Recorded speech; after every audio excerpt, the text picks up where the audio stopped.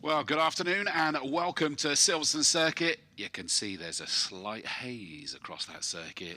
It's a nice day here. I'm trying to say it not too loud because I don't want to tempt fate. We've had the qualifying all morning, including a wonderful Super Bowl for the Miata Trophy, but now it's time to go racing for day one of the MSVR race meet here on the Silverstone National Circuit, starting off with the Clubman's Sports Prototype Championship. My name is Chris Dawes, and we've got down in the pit lane when things get going is that you will hear, even if it's just for the podium interviews at the end, is Jack Werrell, and he and I will be swapping positions for tomorrow on day two, but also up here in the commentary box. It's a voice very familiar to this circuit in particular. In fact, in the world of motor racing, it's Ian Titchmarsh. Hello, sir. Well, good afternoon, everybody. Good afternoon, Chris. Yes, looking forward to this afternoon's racing. It's my first outing of the year, actually, talking. I went along to Park British GT because we've got that coming here soon. But we had some interesting qualifying this morning. Silverstone National Circuit provides some great racing normally, lots of space in which to have their fun, yes, drivers, and they'll be making their way out. In fact, they have made their way out onto the circuit now. Oh, somebody's come in straight into the pit, I think it was, or in fact, or possibly ducking somewhere else. And I was just watching on the stream, someone's ducked a different direction to everyone else. Everyone's got that one friend, haven't they, though? But if they haven't, then it's you. But they're making their way out, and it will be for this opening race, the Clubman Sports Prototype Championship. They have 3 races over the course of this weekend, 2 today and 1 tomorrow, and they are all 15 minutes long. And today's grids are actually based on their first and second fastest lap times in qualifying. And the grid, you'll see that they're lining up there. I've got to make sure I remember that it's the opposite way around to what I'm used to in terms of the pole is logically, but it's on the outside, so it's on the right-hand side of our grid sheet of paper. But Steve Dickens, number 7, managed to put that car on pole position. And it really was mixing it up during the course of that qualifying session, to be fair, is that there was at least 3 of them vying for that pole position from memory, Ian. That's right. The 2 Steves, Dickens and Collier, former champion, and Clive Wood, also a Clubman's champion, not in this category, but in this particular championship. But yes, it was very close indeed. We got Alan Cook out in last year's championship-winning car, but it wasn't Alan who drove the car. The Phantom PR22, James Clark raced last year to the championship very convincingly. I think it's going to be a more open championship this year, and any one of those first 5 drivers, although first 4 drivers certainly, Steve Dickens, Steve Collier, Clive Wood, Alan Cook, and Ben Mallock, I think also is a potential winner. So we should be in for, they like their 50-minute races. They think that's quite long enough. They don't need to have the 20 minutes. I have asked them about this in the past, and they say, no, 50 minutes is plenty long enough. We can have some cup of tea in the paddock and go out for our later race. Well, as they make their way off on their green flag lap, the Clubman Sports Prototype Championship, the grid will be lining up as follows. Pole position goes to number 7, Steve Dickens. Alongside him, 32, Steve Collier. Row 2, number 50, Clive Wood, and 17, Alan Cook. Third row, 55, Ben Mallock, and 68, Jared Lester. I'm hoping that both Lesters are out there because one of them was brought back with a wheel missing off of his wagon, which is never a healthy place to go. Row 4 is 47, Graham Wilson, and 66, Adrian Lester. Row 5, 33, Tom Brown, although I think we were noticing he may well be missing from that, and 24, Mike Lane. 53, Will Freeman, and 5, Neil Chapman on the 6th row. Row 7, 12, Tom Commander, and 15, Adrian Holy. 74, Lee Parks, and 76, Morris Hart on row 8. Row 9, Ian Crombie in 65, and 54, Barry Webb. 10th row is 40, Mike Upton, and 42, Pipitana Wood. Row 11, 58, Tom Muirhead, and 41, Charles Jones. On the 12th and penultimate row is 52, Roger Watton, and 22, Peter Begley. And all alone on row 13, number 11, Alan Davenport. So 25 cars due to be on the grid. As I say, I think we may be missing the number 33 car of Tom Brown. They were sort of past us in the line, and we could certainly spot that there was a gap, but not sure entirely where that gap was at the moment. So we'll wait and see if it is indeed Tom Brown that is missing. Well, they're coming up now to the grid with number 7 Steve Dickens there, as is number 32 Steve Collier in that strange looking device. I love Clive that. Wood is third, do you? Right. Yeah. Fourth, 17 is there. Ben Mallock is there. Then we've got 47 Graham Wilson. No Jared Lester, 68. Okay, so I had a feeling that one of those would be And missing. who's the other one you think might be missing? 33. Yeah, Tom Wood. I think he could well be missing as well. Yes. Well, we've got the picture of the grid on the screen, and Obviously, it's a staggered grid that we've got there. So yeah, Jared Lester is missing, as you say. then there's another Graham one. Wilson, and then yes, that's Tom Brown is missing as well. Now, one of them did seem to suddenly pull to a different direction as they came out of the assembly area, so potentially as late as that. But I think that's probably just about all that is missing at the moment. So cars are into their positions, ready for this 15-minute race. The green flag waves at the back. Their eyes are trained on the gantry. That wonderful picture-in-picture gives us an indication of when the lights are going to go out. He says, hoping that the sun's not glaring. Here we go. On go the lights, ready for this first race. Off go the lights and off go the field. And it's a good start from our pole sitter, but somebody has stopped in the middle of the circuit and everybody has just about avoided them. And that is a relief, because we had a car slow with an issue yesterday that got collected from cars behind, but thankfully got away with it. And it is the 47 car of Graham Wilson from that fourth row. Obviously, that part of the grid's not a good place to be, because Jared Lister and Tom Brown never made it there in the first place. Yes. And, now we've lost Graham Wilson as well, as the cars make their way around. Then on the opening lap, up to Beckett's, and then onto the Wellington Straight as the leaders come under the bridge into Brooklands. It is number 7 Steve Dickens who leads the way, but pressure being applied for second place. Clive Wood has it at the moment, I think, just from Steve Collier as the cars turn through Luffield. Whoa, Yes, spin there Clive from the number Wood, 50. Clive Wood has lost it in the middle of Luffield. He's letting the car roll back out of the way. He was second coming into the corner under strong pressure from Steve Collier, but Steve Collier now clear in second place, and in third place is Ben Mallock. In fourth place is Alan Cook. In fifth place Adrian Lester, and in sixth place is Mike Lane. Mike Lane could be somebody to watch, though. I don't think he had much luck in qualifying, so he maybe want to make progress up the order a little more in the race. He's currently in sixth place. Tom Commander, very much a veteran, in seventh place. One that needs to be careful, the 76 car of Morris Hart just overtook coming onto the start-finish straight when there was double waved yellows, because the car that was stranded at the start has just been pushed out of the way. So that was not a very sensible move with marshals in harm's way, I'm afraid, but thankfully the mighty Orange Army have got that stricken Graham Wilson car out of harm's way, which is brilliant to see, which should hopefully get us freed up from yellows fairly soon. So we do still have Dickens in the lead. There is the number 15 car. Being still pressed strongly in second place by Steve Collier. And then in third place, Ben Mallock, no relation of the Mallock family, as far as we're aware, Ray and Richard Mallock, and their father Arthur, who founded all this, really, I suppose, all those years ago. So there on the screen, number 32, Steve Collier, closing up a little, I think. Now, Clive Wood has already made up 2 places after his spin on that last one. He dropped down to 21st. That number 50 car is up into 19th place, and lap time wise, you'd expect him to come on strong. But the front two are glued together brilliantly, and it is your pole sitter Steve Dickens from the second place car of Steve Collier at the moment. And yeah, I love that front end. I think it's very cool and different for me. Well, it's certainly different. It's different, yes, I know. What you mean by cool? Well, cool is a word that has all kinds of meanings. Yeah, true. Right, so leaders over the line, completing their third lap. The gap between them down to 0.498 of a second. The fastest lap goes to Steve Collier as he closes up on the leader. So this is now becoming a serious Clubman-style battle for the lead between the top two as they come through Maggots into Beckett's. On the national circuit, a long right-hander, then it takes them out onto the Wellington Straight. And is Steve Collier going to be close enough to make a bid to take the lead under braking as they get to the end of the straight into Brooklands? No, so it's still 7 Steve Dickens who is leading, but only by the skin of his teeth. And what about the progress that Clive Wood is making after that first lap spin. Well, nose to tail, the two leaders. That's as close as they've been since the start of the race.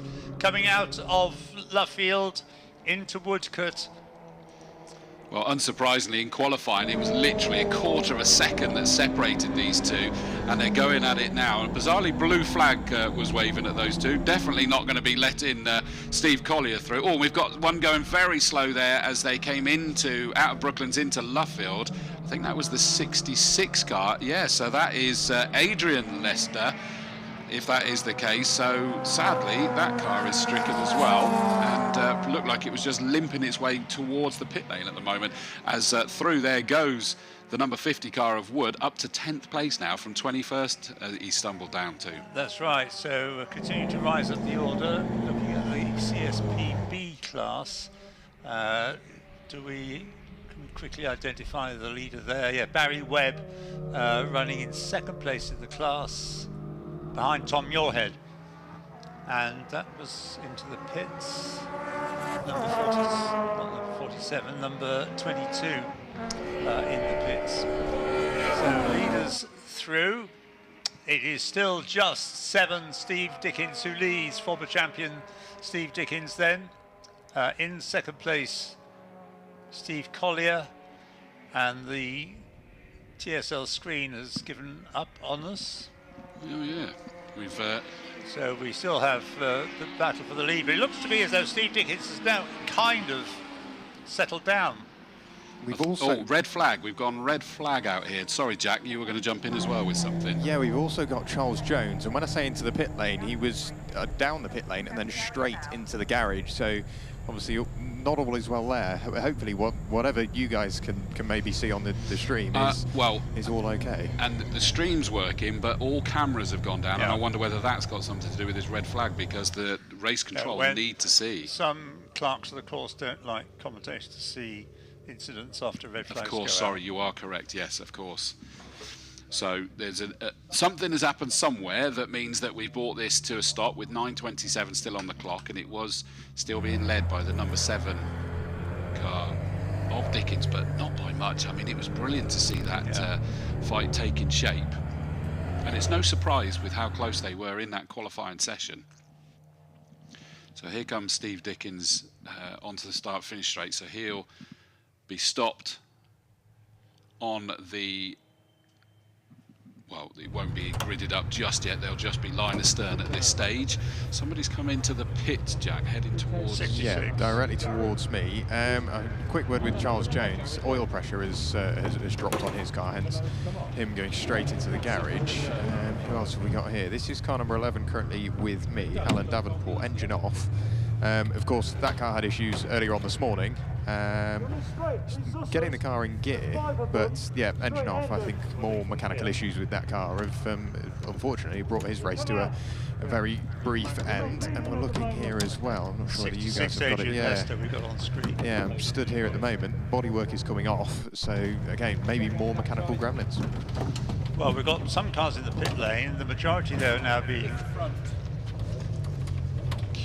set up. You see the front coming up, Jared? Yeah. At a sort of pre-grid.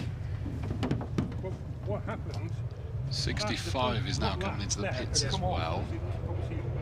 That was one that sort of dropped over. Yeah. Run by the delightfully named Scuderia Sunroof. Really? Sunroof, not a very Italian word, unlike Scuderia. But, See, whenever you say sunroof, it reminds me of the joke of oh dear. yeah, you know, watch out, strap yourself in. Yeah, go on. I was born by cesarean section. It never affected me, other than every time I park the car, I get out the sunroof. It won't get any better. That's it. Okay. So I was just trying to make sense of.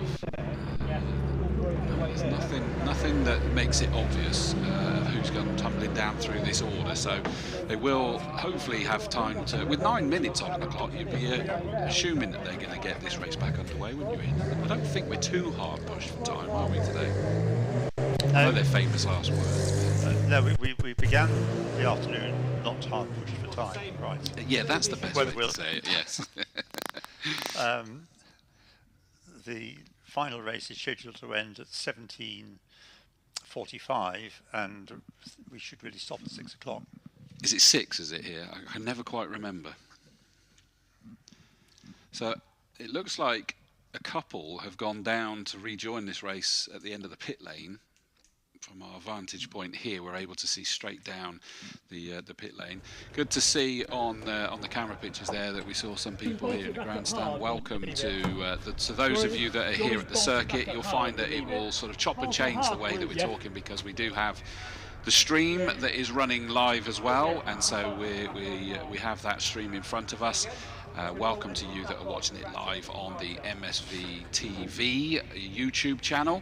Don't forget, if you've got your tablet or phone, mobile device, you can jump onto that as well. Search for MSV TV, and you'll catch all of this.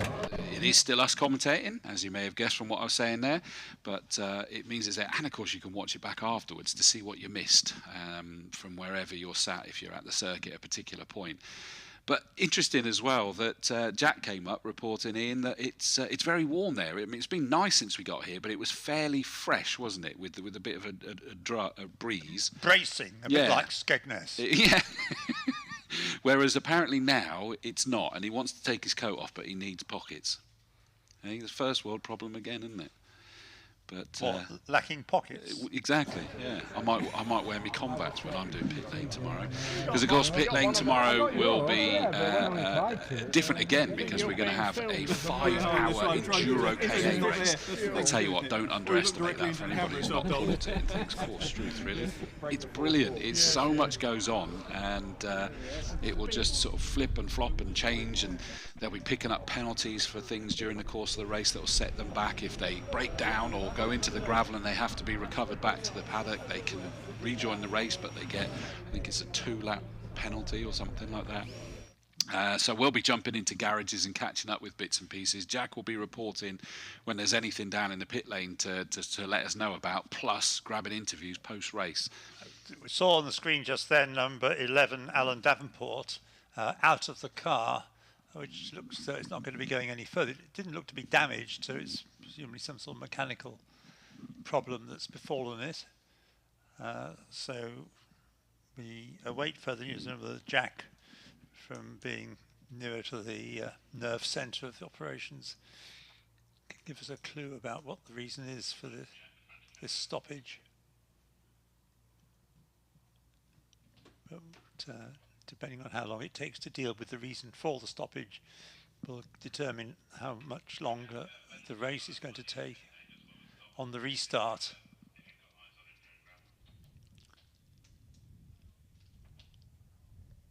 So interesting updates to let you know about, Ian. Just looking at the sort of bulletins that come through, that again you can find out on msvr.co.uk. Alex Miller, who set Mazda pole position, didn't he, in the Super Pole? Yes. Underweight. He's been thrown to the back and a 10-second penalty. 4. Underweight. Oh, underweight. Sorry, Yeah. I thought you said weight, as in weight. Oh no, sorry, ride height. My apologies. It was actually the ride height. So he was under the ride height. So he's been thrown to the back. Them's the challenges at the start of a season, isn't it? You think you get everything spot on, and it's little margins. But I'm afraid that our pole sitter, who came runner-up in the championship last year, so was really hoping to go with a bang, especially with last year's champion missing out on that Super Pole and starting 6th. But he's going to have all that work to do, so we'll have that to look forward to a little bit later. And I said something along these lines, as if it needed any spicing up, but heck, it's just received it anyway. Notice that this championship is supported by King Henry's Taverns. Eat, drink, relax. Are you giving me an instruction there?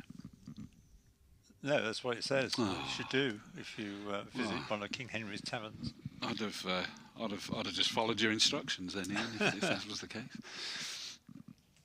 We've got a lovely commentary box up here where we've had the water and the milk provided for the kettle, but there's no optics, is there, for the gin, with this lovely sun weather. Right, well, it rather looks though 66 is going to be able to I think it might be continue once the race resumes. Adrian Lester. Power outage. Okay, that's all right. And the good news is that they are now sort of getting the cars into their grid positions. Okay. Be a little bit further back. Just wondering how much this, well, again, it depends on how many minutes or laps the restarted race is going to be, but it should give Clive Wood, after that spin, a bit of help. He'll still have cars in front of him to overtake, but he is one of the quickest drivers on the grid. It's a lot closer to them, isn't it? That's beauty. Right. 10 minutes is on the clock, it's showing. I think by the time the clock stopped, it said 9 minutes something. So they've rounded out to 10 minutes, which is good. We're not losing any of the time. I always think these Clubman Sports prototypes, I love the look of them. Totally different to the Sports 2000s, the obvious one you explained earlier, where these have got the engines in front of them.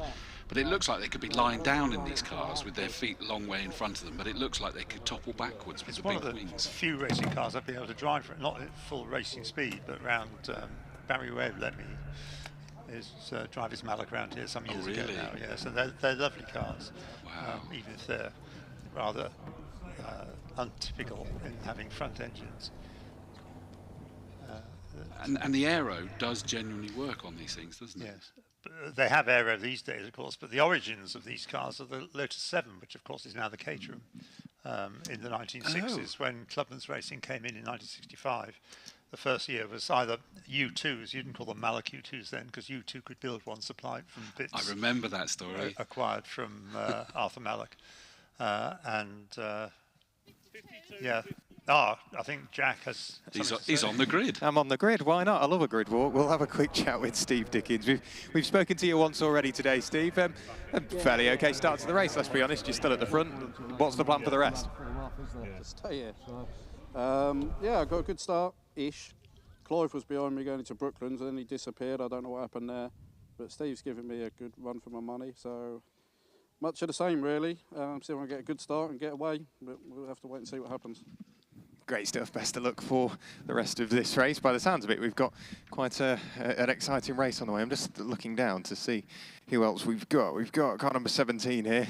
We'll have a quick chat with Alan. Obviously, you're still yet to get gridded up, but you've got to give that start another go. Is there anything you're going to change? No, I'm pretty much the same as before. It's just repeat. nice short and sharp from Alan. He just wants to repeat what he did the first time round. I suppose can't be that tricky. I'll speak to one of Chris's favourites now. That's car number 53. I would have done, but engines are starting, so interviews cut short. We managed to grab 2 on the grid, but from what I hear, they're going to get all gridded up again now they've got the updated grid sheets and go from there. Yes, so it's going to be a 10-minute race. Yeah, one green flag lap. After one green flag lap, which they're now embarking on. And I assume it is going to be another standing start. I wasn't sure whether they would go roll in for a restart, but no, they're going standing. So they're just moving forward because where they were held was where the checkered flag is waved. But the start gantry is, well, you can see the lights there just below the big Silverstone. I keep wanting to call it bridge because it used to be, didn't it? But that used to be a bridge, didn't it? That part there. What, where the gantry is? Yeah, that's what I think. For many years. I keep trying to go to call it bridge, and it's like, no, it doesn't go across anymore, as you can see. It's for just many years, it had Motor magazine, as it was the Motor Bridge. Right. Remember Motor? It's sort of rival to Autocar. Well, number 5's just been pushed through the barrier, so it's not going to be able to take the restart. That's Neil Chapman, and what about the other one? Is lining up. So yeah, Neil Chapman, number 5, off the grid. How frustrating after sitting there all that time, and it does look like we've got a good 3 cars, I reckon, at the end of the pit lane that are going to be looking to take this restart, and of course they can do, because this will be a totally separate race now. This will be what dictates the results. The grid is on. Oh, there's another one being pushed back there as well. That's that one I was talking about that's really intriguing. Looks like a single-seater. I'm trying to remember which one it was now. Oh, there's the Ardmore, isn't it? It's just being pushed back there. So that means that'll be Will Freeman at number 53. Well, there you are, Steve Dickens on screen. On pole position he was for the first time asking, and continues on pole position. Former champion. His grandfather used to be the man who did all the hard work here at Silverstone. He was the track charge hand, I suppose is what you could call it, for many years. Wow. At the end of the Grand Prix, when the days of straw bales, out would come Les, and he would be there with his tractor and trailer and picking up straw bales and tidying the place up. Wow. And, yeah. Arthur was Les's son, and Steve his grandson. Wow. Well, you know, I hope that means that it is quite a nice feeling sat there on the front row here at the Silverstone circuit with that great family connection, and just motivate him that little bit more if he needed it to be able to try and secure the race win. So one of the cars is sort of just positioned smack bang in the middle for some reason. We see it there at the back there. I'm not sure why it's sat there.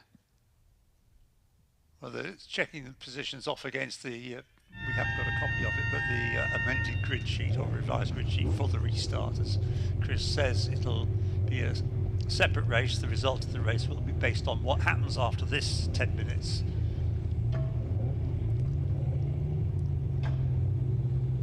So on screen there, number 32, Steve Collier with the Vision.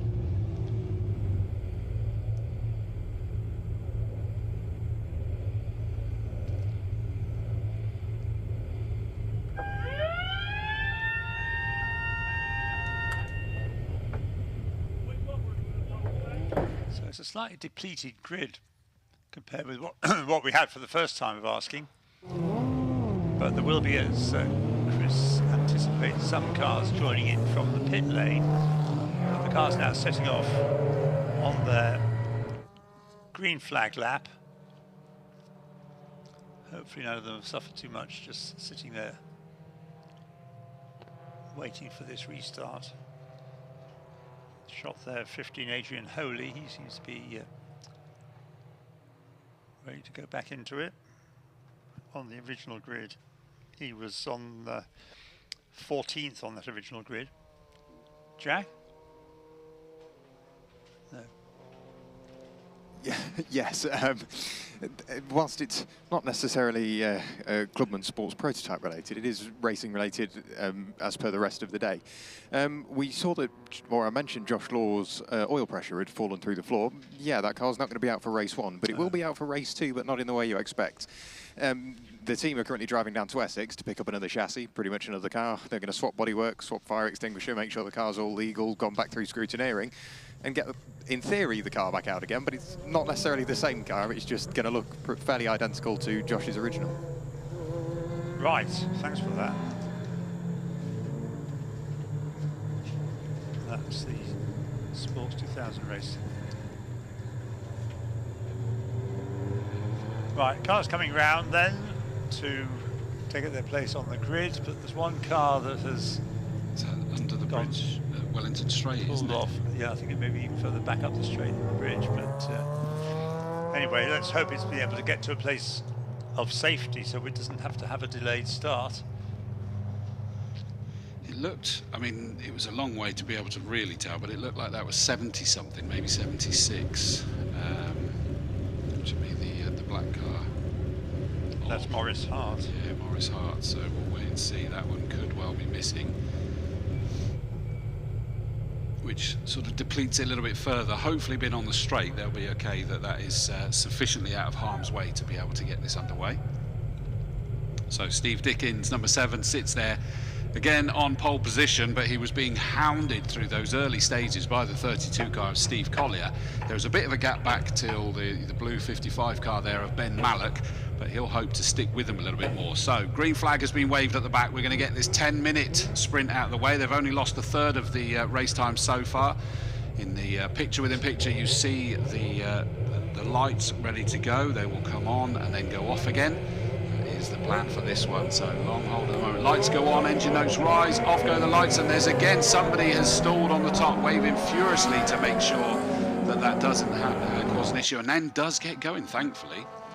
So back underway again, and it just sort of shuffled up that mid-pack a little bit, isn't it? With the big one making a move at the back of that gaggle is the number 50 car of Clive Wood after that spin in the first start, and 4 cars starting from the pits. Half the grid, yeah. It looks like, not quite. It was only 4, as Chris said, but nonetheless, a large number of cars joining in from the pit lane. There's the Ardmore running wide. It's just a wonderful looking car, isn't it? That Ardmore, I love that one. So under the bridge, down the Wellington Straight they go. There's the car that's just pulled off out of harm's way. That does look far enough out of harm's way to avoid. There comes Clive Wood, the number 50 car, trying to make up some of those places. He needs to do that, Ian, as quickly as possible, doesn't he? Because otherwise these front three are pulling away of Dickens, Collier and Mallock. Yes, Clive is quick, so he could have already made his way up to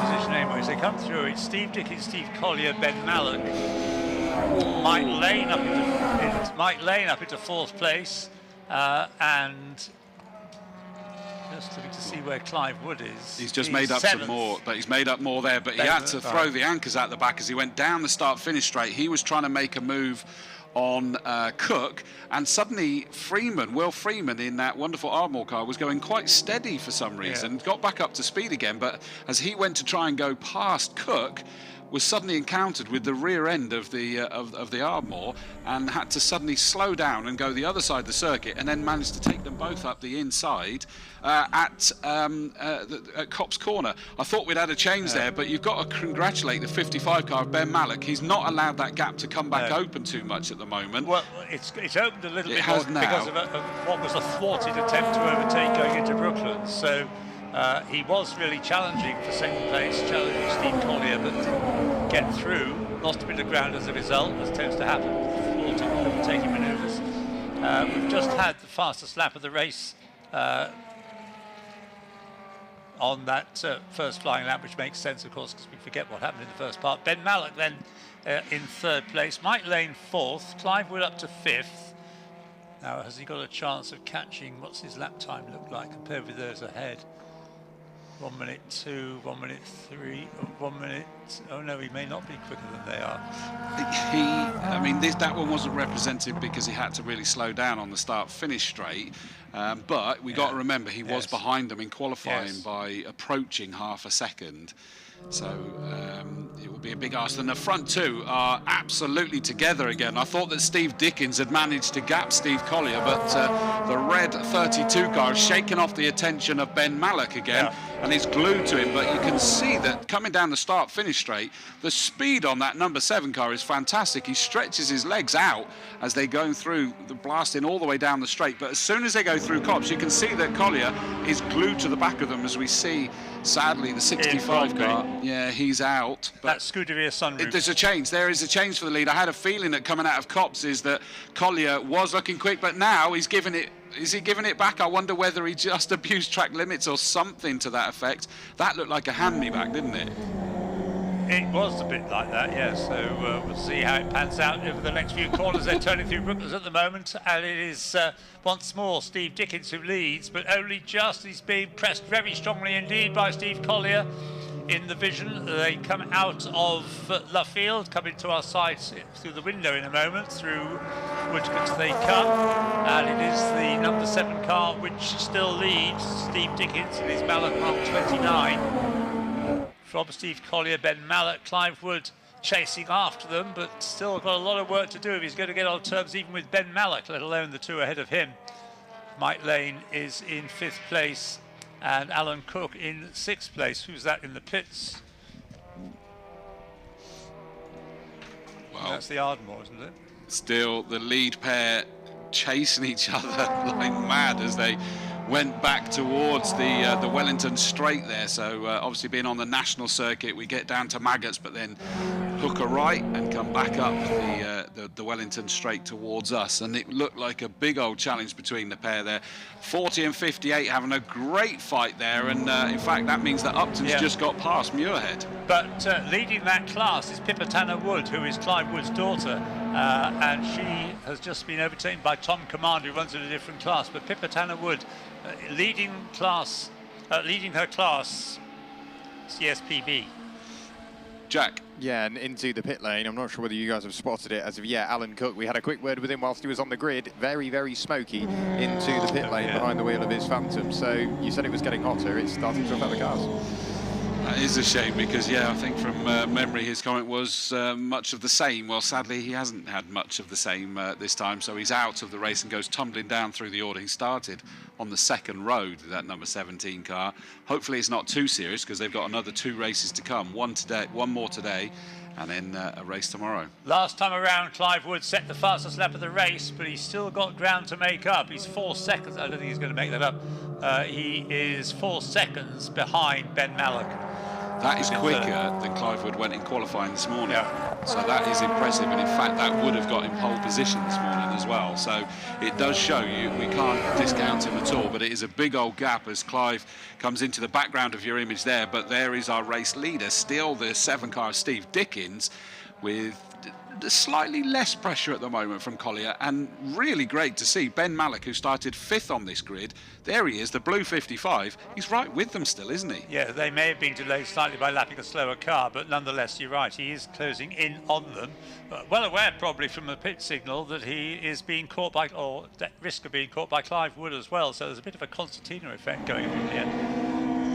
And as they lap a slower car, Ben Mallock is absolutely with them now, so the gap first to second is much the same as second to third. The blue car, number 55 of Ben Mallock, Mallock mark 30 PR. It really looks like these lead 2 have got strengths and weaknesses at different parts of the circuits. Now that could be the cars, it could be the drivers, who knows, but it's impressive to see that stretches and then comes back again. Now we've got just under 3 minutes to go, so not many laps left in this one. Is anything going to change in the remaining 3 minutes then? As we cut to a shot in the pits, that's number 17, Alan Cook, with the car that won the championship last year, driven by James Clark, the Phantom PR22, which showed great reliability last year, as well as pace in the hands of young James Clark.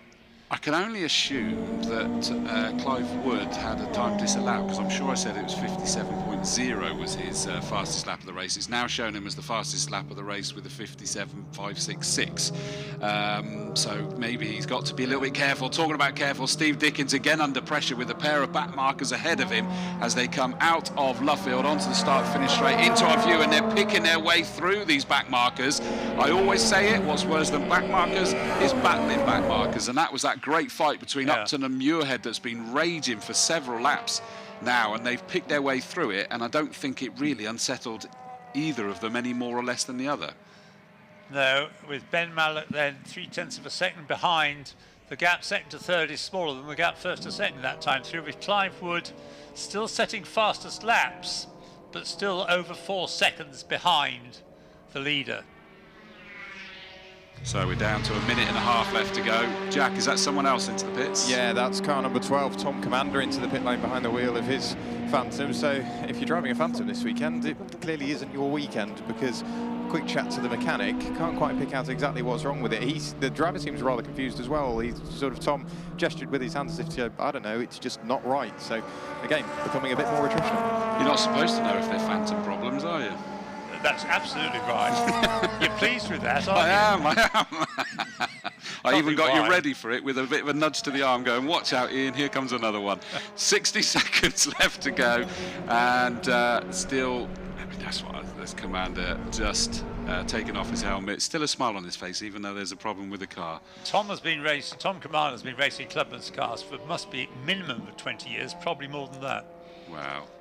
I love it because at Castle Coombe we've got the Woodward family, and they have raced the Clubman's for many years. And Clive and all of that lot. Yeah. Right. Well, the gap first and second has opened up. So in the last lap or so, Steve Dickens has pulled away from the other two, who are still at it hammer and tongs. And you see how close the Clive Wood is in the background. Look, as you'll see, the sort of grey with the luminous yellow flashes just suddenly appear in the background. They'll get through for one more lap, won't they?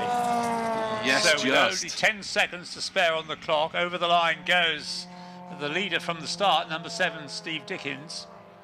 But the gap to second place, to Steve Collier, is up to 1.698 seconds. Wow, and Clive Wood's done a new fastest lap of the race, 56.850. Bearing in mind, pole position this morning was 57.699. That is lightning quick. Yeah, I think that track is a bit quicker at the moment than perhaps it was first thing this morning, but certainly Clive Wood showing the pace that we know he has, ruining the fact that he spun on the first lap of the first race, hence his not so good grid position. Oh, Collier's got a problem. Yes. Collier's got a problem because he's dropped down to third. Malek's got past him and he's under pressure from Clive Wood. As our race leader comes through, is that Collier's just going to be trying to nurse this one through. As our race leader, Dickens, he's had to handle lots of pressure, but he comes around now to receive the checkered flag and he takes it, pole position to the race win. Second is Ben Malek, who must have been held up a little bit there because third and closing was Clive Wood in number 50, and 32, Steve Collier. Whatever the issue was that dropped him back, he still managed to bring that home in fourth position. They are all CSP1s as well. So the next car, number 24, that should be coming through, which is Mike Lane, is also then going to be a class winner in CSPA. Assuming that's still going to be the case, because we've got a few back markers coming first, haven't we? We've got a class battle amongst them. In Tom Muirhead winning CSPB from number 40 in second place. Mike Upton. They were back and forth, weren't What's happened to Pipitana Wood? Oh, she came into the pits a lap earlier. Yeah, Pipitana Wood, who was leading the class, she's out of the race. So not such a good race for daughter, but for dad, a race to third place was salvaging something after his first lap spin in the first part at Luffield when he was in the leading trio. That's exactly what us commentators enjoy, isn't it? Get someone have to work their way from the rear. It's always going to be exciting racing then. So, but one person who started pole position twice and still managed to take the victory, but it doesn't tell you everything. So Steve Dickens, great victory there under constant pressure. Second place, Ben Malek did not fall away, and the number 55 car finishes as runner-up. Clive Wood, great fight back, 21st he was at one point. He comes home in third position. Steve Collier, an issue at the end in his vision, but he still comes home in fourth. Fifth was Mike Lane, which is a win in CSPA. Then in sixth place, Will Freeman. Freeman wins CSP2.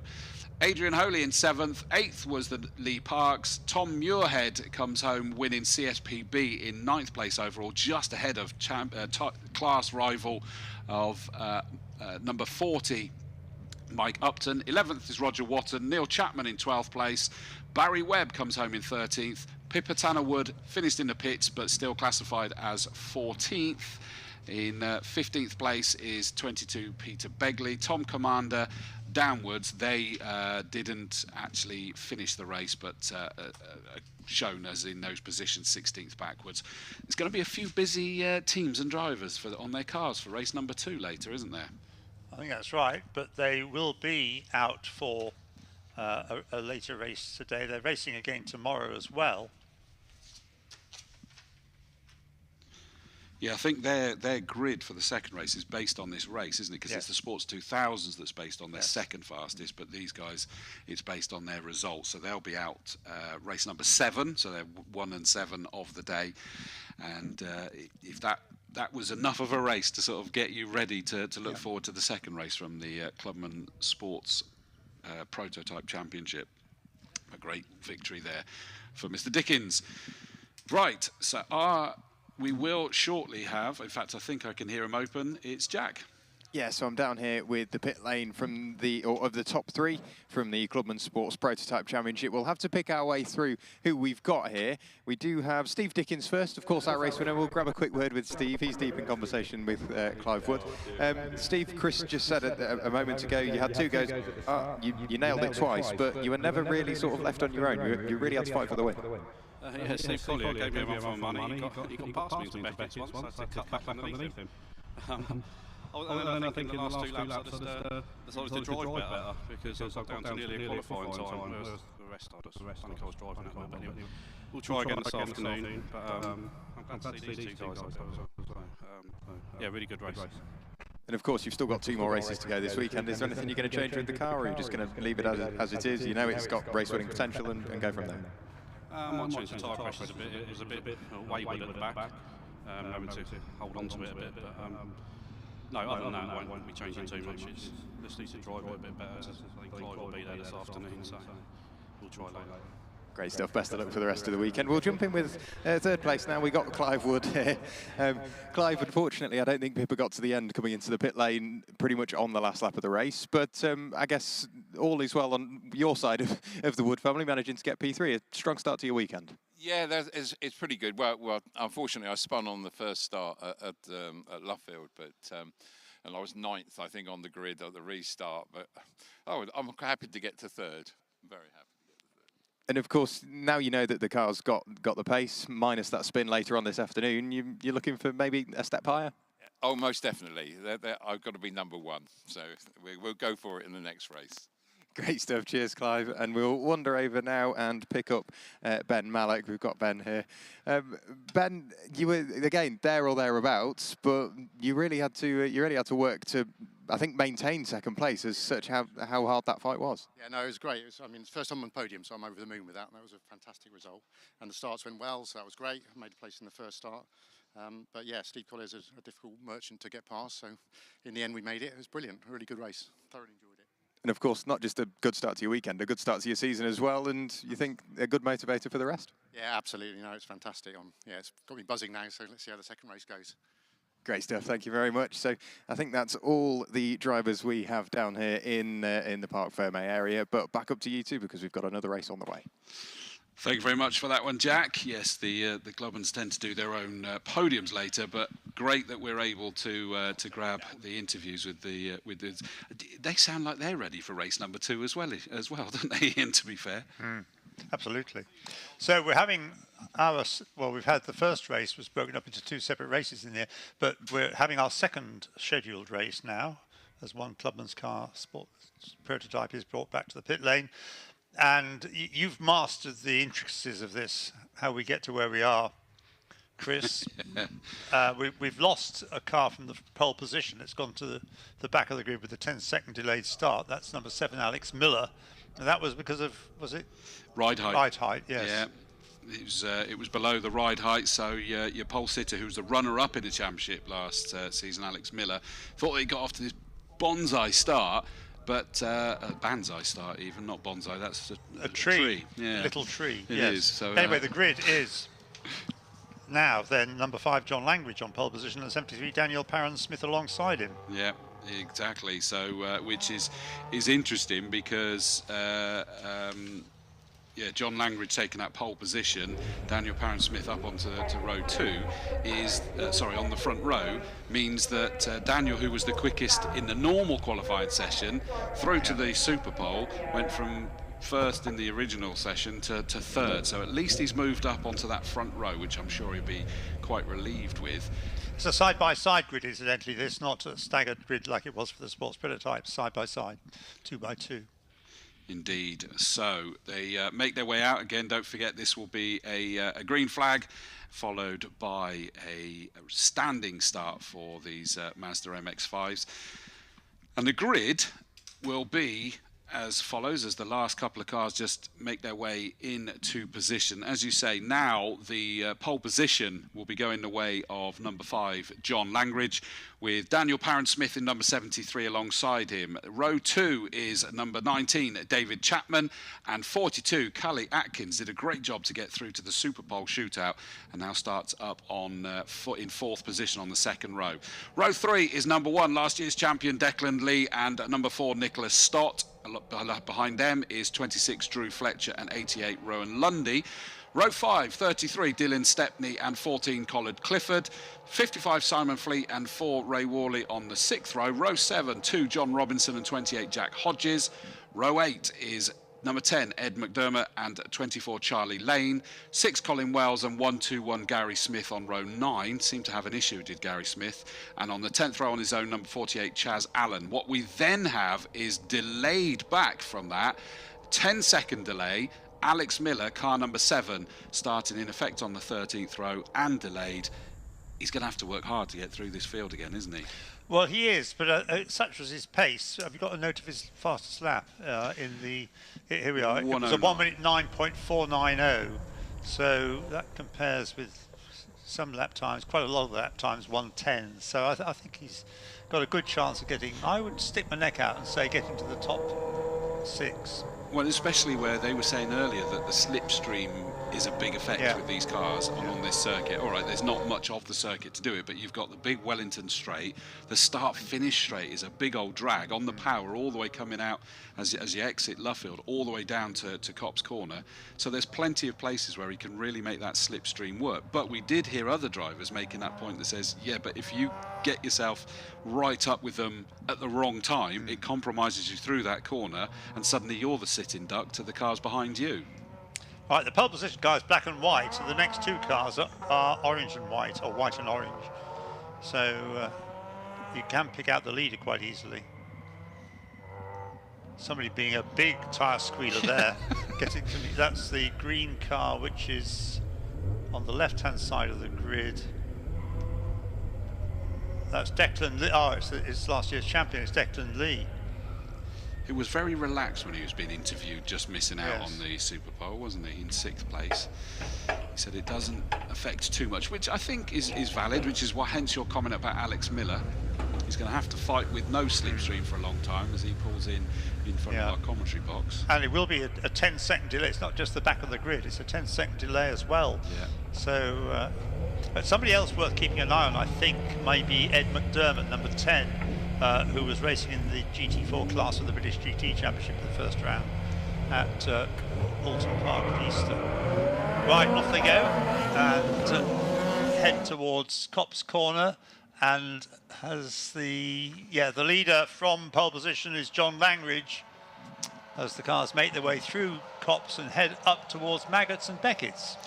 It looks like wing mirrors are optional extras, bits and pieces flying off from a couple of the cars. I think that was the luminous yellow Dylan Stepney shed a bit of weight there, but John Langridge has got a cracking start. And up into 3rd place already has come Declan Lee, so he was right, it didn't matter too much. Oh, just being bumped out a little bit wide. I think that's David Chapman, the 19 car. Callie Atkins going up the inside, who did a great job to get into the Super Pole, but they're now fanning and going 3 wide as they come down the Wellington straight. And I think we'll have to let our pole sitter John Langridge know that they were going 3, threatening 4 wide down that Wellington straight, and then funneling in towards Brooklands, and I think they've all just about got away with that one. Looking to see where McDermott has put himself up to already, but you can see from what Chris has just said, the progress being made by Declan Lee, who qualified 6th, but in 3rd place halfway round the opening lap, to the end of which they've now come, and he is closing up on the 2nd place man. So Declan Lee in 3rd place still, but closing up on Daniel Parent-Smith, and the other one we want to see, Alex Miller, number 7. Where's he got to? Oh, he's only come through in last place. Yeah. So the 10-second deficit hasn't yet been eroded. No, and he's done well, though. He's got that margin to the car in front of him down to 2 3/4 seconds. So he's already taken 7 3/4 out of that delayed start he had to do. Huge pressure there being put on the 2nd place car of Daniel Parent-Smith, the 73 car. Can certainly see last year's champion, the big number 1, emblazoned on the side as they go down the Wellington straight. He's being sensible, is Declan Lee, is he's not diving out at every opportunity. He is hunting him down, waiting for that perfect opportunity, which is enabling the number 26 car of Fletcher just behind him. Or in fact, Fletcher got a good line there, didn't he? And he was the one having a sneaky snifter up the inside. Yeah, and I think this time around we should have Alex Miller past a few cars. Meanwhile, leader goes through. He's opening up a gap bigger than it was before. So John Langridge leads now by nearly 1.5 seconds, 1.426 seconds. Parent-Smith still just holding off Declan Lee. Then it's Fletcher Stott. Where's number 7? Still in last place, but about to take penultimate position, I think. Yeah, I think he's about to take 2 in quick succession as they disappeared around Copse. From our commentary box, we could see that he was closed in on Allen and Wells, the 48 and 6 cars.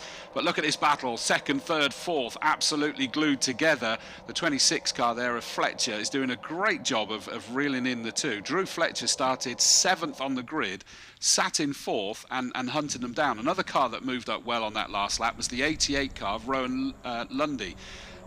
The Burgundy car, just as you see it in the background, is already looking to put a challenge to try and go another position higher by the looks of it. In fact, I think he possibly has. Yeah, he's got ahead of the 42 car. Oh no, he'd done that last time. My apologies. So maybe those two are do-si-do-ya partners. And 19 Chapman, David Chapman was just behind them as well, the trio there. That Chapman went tumbling down through the order in the early stages, but is starting to make them back up again. Not convinced that Declan Lee is going to make much more progress. In fact, he's dropped back a little bit from Daniel Parron-Smith on that lap. Only a small amount, but nonetheless he has. Fastest lap of the race now to number 26, Drew Fletcher, running in 4th place. And we can get, yes, Alex Miller is up 2 places, as Chris predicted, up into 18th place in car number 7. What was his lap times looking like? 1:10.1 that time around, or 1:10.2 I mean. So he's lapping more slowly than the top 4. Currently, fastest lap of the race was by the 26 Drew Fletcher. We'd already mentioned he's coming up through the order. Look at this, side by side. This is the 3 of them that I was talking about fighting. Number 19, Chapman, trying to get past. In fact, he's done the pair. So 88 Lundy's lost 2 places there. Atkins in 42 jumps up 1, but was because he just kicked up the dust. Did Chapman in the 19 car. That now means he's lost the momentum all the way down the start-finish straight. He's a sitting duck to Rowan Lundy as they come down the start-finish straight towards the right-hander of Cox. The only good news for Chapman is the 19 car has that inside line. Is he going to make it work? They're turning right. You can see the driver, Rowan Lundy, was looking right as they went through. That's the beauty of these open-top cars, is you can see what the drivers are doing. Indeed, yes. John Langridge, meanwhile, squeezes out another 10th or so in the lead. Chapman's going again, so he's up the inside of Rowan Lundy. This is at the cutback from Maggots through to the Wellington Straight, and I'm going to say he's got it done, but they're now still side by side, and guess what? They turn left at the end of this straight, which means Rowan Lundy's going to be the one that will have the inside line again. Yes, indeed. It is absolutely take your breath away racing, as always, with these Mazda MX-5s. Here we go, the left turn, and it does look, Rowan Lundy's there, but Chapman in 19 just running a little bit wide, trying to make sure he's on the inside for the right hooker as they come round Luffield, and they're going to be back into our eyesight soon. Here comes John Langridge in the lead.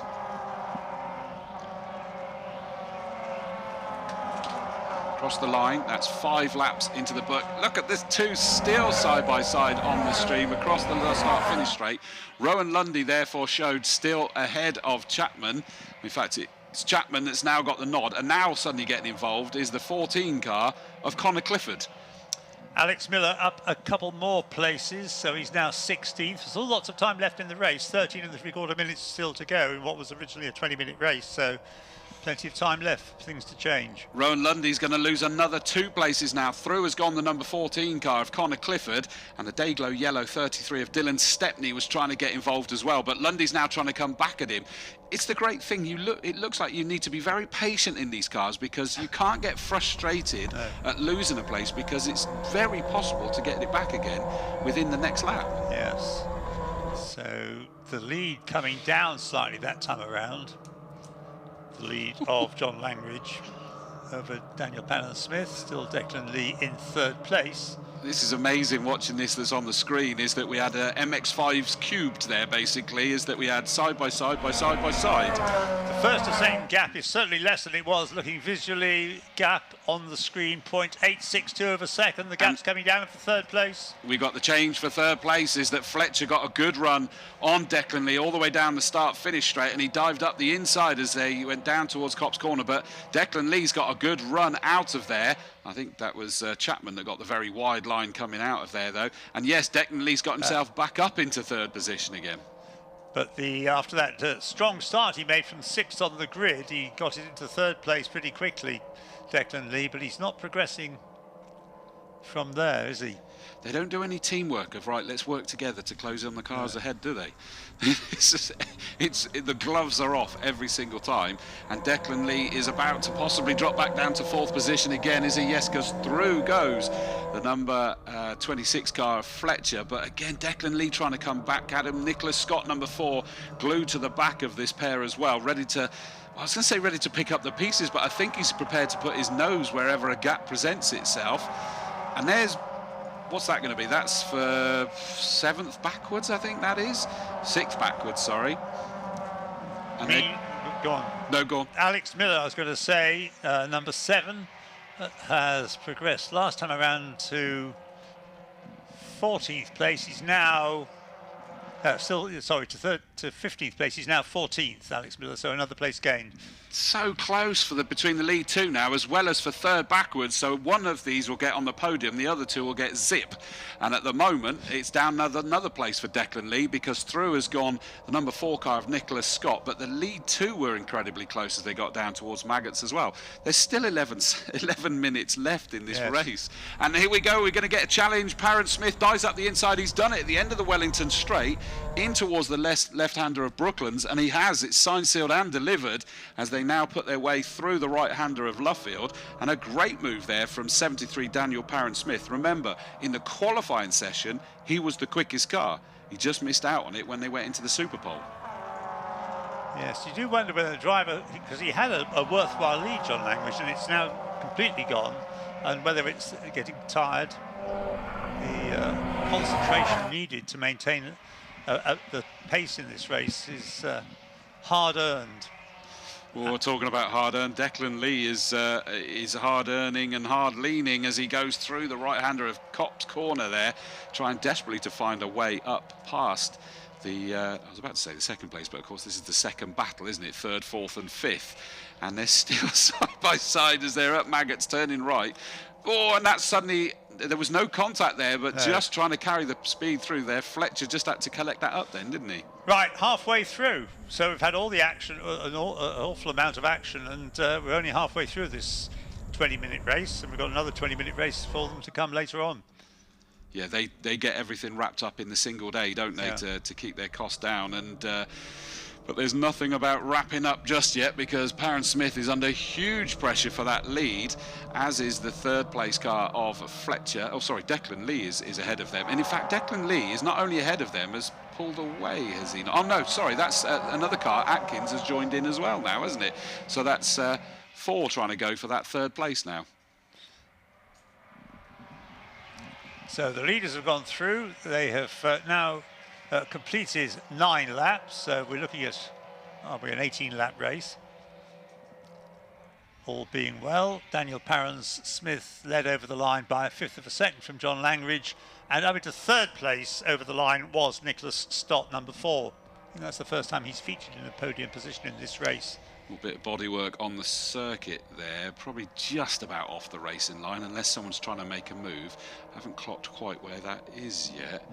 Someone's come into the pits. I didn't catch which number that was. Oh, it's Chapman. So it is the 19 car of David Chapman that I said sort of fell down through the order, started third on the grid, fell down the order in the early stages, then started coming back through. I don't think he was really involved in too much in the way of rough and tumble, but he was certainly close racing. He was the one you were going to put money on. Have you got any money on the Grand National? I think what he may need is a bit of spare change himself, because the outer skin of the door has come off. There is marks along the sill sort of indicating he's been involved in some sort of knock, but back out onto circuit, I think, because whilst it has got that inner skin, driver is still enclosed in theory. And that'll explain the debris that we saw on the footage, and the red and yellow flag is therefore out. I know that the misconception is that is slippery surface, but of course it also means debris on the surface, on the circuit as well. And that was the kind of shape, wasn't it? It was door size and shape that was on the circuit. Whilst we're talking flags, of course, it used to be the oil flag, and it's now, as you say, the slippery surface flag. And it was a recommendation by the BRDC back in 1938. That flag should be introduced, yes. Yeah, so there it is, and it's letting the drivers know that there's debris on the circuit, so be aware. Rowan Lundy just made up 3 places. The Burgundy 88 car that we saw involved in some great fights in the early stages sort of lost out a little bit. In fact, you could just see that he was about to make a move, but also about to make a move. John Langridge, our pole sitter, is determined to get back up into the lead ahead of Daniel Parent Smith. And in fact, he's got the move up the inside there, and as he comes flashing past our commentary box, he's got himself back into the lead in. So John Langridge leads, got his second win, taking a breather, and is leading by over the line, just by under 1/5 of a second. With Stott in third place, Lee 4th, and 5th Fletcher, 6th is Atkins, and monitoring the progress of Alex Miller. Where's number 7? He's in the top 10. He's 9th now, Alex Miller, from the back of the grid, plus 10. Yeah, and he was glued to the back of the fight just ahead of him of Stepney and Lundy. So keep an eye on that black with the bronze flashes number 7 car, because I think he may well make up another couple of places shortly, which will leave him one place out of what you felt he would get into. I said the top 6, didn't I? Yeah. Yes. Yeah. So I think he's getting close to going up into 7th. Lead pair down the Wellington Straight they come. 3rd place is the number 4 car of Stott. Lee and Fletcher still looking up close and personal, with 42 car of Atkins ready to either pick up the pieces or get involved if they come into his clutches. But it does look as though Langridge in that number 5 is just maybe starting to gap Aaron Smith ever so slightly at this point. But there we go, there's Alex Miller. He's already got past Rowan Lundy, so the 88 car is now behind him, so he's moved up one of the places. And I think it's the Dayglow Yellow is his next target, number 33, Stepney. So he's up to 8th place as he comes across the line by my calculations. Let's just have a look. Yep, he's in 8th. And his next target is that Dayglow Yellow 33. And you can see that Alex Miller is definitely on a mission, although Rowan Lundy, who's been having a great race, he's now looking up the inside line. It just struggled to turn right there. Big understeer from Alex Miller by the looks of it, wasn't it? Probably carrying a bit too much speed, but he'd be able to tidy up his cornering and hold on to the position just about as they come out of Beckett's. Rowan Lundy's race has been getting really involved, isn't he? Now, we've got on the screen, and I'll have a look and see if I can find out what it is, that there is the exclamation mark that suggests that there is a penalty, 5-second penalty pending for number 26. So Fletcher, that sat there in 4th position at the moment, is going to be picking up a 5-second penalty. Right, and Alex Miller is up into 8th place. He now has the fastest lap of the race as well.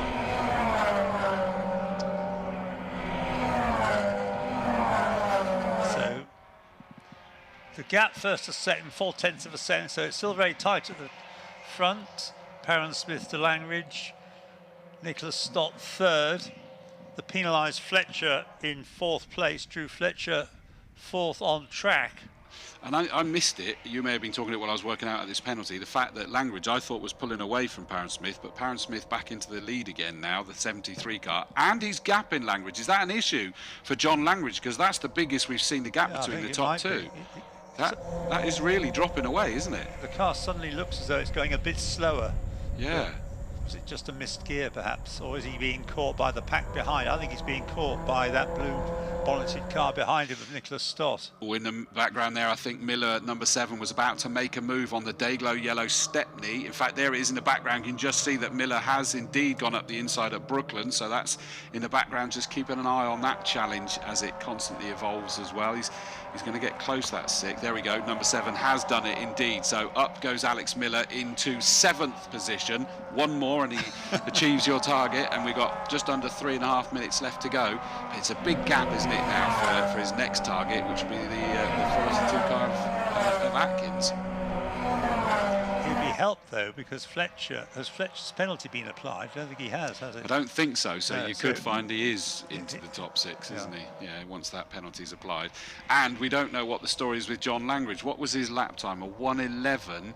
That makes him slower than any car in the top 10. It does, you're right. Not masses in it, it's not necessarily a full-blown issue, but he suddenly is not able to, bearing in mind he was 2 seconds a lap quicker earlier. In fact, there is John Langridge. He's falling back towards the number 4 car, isn't he?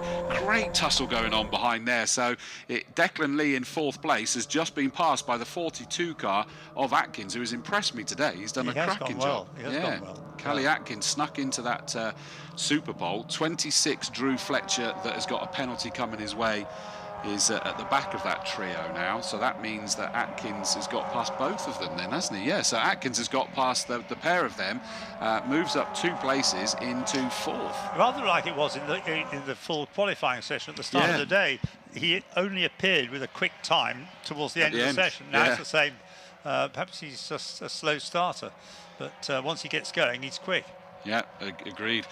Looks like Ed McDermott, who's up into 11th place in the number 10, has also picked up a penalty now as well. it doesn't tell us on the race control tab exactly what it is. That's a 10-second penalty for him. Side by side, and we've now got Langridge under pressure from Stott. So, yeah, Langridge has been passed by Stott. I'm convinced that something has now affected John Langridge's car.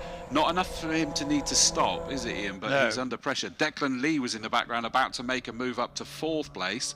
So still that challenge is on, but Langridge is going to have to hold on for another minute and 24 seconds. And Atkins is 4th. Yeah, Alex Miller I should be looking for, not Atkins. Alex Miller is still 7th. 4.6 seconds behind Fletcher in 6th place. So Declan Lee, number 1, up into 4th place. Callie Atkins under pressure there, and in fact has been passed by the 26 car of Fletcher, but don't forget Fletcher's got a 5-second penalty that will be applied as soon as they take the end. Another car that's got a penalty, and in fact the McDermott one's disappeared and they've applied it to 19 Chapman instead now. So they've obviously changed their mind about that one. So still in the top 3 is number 5, John Langridge, but it's a fading 3rd place that he's occupying now. He doesn't look as though to come back and challenge Nicholas Stott for 2nd place. Nicholas Stott 3.5 seconds behind Daniel Parents-Smith, so he's not going to catch him. Well, and our race leader looking in the mirror, trying to desperately see where everybody's gone, because I think it's taken him by surprise a little bit as well. Possibly slightly frustrated, because I think they do like to have the 12, battles. 10 seconds. Yeah, he's going to sneak through, because here he comes now across the line. So one more tour of the Silverstone National Circuit coming our way. Daniel Parents-Smith. This is the point where they can hear things, see, smell things, feel things going wrong with their car. And he'll be delighted, because I'm sure at the end of Superpole he's frustrated that he finished 3rd after such a... Declan Lee's got a penalty now. The number 1 car, last year's champion, sat there in 4th. He's picked up a penalty. These have got to be track limits. Track limits, I would have thought, yes. Wow. So there you go. That number 1 car's got a penalty. Let's have a look. Well, that's going to put Alex Miller into the top 6, I would have thought, almost certainly now, when these penalties are applied. 42's got a penalty as well. So 4th, 5th and 6th have all got penalties. 5 seconds for Atkins, 15 seconds for Fletcher. What? 5 seconds for Lee. So I'm not sure where these are coming from, because we're not getting... Alex Miller has picked up a time penalty as well now. I was just about to say, wait till he gets one. He's got one. Right, OK. Yeah, 5 seconds for him. So a whole load that are going to be applied as they cross the line. But the top 3 are all right, aren't they? So Daniel Parents-Smith comes up to take the checkered flag. He's got a time penalty as well, by the way. Has it? Yes, has he? Yeah. Nicholas Stott wins. He does. So Parents-Smith loses that win, doesn't he, by that time penalty. He must have picked right up towards the end. Yeah. So your victor is the number 4 car of Nicholas Stott. Incredible. And there's going to be some grumpy drivers out there that are going to be taken aback by these time penalties and the effect it's had. So it is Nicholas Stott, number 4, takes the victory. 2nd place, despite being a comfortable margin ahead, 73, Daniel Parents-Smith. In fact, no, he's dropped down to 3rd place, would you believe this now? John Langridge, with his ailing car, has finished 2nd in the number 5 car. So Parents-Smith back down to 3rd. 4th is then the 33 car that started 9th on the grid of Dylan Stepney. Declan Lee, number 1, despite his penalty, finishes in 5th. 6th is number 42, Callie Atkins, with a penalty as well. 88, Rowan Lundy finishes in 7th. 8th is the number 7 car of Alex Miller, so didn't make it into the 6th, but would have. Because of penalties. Yeah, because he picked up his own penalty as well. Ed McDermott, number 10, finishes in 9th position. That's good, from 15th on the grid, so he came back through. 10th is the number 14 car of Clifford. Connor Clifford, yeah. 11th, number 2, Robinson's. 26, Fletcher, with all those penalties, ends up down in 12th position. Ray Worley, number 40, in 13th. 14th place will be the 24 car of Lane. So Charlie Lane. 15th is Simon Fleet. 16th, Jack Hodges. Gary Smith in 17th place. Chaz Allen, 18th. 19th is Colin Wells. And David Chapman, who came into the pits with a bit of an issue, was a lap down, but still brought that car home in 20th place. And he had time penalties as well. So that was a whole lot of track limits being abused. I think that the drivers have possibly Jack, I know you're down there. Do you reckon they now know that those penalties have been handed to them? Well, that's probably one way to put it, because Daniel Perrin-Smith, he's not got the body language of somebody that has won the race, put it that way. And the celebration from Alex Stott clearly sort of dictates that, yeah, he knows he's won that race. So we'll try and jump in and grab a word with Alex, who I'm guessing now knows he's won the race on corrected times.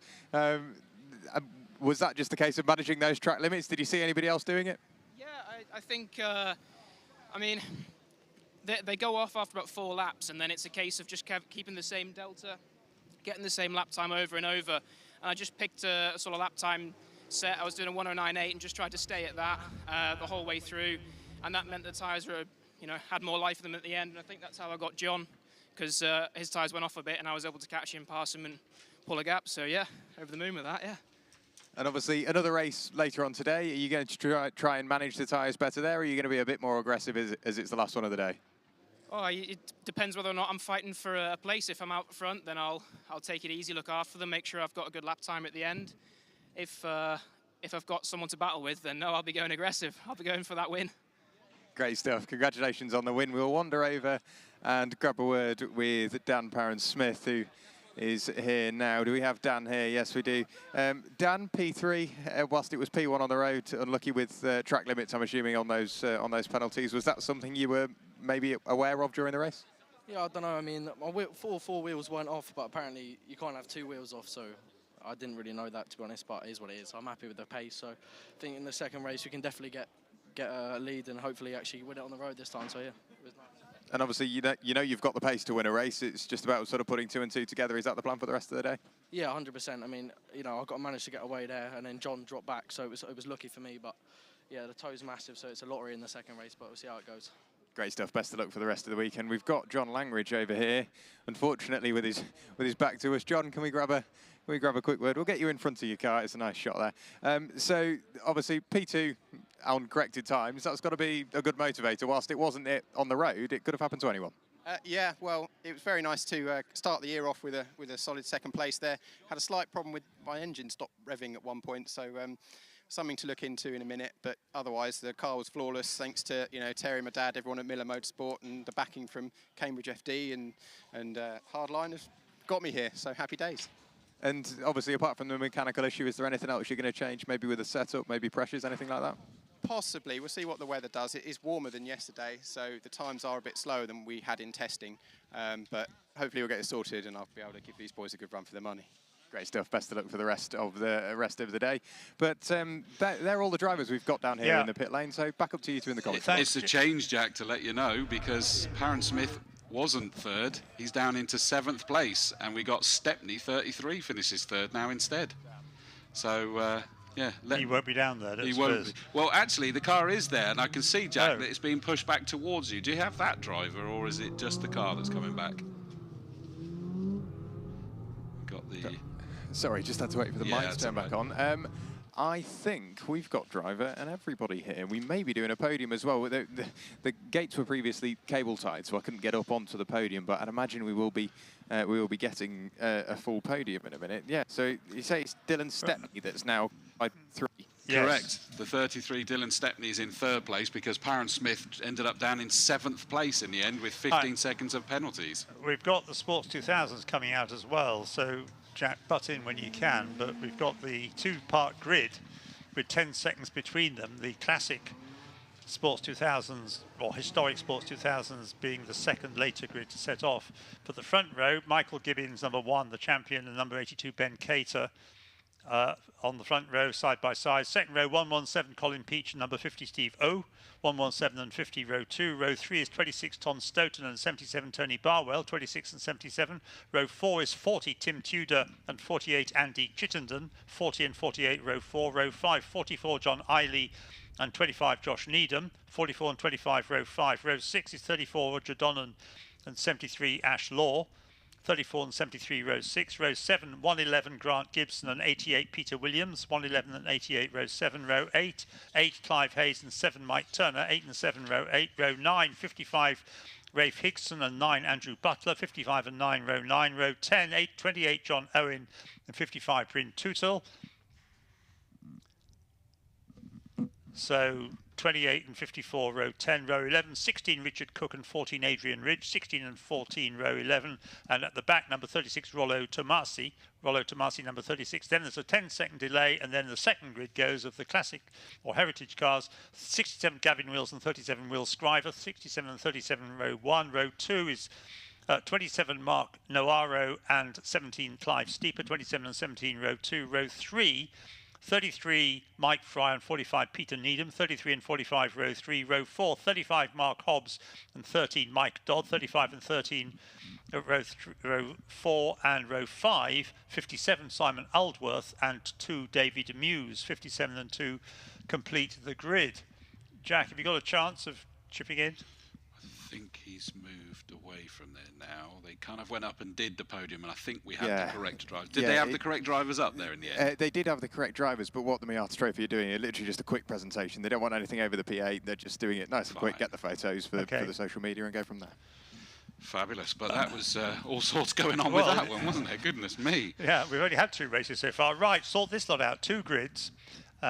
These great-looking Sports 2000 cars. Last year's champions on pole position, so starting this year as he carried on as he ended last year. And who else is to watch out for? Well, we've got Tom Stoughton is always somebody that features well. Cars setting off now on their green flag formation lap. It's a 20-minute race.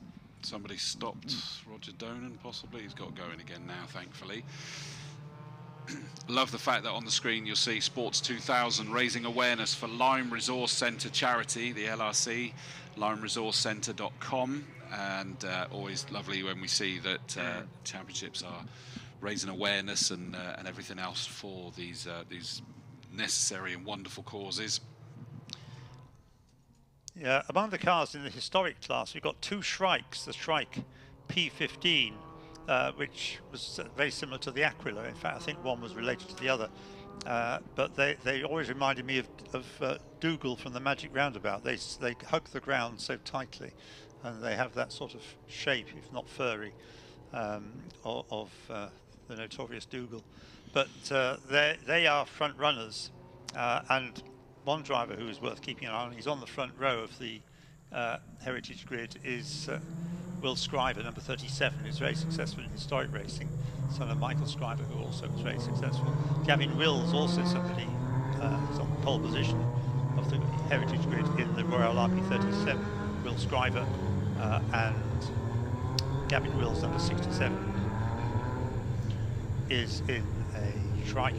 Namesake of a very talented and successful Formula Ford racer at Castle Coombe, who sadly lost his life, which was very sad. We got a red flag, by the way, so something's not right, that they've decided that they're not going to be able to take this start, so they're waving reds as well, even though we haven't actually started yet. I fear it may be that car that was reluctant to leave the grid and may have ground to a halt. Yeah, it got going again, but it must have stopped. Where have they actually stopped them then? Trying to picture where that is now. That's it's going to be further round, and they're going to go safety car presumably. Hi to Susie Black, thanks for your message, Susie. Sat round in the BRDC grandstand supporting the Sports 2000s and the Clubmans. Good to see that you're here, Susie. You're always at a race circuit every weekend somewhere, aren't you? But what a big loss though, that we obviously lost the 91 Joshua Law car that was sat there on the front row, so they couldn't get that issue sorted. It isn't taking this start. I don't know whether that means that they're still working on it, and hopefully we'll see it for race number 2. But we'll wait and see whether they reappear. But certainly pulled out from this one. Hence Penn Caters up on the front row with Michael Gibbons. 36. Rollo Tomasi placed at the back of the grid without a time, so I'd assume that means that they just realised that it was able to take the start but not able to put time. So I was just looking on the cameras to see if we could see any afflicted car somewhere around the circuit, but nothing I can see there at the moment. Big shout out, my cousin Paul Dawes. He's watching on the live stream as well. Don't forget you can see it at MSVR TV or MSV TV. So welcome, cuz. He used to run a car in the Sports 2000 races back in 2006 and 2007. You've been everywhere running cars though, cuz. You know what's going on. But they do have people helping them out with these cars because they are very sophisticated still, aren't they? In a not technically demanding, but they do need someone that understands what to do with them. So I am none the wiser what happened with this one. What the reason for the stoppage is now. We've got a gathering at the cluster of marshals. Go on. What do we call a cluster of marshals? But I reckon, because I've just seen paperwork handed over, I wonder whether they didn't have the amended grid. And maybe they were lined up slightly wrong. But I didn't see that. It's just only the fact that a piece of paper has moved. Appeared. Right, well, 1, Michael Gibbons is there, and 82, Ben Cater is there, so that's the front row. Should see 50 next. We see 117. We haven't had a 50. Do we have a 50? No, we have a... it falls apart by the time we get to the second row. We've got cars, but not necessarily like the right cars, but not necessarily in the right order. That's like me when I'm singing. All the right notes, just in the wrong order. Don't worry, I won't do a demo. You sure? I'm sure. I wouldn't do that to you, Ian. All right. Yeah, so they're heading down, but very steadily. The rest of the field is still held back at Luffield, because we can see the tail end, the other side of the BRDC suite. Did I see as well, talking of, did you say 50 years that you've been commentating? Yeah. And that now Paul Truswell's been, what do you call it, inducted into the BRDC this last week or two as well. Yes. Another commentator that's been around for a good chunk of time. Well, I think Paul regards himself as more than a commentator because he's a strategist as well. Oh, he is, absolutely. For sports car teams. Yeah, he is. I've had the privilege of being over in Europe with him at an event, and the teams know him because they're trying to get him to be their strategist, and he's like, nope, I'm doing commentary this weekend. I can't do that as well. And he then has to try and be impartial once he's then on the microphone as well, which is challenging, I'm sure. So, re-gridding everybody up. Hopefully that is all confusion resolved. I'm not convinced that it is. So I think we're missing a car from the second row. Oh, really? Well, there seems to be quite a gap behind the car that's on pole position. Or perhaps I'm just imagining things. No, well, the trouble is the commentary box that we now have is located quite away from the start line. But Alan Jones, no less, has walked in, and he is telling us what? Let's just find. Yeah, Simon, if you can let me know once the Luffield is clear, at least that will give us a clear.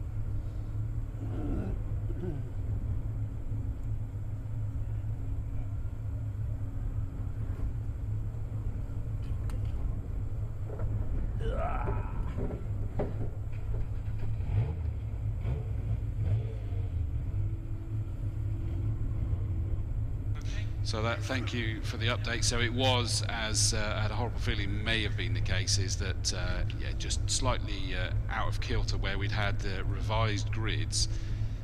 Quite often when a car is withdrawn, they don't always fill that gap, do they? But it was obviously done. But it was quite a late amended grid, wasn't it? Do we know why it was amended? Because of 91 pulling out. Ah, that's the answer. Yes. And I believe that there was a talk that the historics were sort of round. So we are lawless. We're not lawless because I've heard you always Ashley Law is. I shouldn't say that because you were in the law profession. I was. You weren't lawless. I take it back, Your Honour. He says with the trembling voice. Okay, away we go on a green flag lap. This isn't the start of the race. You might think it's about time we had the start of the race, but that'll be happening shortly. But for the moment, the cars are setting off on another green flag lap in the grid order that was as we gave it to you, which was from an amended grid sheet.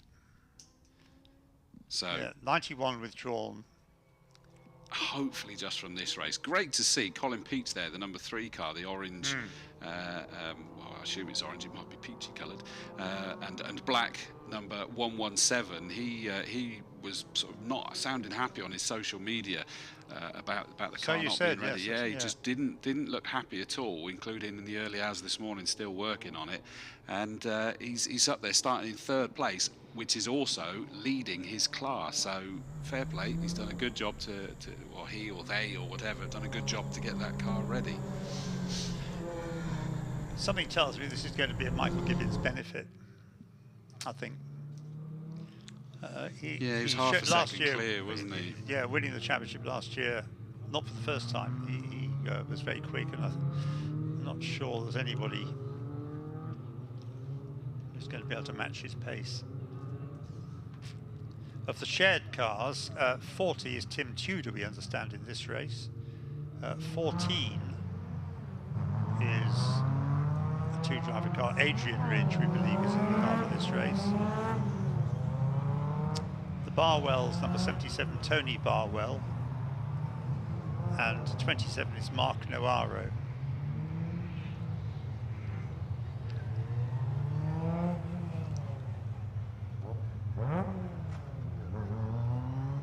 The way that Sports 2000, I suppose they grew out of the 2-litre sports prototypes of the early 1970s.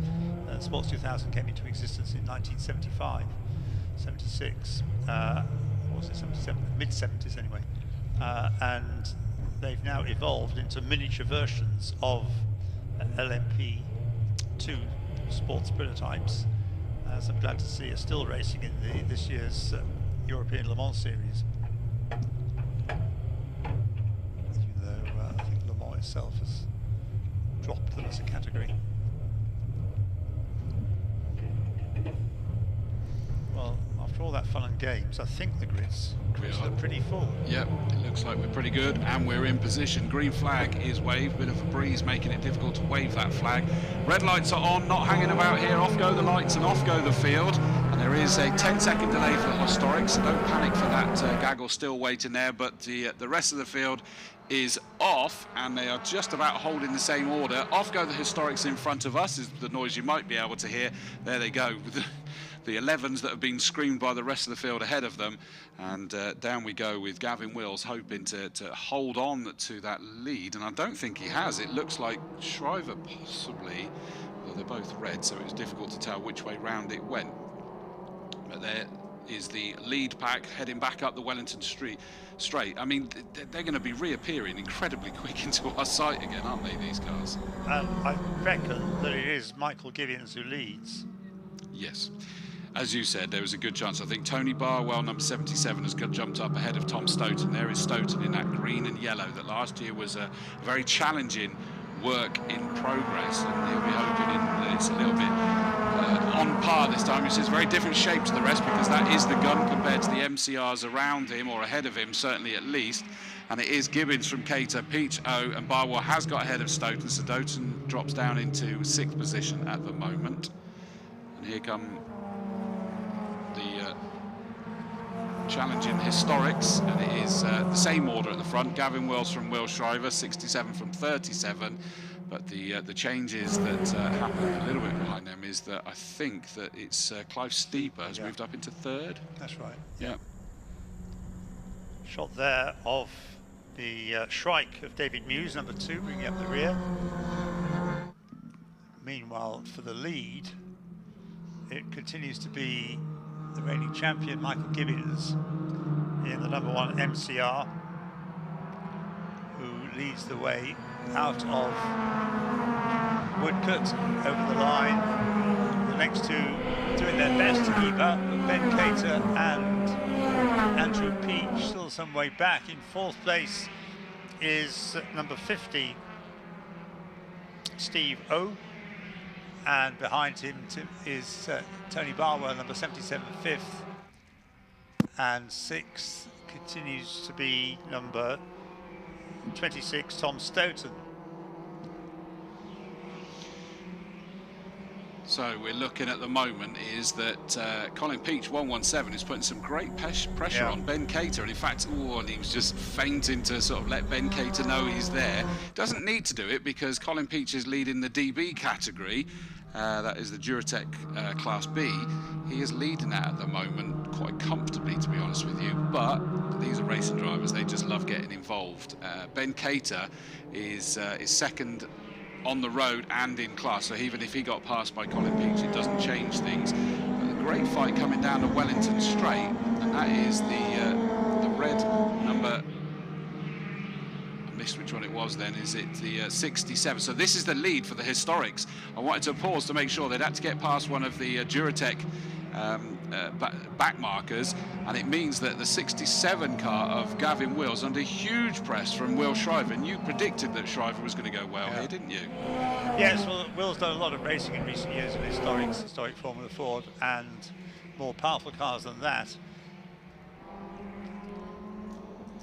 and would expect him to shine. The lead which Michael Gibbons had at the end of the third lap was up to 1.5 seconds. As Michael set the new fastest lap of the race.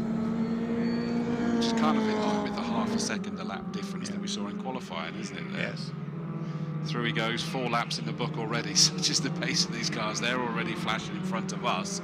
But heading out of Luffield is the 111 car of Gibson under huge pressure. Missed them as they went through there by 25 Needham. Needham was having a look up the inside there, but Needham actually lost 2 places on that last tour, so he's trying to fight back and get those places made back up again. He lost out to both Williams and Gibson, the 111 car just ahead of them. Whatever the issue was, it looks like that's back up to speed again. Grant Gibson in that big white Van Diemen RF94. It does look big. It is, You're does right. it? Does I look thought it, when I doesn't saw it earlier on, it was going to say something about it. It looks bigger and wider. I find it weird that it's called a Van Diemen RF94 because I'm like, isn't that the same name as a Formula Ford car? Yes. So they haven't even gone, let's call it something different. It well, is you just could call it a Van Diemen blank if you were Rollo Tomasi. Now, that fight on the screen that we see now, Clive Steeper under huge pressure from Mark Noiro, and that is for the lead in that particular class, the historic Class C, and that means Clive Steeper's gone tumbling back down a little bit because he was comfortably ahead of Mark Noiro. Noiro's looking as they turn left at Brooklands to try and make a move. Not possible there. Noiro's having to be very mindful of the car directly behind him as well. I think that's the 33 Fry. Now Fry is third in Class C in the historic, so that is first, second and third in the historic Class C battle that is raging to say the least. Needham behind them is A, but suddenly the 13 car of Dodd is another one that is in 3. I love that 13 car. Look at the livery on that 13. How beautiful is that? That reminds me of some historic livery, but I can't remember which one. Or which one it just makes me think of, but it's beautiful, and that one is 4th in the C class. Oh, and just flashing across in front of us, by the way, Stoughton in 6th place is under huge pressure from Tudor now. It'll be the ex-Sunoco Ford Porsche. I think it was like a 595 or something like that, Chris. Thank you. I knew it was something. I know I wasn't going fully mad. Always rely on a wearer. Sorry, like a what? What did you say it was again, Jack? It was Sunoco Porsche, I think he said.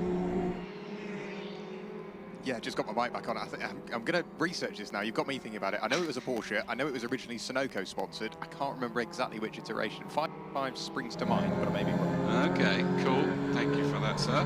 Michael Gibbons lead now 2.7 seconds. And he still has the fastest lap of the race, not surprisingly. Andrew Peach still third. And no changes amongst the... So the action is going on, as Chris has been directing us to, in the heritage classes. Gavin Wills against Will Stryver.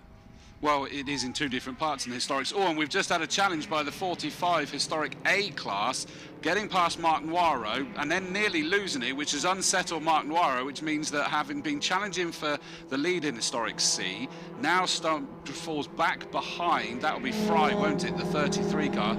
So I think Noiro will be very frustrated about what the move there was from the 45 car. That, yeah, fine, being in an A class Historic, we'll probably feel it doesn't need to be there. But it's kind of getting mixed up, and in fact the 35 car of Hobbs has now moved up into third in Historic C. Mark Noiro off the podium in his class as it stands, so Michael Gibbons is now trying to pick his way through. The leader, goodness me, that was very close as he came round onto the start-finish straight, tried to go 3 wide with a very small gap, but there goes your outright race leader trying to look up the inside of the 33 car of Fry. Thankfully puts the lap on him in the end, but wasn't hanging around there, was he, Gibbons? No. When you consider his lead was enough that he could have been patient, but he was determined to just scythe through like a hot knife through butter. Well, Mike Fry has been racing these cars for a very long time, so should be a safe person to pass. Right, lead 3.3 seconds now, so Michael Gibbons continuing to dominate the race. We've got 11.5 minutes on the clock still, and upper place into 13th place has gone number 8 David Horton. Now he's normally a front runner, so is he one to keep an eye on, although he's in the depths of the field at the moment. We've got Ben Cater now trying to pick his way through these battling Historics. And he's just been run very wide off there as the Historics went all the way to the edge of the circuit as they came onto the start-finish straight out of Luffield, but just about got away with that one. I don't think he should get done for any kind of track limits there, because that was not his fault. The Historics just kept coming despite the quicker Duratec car coming through. And it looks like Colin Peach is picking his way through. He's about to put a lap on Peter Needham, the 45 car there. Job done. His next target to put a lap on is going to be Clive Steeper, number 17. And you can see the white, orange and grey car just behind Colin Peach. That is number 50, Steve O. And this sort of lappery has probably squeezed those two back up together again. Just behind them you see is the 77 car. That is Tony Barwell. So I think third backwards, yeah, you can see that the 50 car of Steve O is now right with Colin Peach.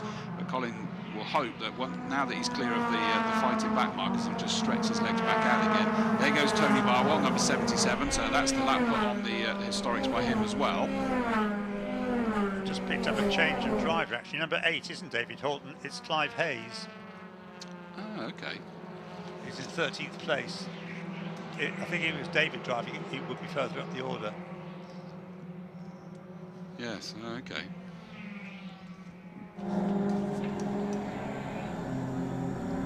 So by half a second of lap, then Michael Gibbons continues to lead the way. 10 laps completed, just over 9.5 minutes remain.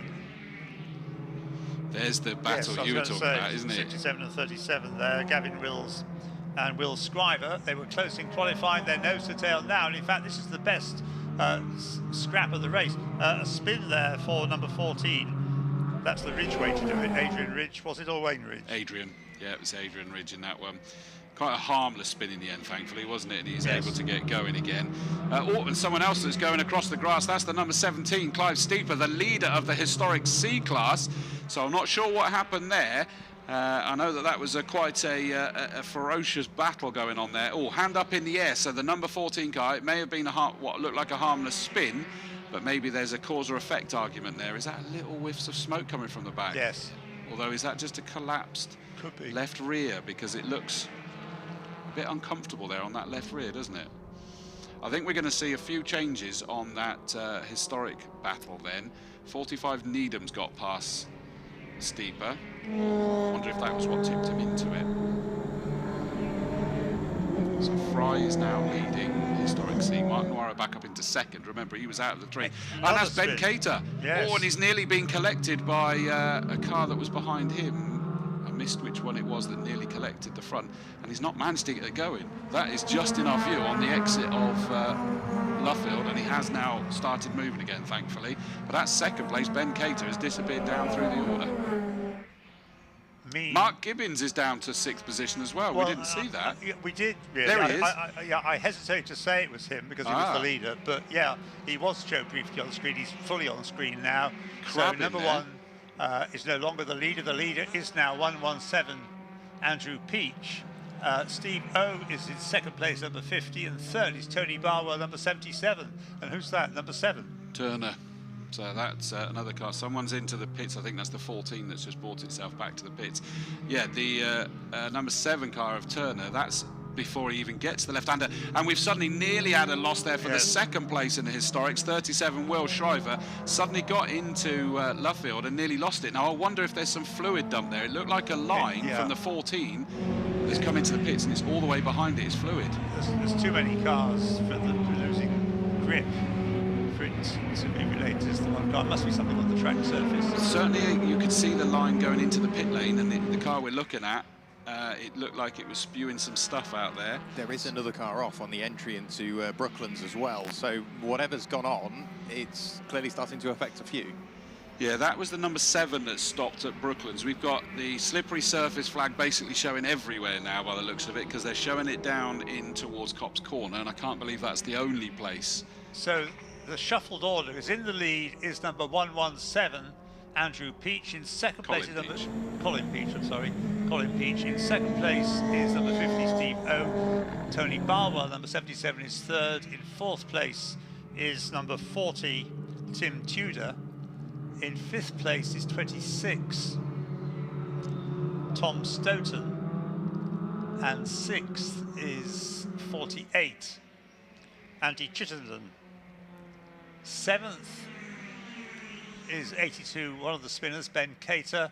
8th is number 1, Michael Gibbons. 9th is number 88. 9th, number 88 is Peter Williams. And in 10th place is number 34. Number 34 being Roger Donnan. But that's probably changed again. So how long have we got there for Chris? 5.5 minutes. So Gibbons is still losing places, so something's drastically wrong with that car. It's not as if he's had a temporary glitch and be able to press on again. He's dropping down the order. But look at how it's really bunched up this lead battle. Is you've got 2nd place Steve O in the 50. Directly behind him is Tony Barwell in 77. Colin Peach has ran very wide coming down onto the start-finish straight there, so it's clearly very slippy there. But there's 2nd, 3rd, 4th, 5th. So 5th place, 26 Stoughton is right there as well. Yeah, well, the leading group, therefore, is 5 cars, isn't it? Really, spread over 1.9 seconds, but nonetheless, they're all very much in contention still with 4 3/4 minutes to go. It just clearly is very, very slippy out there for them, isn't it? They're now side by side, 40 and 77. This is for 3rd position overall in this race, and they're just about to split either side of the lead of the historics as well. Amazing sight as they come down the Wellington Straight and turn into Brooklands. They're 2, 3 abreast. Yeah, it might be slippy out there, but it's not stopping them, is it? Well, they're all worrying about where they're coming up to the next bit of slipperiness, I suppose. It will be very slippery as well. I've just had a quick word with Adrian Ridge. It's oil. We don't know where from. We don't know whether it's just a blown hose or a gasket or something like that. But it is oil, and it's very thick and very slippery, because Adrian knows firsthand it was going all over his left rear, which is arguably the most important one around Silverstone. Wow, so that explains that's why it's slippy out there. There's been a change in the overall historic lead as well. Shriver, 37, who we saw come unstuck in the early stages. Oh, and we've just had a bit of contact there by Tudor on the 13 back marker of Mike Dodd. Sort of just a bit of a side swipe there as the 111 Grant Gibson's now up there with them as well. Yeah, is that legit? That's got no. That's a lap behind. That's one of the last lapped cars. That's what that one is. But it's lapping the other back marker. But yes, sorry. Change in the historics lead is that Shriver is ahead of 67 Gavin Wills now. So yeah, that's backwards and forwards as our race leader is It's now just about to come through. And in fact, Colin Peach is under growing pressure from Steve O again, I would suggest, although they were almost identical in their lap times. And Tony Barwell, number 30, is not that far behind them either, is he? Absolutely, taking Tudor and Stoughton with them, so it is sort of 5 there in with a shout. Roger Donan there, we see on the camera, under huge pressure from the 88 car of Williams, the yellow and blue 88 car, and directly behind them is number 25. Is that Joshua Needham, isn't it? Yeah, yes. Joshua Needham, 25. So 3 of them there, that's for 8th, 9th and 10th. 2nd and 3rd in the DDB class for 34 and 88. So they are trying to make sure that they lock out that podium. So what are we down to now? 2 minutes 20 left to go. Colin Peach, there he is. There's our race leader, but look at the pressure. Steve-O, they suddenly change their racing style when they sniff a win, don't they? Well, absolutely. It's an extra incentive.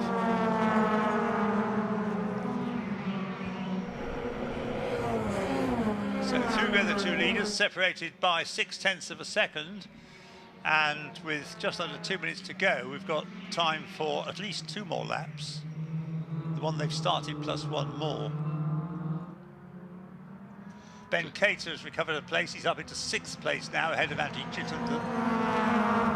Just saw 73 Ashley Law making a lunge up and past the 25 car of Joshua Needham. And have we lost Michael Gibbons? No, he's still circulating 19th place, so he's just nursing this one home. What's his lap times? 1 minute 15 compared to his best of a 58 flat. Yeah, so well off his normal pace. He's just trying to make sure he brings some points home because he's, well, he's in the top 10 of the Duratec A class at the moment. So less than a minute and a quarter to go. Colin Peach still leading away in the 117 car. Across the line he comes for the 19th time. For 2 more laps. Oh no, and into the pits has come Martin Waro. Now remember, that car was competing for the lead in the C class of the Historics.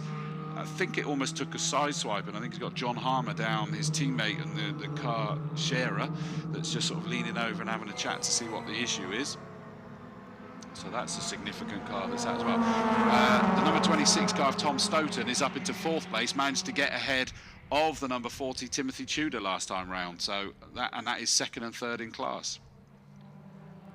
And in fact, Barwell's leading that Duratec A, yes. So that is a great battle there. So here comes Colin Peach, still the nose just twitching as they come into Brooklands and Luffield. On to his last lap.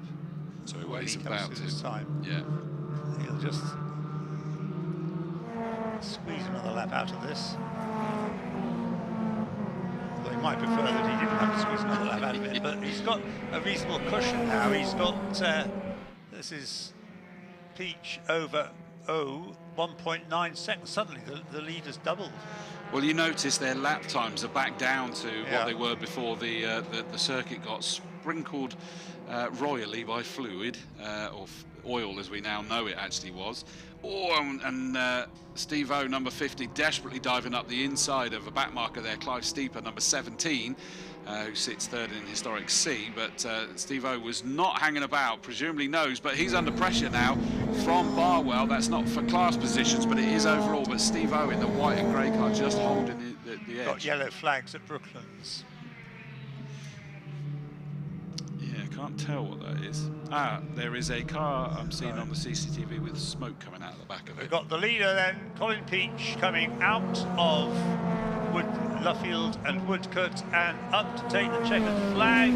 There he is. So Colin Peach wins in the end reasonably comfortably from Steve O by 2.741 seconds. Steve O in car number 50 in 2nd place. In 3rd place, Tony Barwell, number 77. 4th place, Tom Stoughton. 5th place, that's number 26. 5th place, number 40, Tim Tudor. 6th place, having been up for the lead early on in the race, number 82, Ben Cater. In 7th place, number 48, Andy Chittenden. In 8th place, number 34, Roger Donnan. In 9th place, 88, Peter Williams. And in 10th place, number 73, Ash Law. Now, Colin Peach, I think it showed that they hadn't shown a checkered flag on TSL, and I think they did actually miss him because he's just had to go again, and he's now celebrating, but he had already won it a lap earlier. There was definitely a flag for him. For him previously. But it didn't show it on the TSL screen, so he kept going, but he has seen it this time round, so he might just sort of make sure that he knows, don't go missing the flag. He's an ARDS instructor at Thruxton as well as Colin Peach. Oh, okay. So, yes. Knows how to pedal a car, and he's done a great job there. And I'm sure after that frustration, Colin Peach will be absolutely ecstatic. Takes the victory, 21 laps completed in total. Steve O comes home in second place, just ahead of Tony Barwell. Tony Barwell winning his Duratec A class. Steve O won his Duratec DB class as well. Fourth, Tom Stoughton, great fight through there, through the order. Fifth, Timothy Tudor. Ben Cater, after that spin, comes home in sixth place. He'll be frustrated. He was one of the early spinners on that oil. Andy Chittenden in seventh. Roger Donnan in eighth place. Peter Williams, ninth. 10th was Ashley Law. 11th, Josh Needham. Clive Hayes in 12th place. Grant Gibson. John Eiley. Bryn Tootle. Good to see they got that car back out after the problems earlier. William Shriver, you predicted it. He won the historic fight, 16th overall, but he won historic just ahead of Gavin Wills. Andrew Butler, Rolo Tomasi, Peter Needham in 20th place.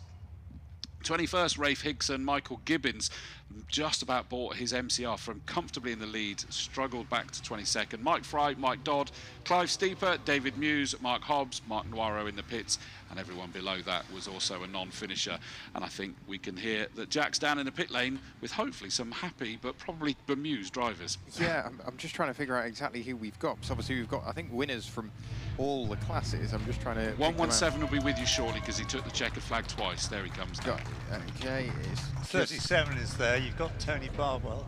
I do. I'm just nipping through all of the numbers on TSL to make sure I know exactly who it is that I've got. I've got car number 45 down here as well, which, there we go, we've got that car there. Perfect.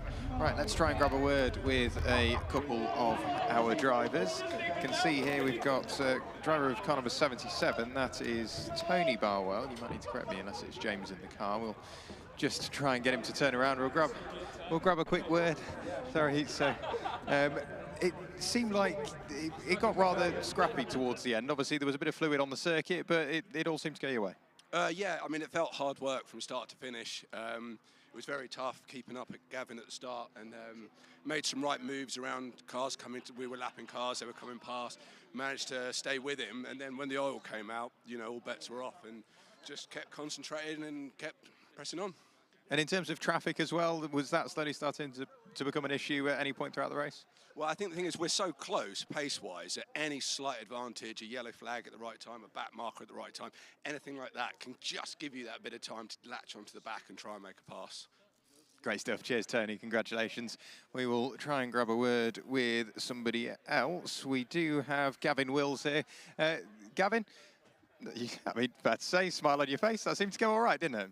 Yeah, no, I'm delighted with that. It's been 16 years out of the car. Yesterday was the first time I drove it, so I'm, yeah, absolutely delighted.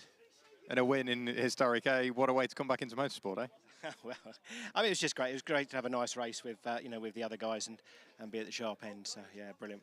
Great stuff. Congratulations. We've got another couple of drivers further down behind me, so we will try and pick out exactly who it is that we've got. By the looks of it, in front of me here, we've got Colin Peach. We do have Colin. An extra lap towards the end.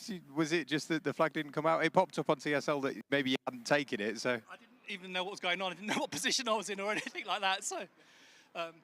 Well, I mean, you didn't just win your class, you won the race overall as well. So. Yeah, I was like blown away. We worked so hard overnight building the car, getting it ready for today. It's like, I don't know what to say really. It's an old car, it's 20-odd years old, so it's great to be battling with the fast cars at the front. So. And you get to do it all again later on this afternoon. That's going to be something you're looking forward to. Oh yeah, I'm looking forward to it. Yeah, cheers. Great stuff. Congratulations, Colin. And then I think we also have, is it Steve-O? It is. We've got Steve with you, with us. Throughout that race, we saw bits of you, and we saw you carving through traffic, but you had to work for it, didn't you? I certainly did. Yeah, it was tough, was that one, and the oil everywhere. It's a good job I've been in Formula V for 20 years. dealing with oil all the time. So it was really good. Great race. I thought I got a chance on Colin. I didn't realise it had been for first place actually. I thought it was going for second, but yeah, great race. Anything you're going to change for the race later on this afternoon? I don't think so, no. I think it's running pretty well. Great stuff. Good to hear from you, Steve. And I think we've got one more driver over my right shoulder. We'll try and pick out exactly who that is. I'm trying to find them on the entry list, and I can't quite pick them up. It's Needham, I think we've got here. We'll grab a quick word. So throughout that race, it seemed like it was full of pretty much everything. There was a bit of traffic, there was oil down, and it must have been a busy job, Steve. Yeah, it was quite a fraught race, really. At the start, 2 or 3 laps, and there's everybody sort of getting a bit close, and we were all racing fairly hard. And then the oil made it very difficult, and but it was enjoyable. Except I haven't been in car for 18 months, and that was first time in it, and that were a lot to do in the first race back. I'll tell you what, Peter, what a return back into cars as well. It must have been hard work. By the looks of it, you need to lie down, but you've got to do it all again later on today. Oh yeah, I'm not sure I'm keen on this 3-race format. Qualifying and 2 races in one day is a bit too much for me. But we'll see what we can do.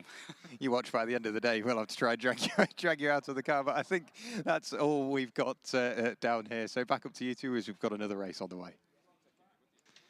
Fantastic. Thank you for that, Jack. That was brilliant to hear. There was a few exasperated, exhausted drivers, but they're pleased to be back racing again for this season. Pleased to see that there is plenty of people up in the BRDC grandstand, as we can see you on the images right now, and basking in a little bit of sunshine there, Ian. Yes, so it turned out to be a very pleasant day. Yeah. It really has. It will wait because I'm down in the pit lane tomorrow, so it'll be all changed tomorrow. Oh, is that you, Jack? Oh. No, Formula Ford cars coming out. Unless it's Jack's impersonation of I think he might still have his mic open there, but thankfully it's not an issue. Yeah, I mean, we're now going to go Formula Ford race in the United Formula Ford, and of course it does include for the second race today the Jim Walsh Trophy, supported by Val Adaway as well. Of Formula Services fame, she's been a lady involved in various aspects of motor racing administration for a very long time. But we'd better give you the grid as the cars are coming down to it now. If you have a digital program, page 8 is where the cars are listed. There are 1 or 2 changes. Number 12, Pablo Jequier, is actually running as number 21. Number 21, Alex Ames, is running as 29. And we have an addition in the person of number 52, Jeremy Fairbairn, F-A-I-R-B-A-I-R-N, Jeremy Fairbairn from the USA, and also a previous competitor in the Walter Hayes Trophy. The grid will line up on a 1-by-1 basis, 1-by-1 for Formula Ford. You used to have 4-3-4 here in Formula Ford. Really? Oh yeah, 4-3-4. Wow. Anyway, 26 Jason Smythe Smith is on pole position. His dad Neville Smith.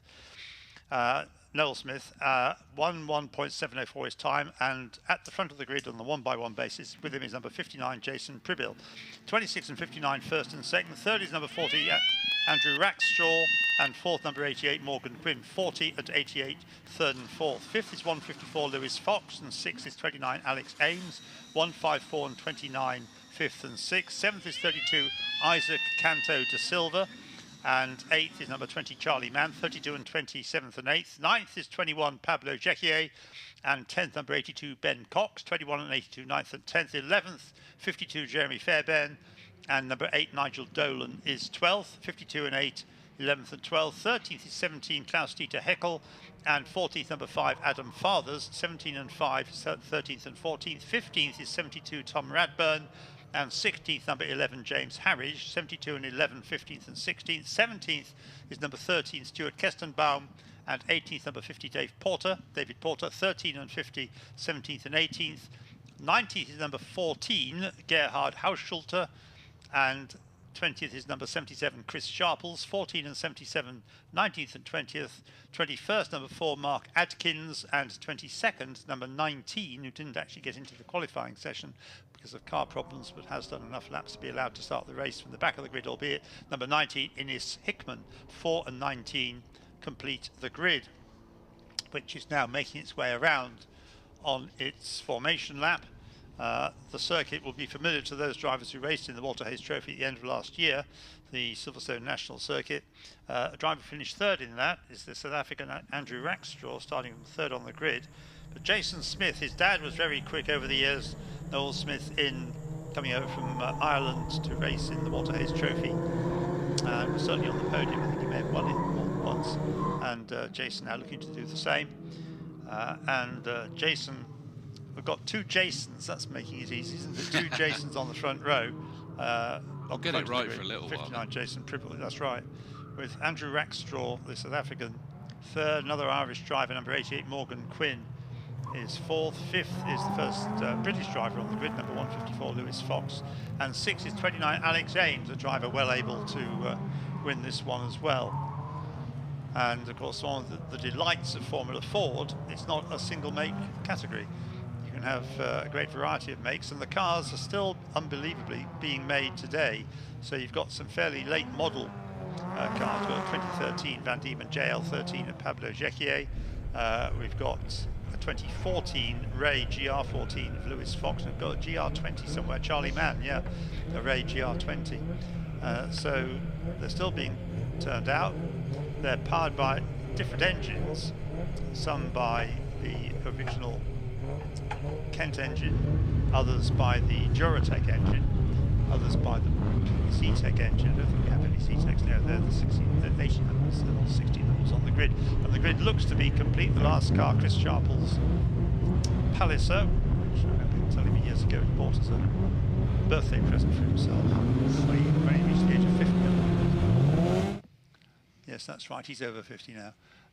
So waiting for the red lights on, they go out now. Off goes the grid towards Copse Corner, and I think that from pole position, Jason Smith has the advantage. Yes, he turns it, but challenged on the inside there, I think, by Jason Pribble, who's not raced a Formula Ford car before, so this is going to be a completely new experience. Qualifying, he turned to his advantage by getting on the front of the grid. Can he turn this into a race where he leads? But he's got the racing experience, I don't suppose. But as they turn through Beckett's for the first time, it is pole position man Jason Smith in the lead, but he's got 5 cars ganging up on him as they go down the Wellington Straight for the first time, Chris. Yeah, I mean, that was back and forth where the challenge was going to come from, and it's now a challenge for the lead again from Jason Pribble. The American driver looks so good in qualifying, but he's then under pressure from Andrew Rackstraw as they turn left at Brooklands. Just about fends that off, and it is the Rackstraw car that sits there, sort of white car with the blue flashes on it, tells us it's him. Small gap then, though, even though he was under pressure from the 88 car of Morgan Quinn for a little while. Quinn's having to have his hands full with a whole load of fights behind. Some lovely famous liveries on some of these cars as well, isn't there? Absolutely. So the order is as you called it, and to get down to 9th place, number 52, Jeremy Fairbairn, up a couple of places from where he was on the grid. So it's very much grid order, not entirely, but mainly. Quinn 4th, 5th is Fox, 6th is Ames, De Silva is 7th, 8th, and Rackstraw's got himself up and passed as they got down to Maggots. He dived up to the inside of the grey 59 car of Pribble, and he got that nice and cleanly done. Fair play to Pribble, though. He saw that one coming. He wasn't going to shut the door too late, and so he sits there able to fight back. This is great news for Smith because it's enabled him to gap ever so slightly. Not that lasts for long, but so many challenges still happening further down as they go to turn left at Brooklands, the right-hander of Luffield, and if anything, it is still the challenge on for that second place. But Rackstraw, which was one that you said to keep an eye on because he went well at the Walter Hayes at the end of last calendar year, well, he's picked it back up again, up into second, and now the front row start in Pribble is under huge pressure from Morgan Quinn, the 88 car, as they went flashing past our box, down towards Copse Corner they go, but Rackstraw, he's now got to try and reel in the 26 leader of Smith, who hasn't really got enough of a lead yet, has he, to relax? No, it's absolutely classic. It's the difference between this and the Walter Hayes is that the sun shines. Yeah, and it's not freezing. And it's not freezing cold. And the challenge there for the lead, but it wasn't quite successful, so it is still just in the lead, Smith from Rackstraw, but Rackstraw certainly a man on the move. He gave the impression, I think, when Jack spoke to him this morning, that he was keeping a little bit in hand. He was happy with the way things had gone in qualifying, even if he wasn't on pole position. He's now going to try and challenge for the lead. He's succeeding in doing so. Runs a bit wide there. But he briefly had his nose in front, but I think he's dropped down to second again as they come up to complete the lap. Yes, Chris? And I was going to say, it's that age-old thing, darned if you do, darned if you don't, because suddenly that has enabled the chasing pair to close in on them, and it becomes 4 for the lead again. But look at that Rackstraw, Jackstraw, yeah. It's just why two Former words Home instead Secretary. of one. Yeah. Rackstraw is now under huge pressure from Pribble, but was ghosting our leader Smith the whole way down the start-finish straight. But this is classic road. Oh, there he goes for the inside line, goes for the outside line, I mean, and does he get it as they go through Beckett's? No, he's still in the lead. Then is Smith from Rackstraw with in third place. It's Pryle and Pribble. Yeah, and Quinn is all over the back of him, isn't he? I mean, but then look at the 4 that are chasing them. Oh, now there's contact and contact back again. So the front 2, and I think that was a mixture of the fact that I believe that Rackstraw just lost it slightly as he turned left at Brooklands, and I think he's creeping into the pits as well, sadly. And of course, there was nowhere for Smith to go. Made contact with him, and I think he's stuck. He is indeed still stuck on the exit of Brooklands before they get to the right-hander of Luffield.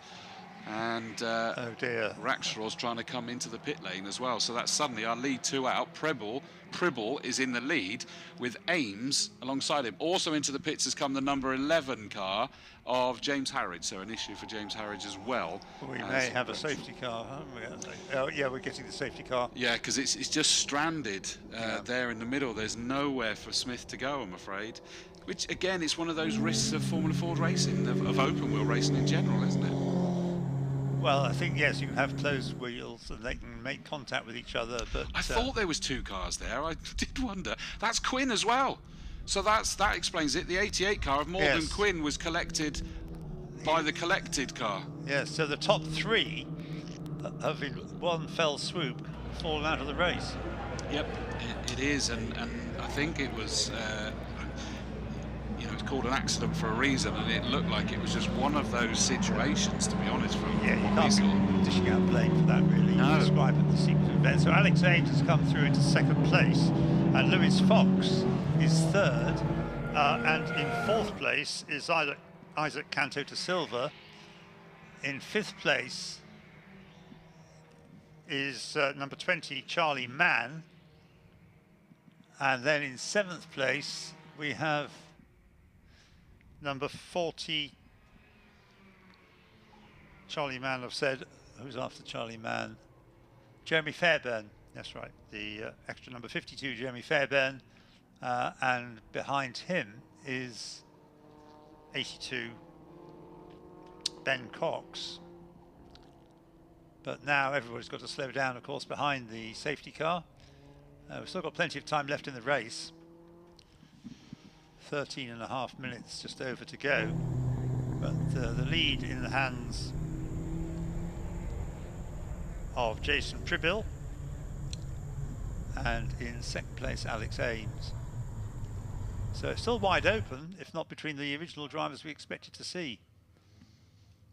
They're so tangled that it's difficult to tell that it's definitely 2 cars, isn't it? Well, I had a feeling we saw 2 drivers, and they weren't just from one car. No, that's deemed as cheating, I hear. Well, have more than one driver in the car, I think, yes, heading away.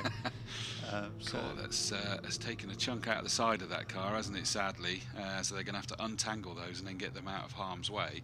Of course, it's worth pointing out the 29 car of Alex Ames, as well as second overall, means that he is leading the Heritage class as well. So Pribble's in the Star class, Ames is the Heritage, and it's by a long way because the next Heritage class car is down in 11th, and that's the number 17 car of Klaus-Dieter Heckel. So Alex Ames is doing a cracking job. In fairness, he races a lot of historics, really, normally, isn't he? And his dad's one of the racing instructors at Castle Combe, which I enjoy hosting the racing school there. And he's very, very proud of his lads racing. I wouldn't be surprised if he's here somewhere today. Good to see him still sort of jump into something like a Formula Ford, isn't it? There's Chris Sharples. That's a beautiful car, isn't it? It really is. It reminds me of the kind of cars that were on my granddad's Scale Electric back in the day. It's got that kind of shape to it. designed by Len Wimhurst, and Palliser was Hugh Dibley, who was a well-known sports car driver of the 1960s and airline pilot for BOAC, British Overseas Airways Corporation, for those who... Oh, wow. Before it became British Airways. Hugh Dibley. There's a book that's just been published, the autobiography of Bob Evans, who won the Formula 5000 Championship. In his early days in Formula Ford were in a works Palliser. Anyway, at the moment, it's not so much the Palliser on our screens as the marshals working away to try and move that car that's come to grief and caused the they've got safety car. One hoisted up by the looks of it, and I think that's Morgan Quinn's, and they did push the pale blue and white 26 car of Jason Smith onto the grass, but it's kind of just ground out on the grass, I'm afraid. Now, that may well be that there's just enough damage that it could work on tarmac, but not once you get into the softer grass, or it is just so soft out there that it's just bogged down. Well, it's now on the recovery vehicle, so once the cars have streamed past in the queue behind the safety car, it should be possible to drive it away, and we can think about resuming racing now. It's still 10 and 3/4 minutes to go. Yeah, that's only Morgan Quinn's that's up though. The other, Andrew Rackstraw cars, still in the middle of Luffield on the grass, and they're just trying to move it into as safe a position as possible, which I think they've nearly done. Again, the incredible Orange Army doing a fabulous job as ever. Thank them very much for everything to enable us to go racing. Good news is on this one, we're only just about to tick into to halfway through.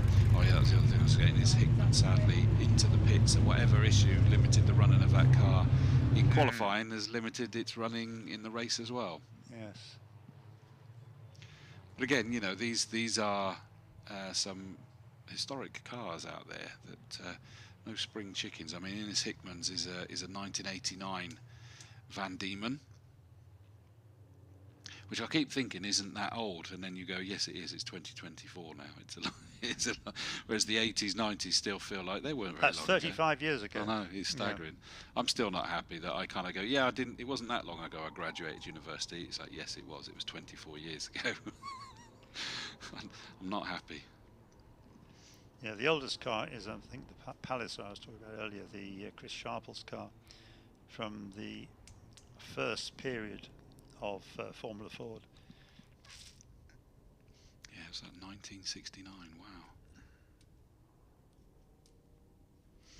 So safety car lights are indeed off. So again, they've done a brilliant job to get the cars out of the way. Safety car now pulls away. 9 minutes still left on the clock as the cars get themselves back in towards Brooklands, and Alex Ames is doing a cracking job, just glued to the back of Pribble, and slightly further ahead as well, possibly. He's looking ready to go. As soon as he thinks that Jason Pribble's going to go, he's going to try and go with him.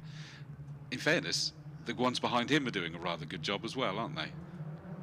They are. It's all a very tightly packed bunch as they come through Woodcote and come across the line to resume racing, and we have 8.5 minutes on the clock.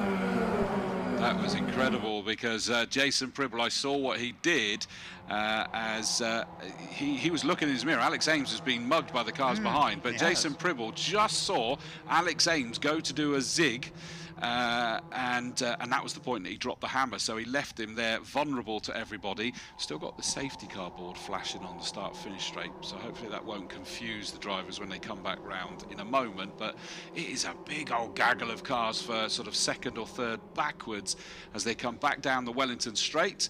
And Jason Pribble's just scampered off into the distance, hasn't he? He's done a cracking job there. Alex Ames has done well to hold on to that second with that gaggle behind him. Yes, he may never have raced here before, or raced Formula Fords before, but he certainly knows how to drive a racing car well in a race. And so Pribble, at the moment, is looking pretty strong. Alex Ames was under pressure there from the blue 154 car of Lewis Fox, I think it was. Yes, it was indeed. Lewis Fox was looking very racy. Up 2 more places goes the 52 car, and that was the one that we didn't have down on the list. Jeremy Fairbairn started 11th, is now up into 4th place in that 52 car. So keep an eye out for the red and white Jeremy Fairbairn, because it didn't look like his job was finished. Challenge for second place. Up goes Fox, and Lewis Fox jumps up into second, and it looks as though we've also got a challenge from the number 20 car of Mann, trying to make a move on Fairbairn. So that's Charlie Mann, the red number 20, another hopeful young driver from memory in Charlie Mann. And it really is do-si-do your partner. So up into second goes Lewis Fox in 154, and there's contact behind, and the car in the middle with his hands already up in the air, number 32 Isaac Canto da Silva, is just there going, what's going on? Because he's the sandwich between a car on the outside and the 21 car of Jekia, just getting the blame for that one, I'm afraid. And you'll know that there is another car on the outside. The car on the outside is probably going to blame the 32 car, unaware that there was another car on the inside of him. And where that's happened, just here. Yeah, can't leave them. Brooklands again, isn't it? At the end of a very fast straight, that is not 6 minutes on the clock. There's a few frustrated looks going around to a few of those drivers there. Yeah, that is in the firing line, I'm afraid to say. 52 Fairbairn there, still under some pretty big pressure. Alex Ames is ahead of him, so that means Fairbairn is third. No. Pribble, of course, if we forget, Pribble's scampered off into the distance. Fox in 154 is second. Down into the yellow flag zone they come. Alex Ames, the yellow 29 car, in third place. Then it's Fairbairn under pressure from one of the Oldfield Motorsport cars, I think. Yeah, number 82, which is Ben Cox. It was looking like a Tinder keg, really, wasn't it? That gaggle that was for sort of third, fourth backwards. So who we lost in that? 32 Isaac Canto da Silva. And 20 Mann and 21 Jekia. So yeah, Charlie Mann that was looking racy, da Silva, and Jekia that was the one on the inside. So that's the two South American drivers who've gone, the Brazilian and the Colombian. Oh, and Fairbairn's thrown it up the inside there. Is that down at Maggots, isn't it? Yeah, so up past Alex Ames, so up into third place, but they're now going side by side, because they go three wide down the Wellington Straight. One of them decides better of it. Of course, they're into the yellow flag zone, so they can't still be overtaken, so it has to go back into. What a shame, because they were all lined, right, weren't they? That's a proper overtaking opportunity, which has been taken away from them.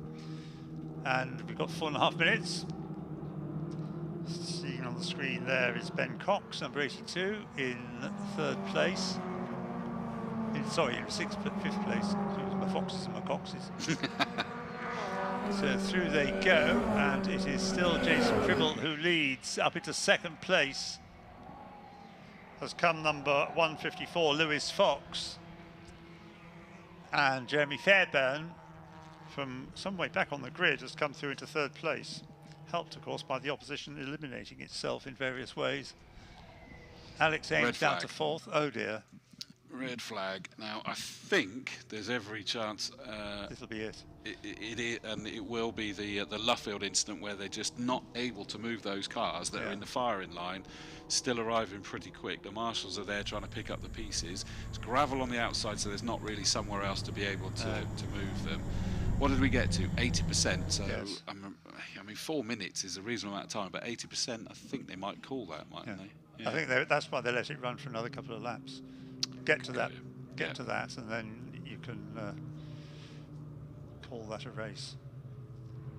Disappointing for the drivers, but they have another bite of the cherry this afternoon later on, because they're not here tomorrow.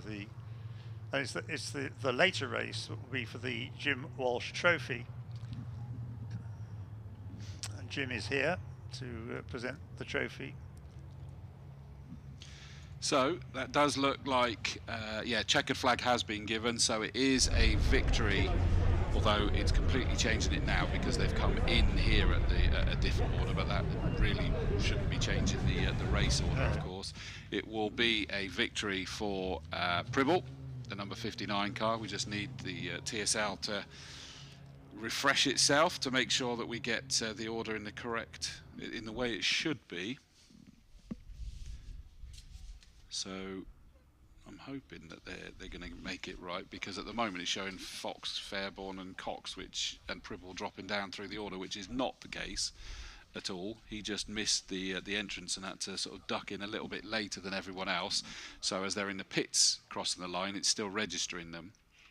So it'll update shortly, presumably. So that you see on the side is not what is going to be the final results. We think not. That's Jason right. Pribble will have taken that victory. That is just TSL sort of updated as they came into the pit lane at that point. And of course, red flags always go back a lap as well, don't they? So it will be a victory for Jason Pribble. But I can't remember beyond that, if I'm honest.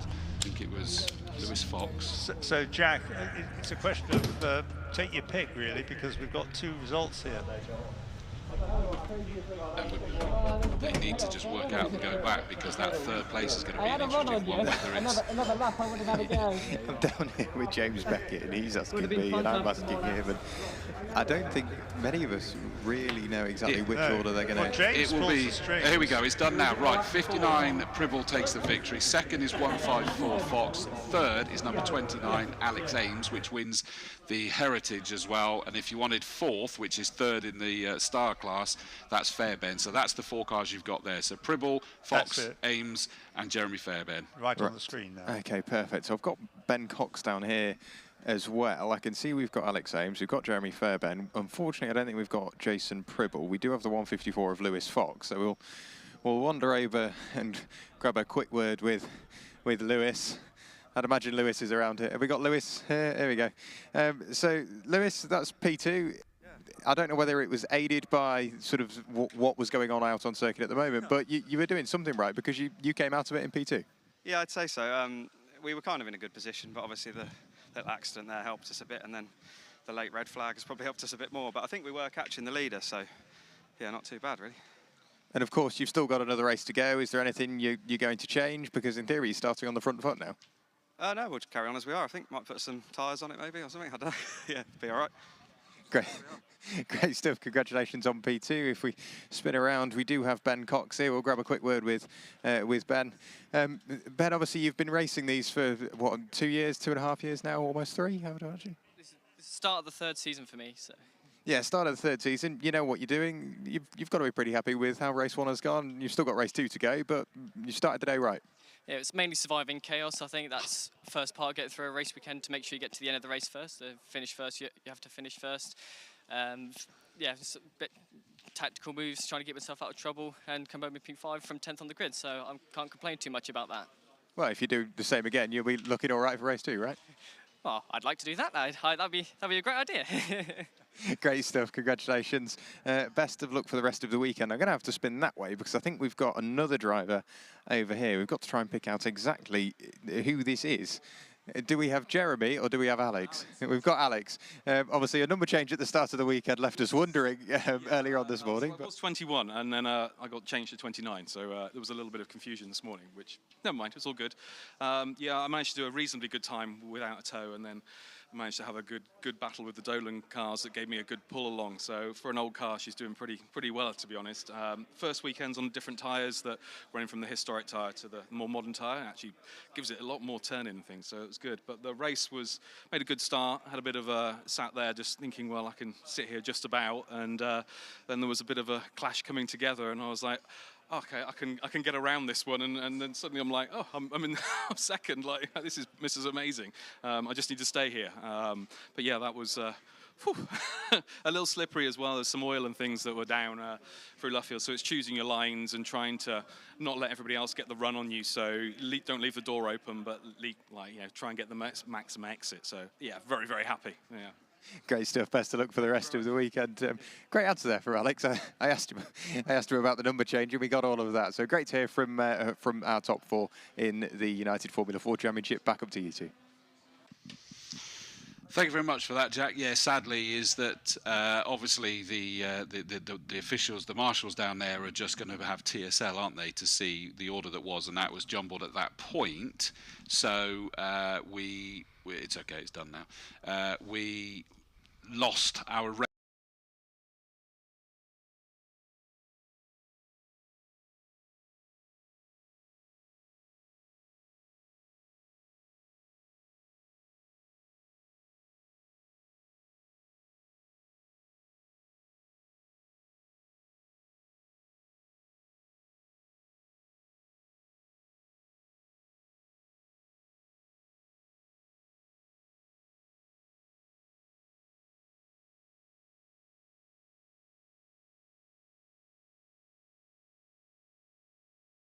with everything that went on in that race, it must have been very busy behind the wheel. I mean, what an introduction to a full season of United Formula Ford. Yeah, oh yeah, it's certainly something. I mean, this was my first standing start. I actually hadn't gotten any practice standing starts, and it turned out to be a really, really good start. So I was happy with that. And then my dash started going a little crazy too, so something got disconnected there. I haven't talked to my team about that yet, but I had lights going, but the numbers just didn't make sense, so I just kept going and didn't blow the engine, so at least we're good for this race. But yeah, it was a busy race and awesome. Great stuff. Best of luck for the rest of the weekend. Back up to you two for the second time.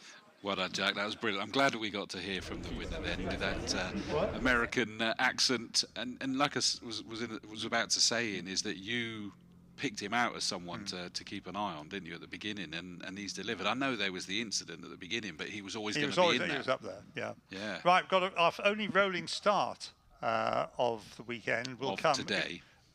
I haven't quite finished the sentence. Oh, sorry. The only rolling start races will be the Bernese V8s and Historic Outlaws races, and that means pole position moved to the left-hand side of the track rather than the right-hand side of the track. How long have you got to explain why that is? That's why I said what I said. The KAs are rolling as well. Yes, they are tomorrow. A little bit different in noise, though. Quite different. Noise, sound, shape, everything. Yes. Right, do you want to do the grid? Yep, we will do. So it's a big one. I'm going to take a bit of a run up. We've got 24 cars that are due to be out on this Bernese V8s and Historic Outlaws, and it's just an eclectic mix that sort of changes up over the course of a season as they sort of add a few more here and there. But it will be lining up as follows. On the front row, it's the TVR Tuscan 177 of Stuart Robb, and against the Corvette, the Chevrolet Corvette, number 11, Gary Lapidus. Second row, the Corvette number 90, Chris Tilley, and 999, Sam Every, in that beautiful gold, sort of metallic gold Chevrolet Corvette. Third row is number 80, Matthew Smith, in the multicoloured TVR Camara, and a TVR Tuscan number 56, Matt Holborn, alongside him. Jack, are you needing to come in again? I am. We've got the United Formula Ford podium here.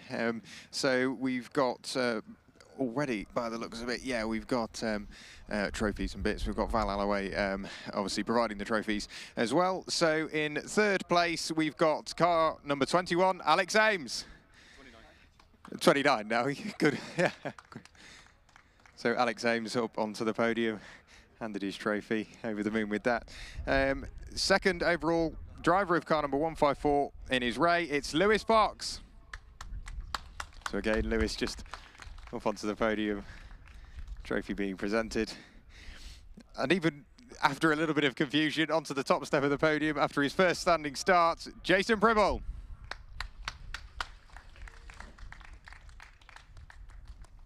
So as they all jump up onto the podium, they've got trophies in hand, I think. Yeah, so Val just providing the trophies, quick shake of the hand, and then it'll be over to the drivers to get all up onto the top step, let the media get their photos. And I'm guessing with maybe still a race to go, I don't think Jason will be popping the cork on his champagne. So yeah, drivers with trophies in hand. That was the podium for the Jim Walsh Trophy for United Formula Ford, supported by Val Alloway. Of course, Val providing the trophies there. And of course, we've got the Jim Walsh Trophy later on this afternoon, haven't we, guys? Yes, we do. The James Beckett there, who does so much work for everything Formula Ford, that classes Jim Walsh as his motorsport hero, and completely fitting that it's then the Jim Walsh Trophy. Well, I'm sure that Ian Tinsborough will talk more about that, because it's very much right up his straza is that one when we get to the second race of the Formula Fords, because it will be a struggle to stop him with remembering fondly those days of Jim Walsh racing the Formula Fords. Right, so in terms of the Bernese V8s and Historic Outlaws, they just sort of finished the cleanup of the Formula Fords, and I think we're largely there. So we hopefully will see coming around soon will be the grid will be released from the assembly area, come round, and it should be a standstill to start with. Then they'll go behind the safety car that you see on your screen there, beneath the Silverstone gantry. That will lead them round on their green flag lap, dart out of the way, and it'll be a rolling start for the 20-minute race. for the Bernese V8s. They've got one today and one tomorrow. And for this first race, I will start again because then we keep it all together. For the Bernese V8s, the grid will be lining up as follows. 177 Stuart Robb on pole position in his grey TVR Tuscan, with Gary Lapidus in 11, the Chevrolet Corvette. Row 2, number 90, Chris Tilley in his Corvette, and the 999 Corvette of Sam Every alongside him. Third row, number 80, the multicoloured TVR Camara, and 56, Matt Holborn, who did have some issues in the qualifying earlier, sort of disappeared out of our sight, so hopefully that car is okay for this race. Row 4 is 427 Darren Smith in another TVR Tuscan. Alongside him is number 87, the MGB GT V8 of Peter Samuels. Fifth row, 58 Clive Letherby in a TVR, and 33 Kevin Borland in a Chevrolet NASCAR. Row 6, 761, the TVR Tuscan challenge car of Guy Carter, and the Camara 99 Stephen Wiggins. Row 7, number 16 Chad Donner in the Mustang Boss, and 83 Phil Walker in his MGB. Row 8, number 27, Martin Reynolds, the Mustang that kept making that shooting noise anytime it was anywhere near Jack Werrell down in the pit lane. Alongside him will be the wonderfully large Plymouth Barracuda, or Plymouth Cuda as they call it, number 48, Matt Snowball.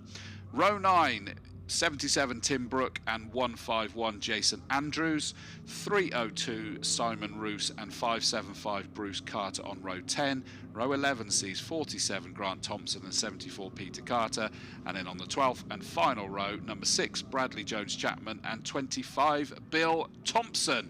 So that is this fantastic 24 car grid as we see them making their way round now. I mean, it is just an incredible sight, sound, and in this commentary box, feeling, I would say, as well as they rumble past us, Ian.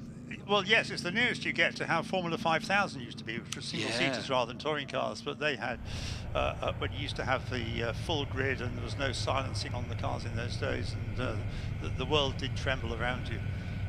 But these cars make a fabulous sight. It's great the effort that's been put into this by Bernie Kodosh and his sons into building this up. I can remember in its earliest days it didn't get terribly strong support, and some of the cars were rather scruffy, but you won't see a single scruffy car on the grid these days, and they make superb sounds. From no V12s allowed here, so you don't get a Ferrari or two.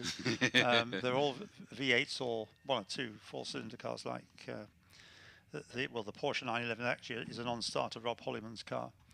We haven't got a V8 Porsche in the 911 shape. We could have a V8 Porsche, of course, the 928.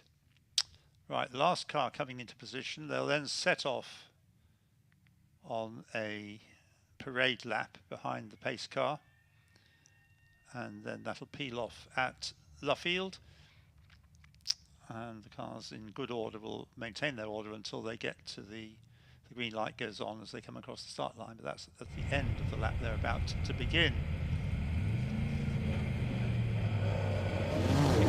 Well, Stuart Robb was pretty dominant in qualifying. His best lap was a 1 minute 2.316. Gary Lapidus, number 11 in the Chevrolet Corvette from 1973, he did a 1 minute 4.778. So there's quite a gap between Stuart and the rest, and Stuart has come to rob the Brits, I suppose, isn't it? Scottish driver, but certainly he was very much in control of things. I mean, he's got a TVR Tuscan like quite a few other drivers have. We were saying earlier on about how good it is to see the TVR Tuscans out in good numbers, not as many as we used to see in the TVR Tuscan Challenge, but nonetheless there's a good handful of them. Then the American Iron, and then the British cars as well, the MGB GTV8 and the TVR Chimeras in Class GB. I love the fact that the 33 car we were just seeing, you can see it sort of there going down the Wellington Straight. It is a Chevrolet NASCAR. It's not an ASCAR. We used to have a few of the ASCARs out there, but it is actually a NASCAR. that's out there racing, which is brilliant. Of course, those who don't know what I'm rabbiting on about, the ASCAR was a sort of a British variant of it, I think, is the best way. When certainly we were talking earlier, weren't we, about Rockingham? It was a shame that that's disappeared, and of course that was a championship particularly aimed at that circuit, wasn't it, really? Yeah, there's a fascinating fact about NASCAR, which has its origins immediate post-war, about 1950. Perhaps it even goes back before the war, before World War II. But it goes back a very long way, and then ASCAR was a kind of British attempt to emulate it. Yeah. Right, safety car has peeled in already, so it means that Stuart Robb has this field under control. Round they come. That's a fabulous car, that Chevrolet. It really is, and it's massive, isn't it? And down they come. Red lights are on. They make their way most of the way down the straight with those red lights on before they're able to go. Different positions for the checkered flag. Lights are off. There goes the rumble, and it just really does shake this commentary box as they go down to the first corner. And is it Stuart Robb? Yep, he's got that. He's kept the Gary Lapidus Corvette behind him. And it looks like Sam Every's got himself up into third place, is he there? Yes, because the bright yellow Chris Tilley has dropped down a few places. No, actually, it's the multicoloured Chimera of Matthew Smith, number 80, that is up into third place now. But I don't think they're looking to win it on these first few corners, really, are they? Oh, and the Golf liveried Matt Holborn has got his car sorted, and he's coming through the field. Yeah, 999 is there. That's Sam Every, as you were mentioning, in the 1959 Corvette. Which is the old shaped Corvette going back into the 1950s, obviously. The car we're missing from this type of car is an AC Cobra. We could have got one of those in. It would have fitted in nicely as well. There's the number 90 Corvette, which is looking very Le Mans, as you said this morning.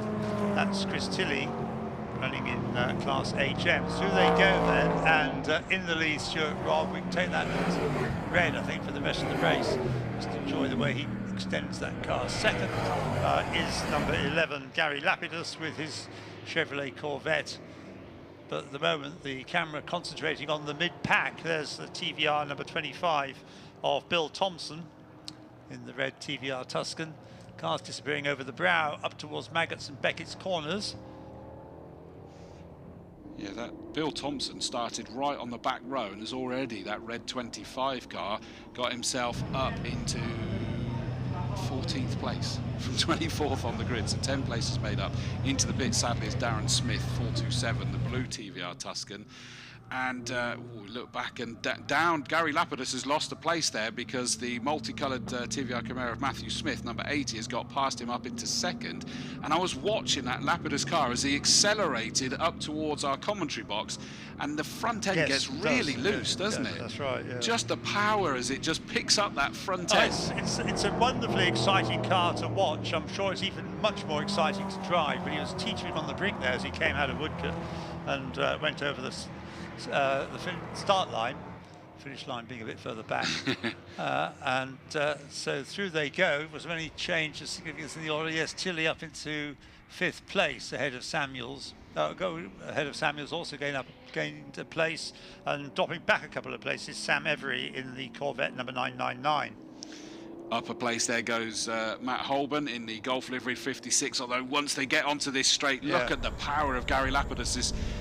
Corvette is just a monster of a car, but now we get to the nimbly bits, and Holborn's trying to go back. He's not managed to, so he's had to slot back in again there. I was interested to see, because Matt Holborn we didn't see for many laps, did we, in qualifying? So I was wondering whether he might be able to challenge Stuart Robb, but not at the moment, especially where he's held up behind this tiny little car. Yes, he probably wants to take his time. Having lost most of qualifying, he doesn't want to tangle with others having their own tussle. Oh, and the 90 car of Tilley, that's getting up to speed now. It kind of got dropped down through the order in the early stages. But it looks like that just needs a little while to get everything limbered up, and it looks like it's back on the case now, doesn't it? Yes, in that it's not a Gulf car. It's just in the probably because he likes the colours, as quite a lot of people do, the orange and blue, pale blue colours, and side by side through Beckett's. It's just number 90 in front, Chris Tilley, of that battle that's going on for 4th place. And it wasn't, and then it back was again. That's what I say. Tilley in that wonderful sort of Le Mans-esque version of the Corvette, now he's got himself up to speed. He's going to start working his way back through this field. It did start third on this grid. He's now got himself back up into 4th place. His next target is the front row starting Gary Lapidus. Bit of an age difference between those Chevrolet Corvettes, isn't there? Indeed. That's a beautiful car, isn't it? It is a great looking car, the 999.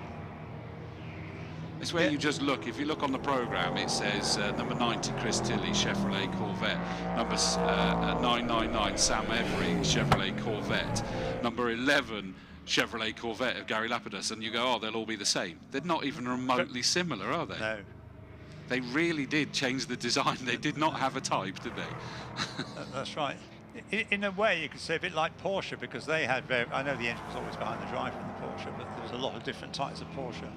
And the Corvette followed a pattern for its first few years in the 1950s, like that car is. Then it changed substantially in the 1960s. The Stingray appeared on the scene. Yeah, because that one we just saw then was the 302 car of Simon Roos. That was a lovely Ford Mustang as well to throw in. And we're going to be having the Ford versus Chevrolet battle later this year at Brands Hatch. But at the moment, we've just got a Chevrolet battle, and it is Gary Lapidus, number 11, just keeping number 90 Chris Tilley ahead of him. But there is your race leader, the TVR Tuscan of Stuart Robb, number 177. Just effortlessly, like you predicted, easing away from the rest of the field, and now just patiently picking his way through the back markers. Such is the situation when you're on the national circuit, is that it doesn't take long to catch up with some of the back markers, does it? No, he's totally dominating the race. We've still got 14.25 minutes to go, and already his lead is approaching double figures. By the end of this lap, I think it will be in double figures. So Stuart Robb with the fastest lap, obviously. I think it's fair to say that those of us who remember the TVR Tuscan Challenge, which was riddled with good drivers, top-class drivers, we're seeing from Stuart Robb that level of performance that we used to see from people like, well, Richard Hay, of course, did it, of Hay Fisher fame. He used to do the challenge. Ben Samuelson, Martin Short, Jerry Marshall, Chris Hodgetts, Jeff Allen. There was lots of very good drivers. Steve Parrish, as I said when we were chatting before, he's a lorry driver, motorcycle racer. I think he's more, his success was on 2 wheels, wasn't it? But lorry driving success as well, but he did jump in this and have some fun. And that was the thing. I mean, these TVR Tuscan Challenges, I said to you earlier before we were streaming that for me, it still sticks in my mind as the #1 championship for me to remember it, because it just grabbed your attention. They were really brutal to control. Lapidus just tumbled back again there, and it looks like he was kind of half mugged, Lapidus, sorry, down to 9th as he went through last time, so there's a problem sadly with that car. Well, it probably wants to look after it as well. You don't want to start exchanging paint with that car, do you? But he lost 6 places on the last lap, and he's still gone tumbling down through the order a bit more now. But yeah, the Tuscans, they were absolute animals to control, clearly, weren't they, with the power on them, whereas I can only assume when you watch them now, they've been modernised in some way, because they look less raw to handle. I might be wrong, but they just don't look as... It's modern technology. Computers have done it. You see, back in the days of the TVR Tuscan Challenge, computers didn't exist. No, exactly. How did, was it Peter Wheeler, who was the owner of TVR for a while, and the design of the bodywork was done by his dog, taking a bite out of the fiberglass, yes. Well, so it was said, but... yeah, but then there's also people say TVR says tow vehicle required, so... well, yes, it actually stands for Trevor. Trevor... Does it? Trevor was the original man who founded TVR. Is it Russian owned now? Do I remember that? A Russian did buy it, but that was a few years ago now. Yeah. And I just don't think it exists at all. Didn't really go terribly well in his hands now. It's a shame. Sometime before Ukraine. Yes, quite. Still, in fairness, Lapidus did go down through the order somewhat, but it seems to be back up to some kind of speed, putting pressure on the 25 car of Bill Thompson. Again, remember, Bill Thompson in that red TVR Tuscan didn't set a time in qualifying and started in 24th place and is up to 7th now. Oh, and Lapidus again, that just looked like he missed a gear or something there. He's not aimed towards the pit, so it just suddenly stalled out as he was coming through Luffield on him. Yes, just going back to Bill Thompson, you were mentioning, number 25, up into... That was a silent Lapidus. Yes. Number 25 in 7th place. And his next target is the number 999 Corvette of Sam Every. But carrying on, over there, number 761.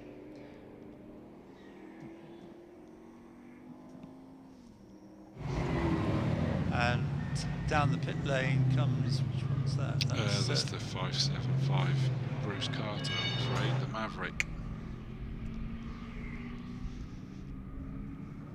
Was running down in 22nd place, I think, when he came in. Yeah. Ford Maverick. Stuart Robb's lead now is 16 seconds over Matt Smith, number 80, in the 2nd place with his TVR Chimera. And in 3rd place is the number 90 Chris Tilley with his Chevrolet Corvette. Well, he's now all over the back of the number 80 car of Smith as they got down towards the right-hand loop back down at Maggots, and back he's coming. And we also got Samuels moved up to 4th place ahead of Holman as well, so that's the MGB moving up a place into 4th. Jack? Yeah, there will be a part of the circuit where we won't see any changes, however, because it's waved yellow flags at Cops Corner. Whatever's going on, I'm just being shot up by Martin Reynolds again, but... It's just Lapidus is being pushed back down the pit lane towards you, in effect. You will see him appear at some point with the marshals pushing him back, so... Right, okay, that makes sense. Retirement. Mechanical gremlin, I'm afraid to say. But yeah, good to see the GB class, the MGB GT of Samuels, car number 87, Sir Peter Samuels, the Tadworth driver, moving up through the order, up into 4th position now. And in fact, he's not only up there, he's pulled away from that Golf-liveried, Golf-esque liveried Holborn, number 56. So 8 3/4 minutes remain. Stuart Robb leads, 10 laps completed, and it'll soon be 11 completed by him as the gap goes up now to 18, nearly 19 seconds, 18.9 seconds. How is Bill Thompson getting on? Has he gained any more places? Yes, he's now into 6th place, 2nd in his class. Just watching coming down the Wellington Straight, that looks like there's an interesting fight between a pair of TVRs still raging there as well. Excuse me, there's Samuels and there's Holman, so that is 4th and 5th. The MGB that you can see firing up the straight ahead of him there, so just about to turn right, that's the 87 car that is sat in a 4th position, just putting a lap on the 77 of Brook. I notice he calls it a roadster in the entry, perhaps an MGB GT V8. It's certainly got a fixed head. The roadster is the open car. That's Peter Samuel's car. 16 on the screen is the Ford Mustang, Boss Mustang, Boss 302 Mustang of Chad Donner, bringing back memories of Steve McQueen, I would have thought, and Bullet. That Plymouth Cuda is just a monster of a car, isn't it? And he's right behind Martin Reynolds in the number 27 Ford Mustang as those two go charging down, and that's taken up a lot of track, isn't it? It's a wonderful picture, that, though. Great image there of 27, the other car, then Martin Reynolds with his Mustang. That was a brilliant camera shot. And it was showing, they were showing Lewis Hamilton and Max Verstappen how they can take that corner side by side. It does, it did, it could, yes. And these are a lot bigger than those. Yeah. As it flashes past, can you make sense of all the sponsors' decals on the bodywork? No, I can't. I did pick out the word Mustang, which is relevant to the car. 22 seconds is Stuart Robb's lead now. Can we get Bill Thompson up another place? He's 4 seconds behind 5th placed number 56, Matt Holborn. So he may not do that in the time available. Well, it's 6 minutes. Perhaps he could. Right, there is the number 48 Plymouth Cuda. Past us. And it is important because those two are battling for 3rd and 4th in the modified class, the M class.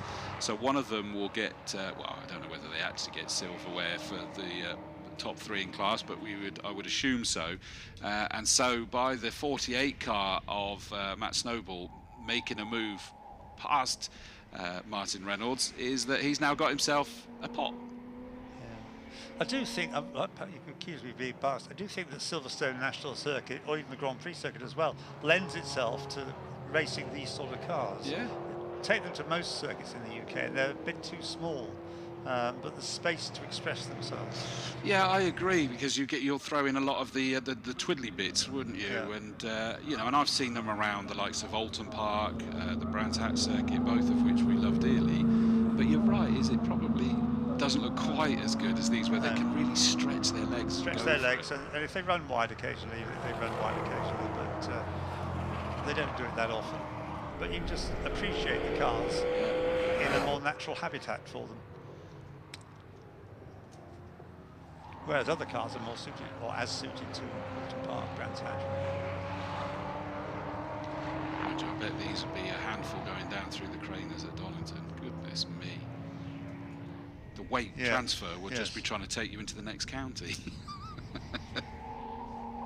4 minutes 20 left to go. They get them set up brilliantly. I mean, despite the size of those cars, they're not leaning at all, are they? No, they are, as you say, set up well. And Stuart Robb's lead is now over 23 and a half seconds. We've got 4 minutes of race time remaining. How is the Bill Thompson progress going? No, he's not really reduced the margin that much, so I think he's probably reached a level, but it's a pretty impressive level. He's in 6th place, and he started 24th, right at the back of the grid. That's the MGB GTV8, number 87 on screen. Peter Samuel's car, which is running in 4th place. There's the NASCAR that was going through there, just ahead of Tim Brooke in his Chevrolet Corvette, followed by the number 16 Ford Mustang Boss. They're also cars with personality. Yeah, definitely. Aren't they? I mean, not just because of the liveries that the owners have given them, but they look as though they've got something to say. There's a reason why these cars have, you know, American car outings where they all get together with their muscles. There was one in Swindon, my hometown, only this last week, and apparently there was a big turnout of people that own these muscle cars.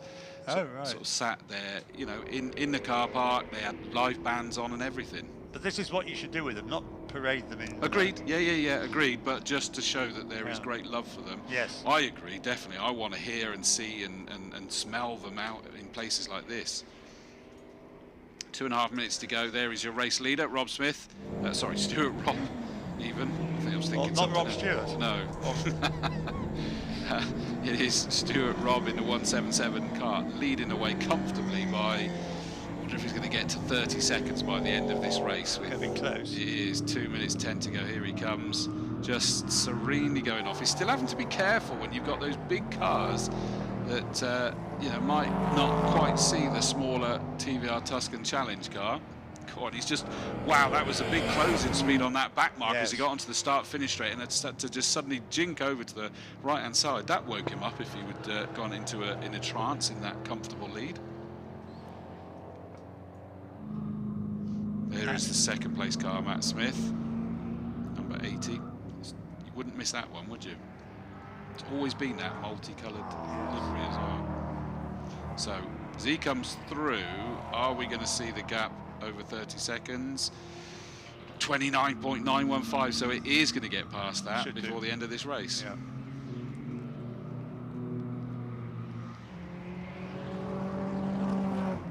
The red TVR Tuscan Challenge is one that's done a great job over the course of this this race, because he started back in 24th place. He's running in 6th place. I think that's probably about as far as he's going to go. It is.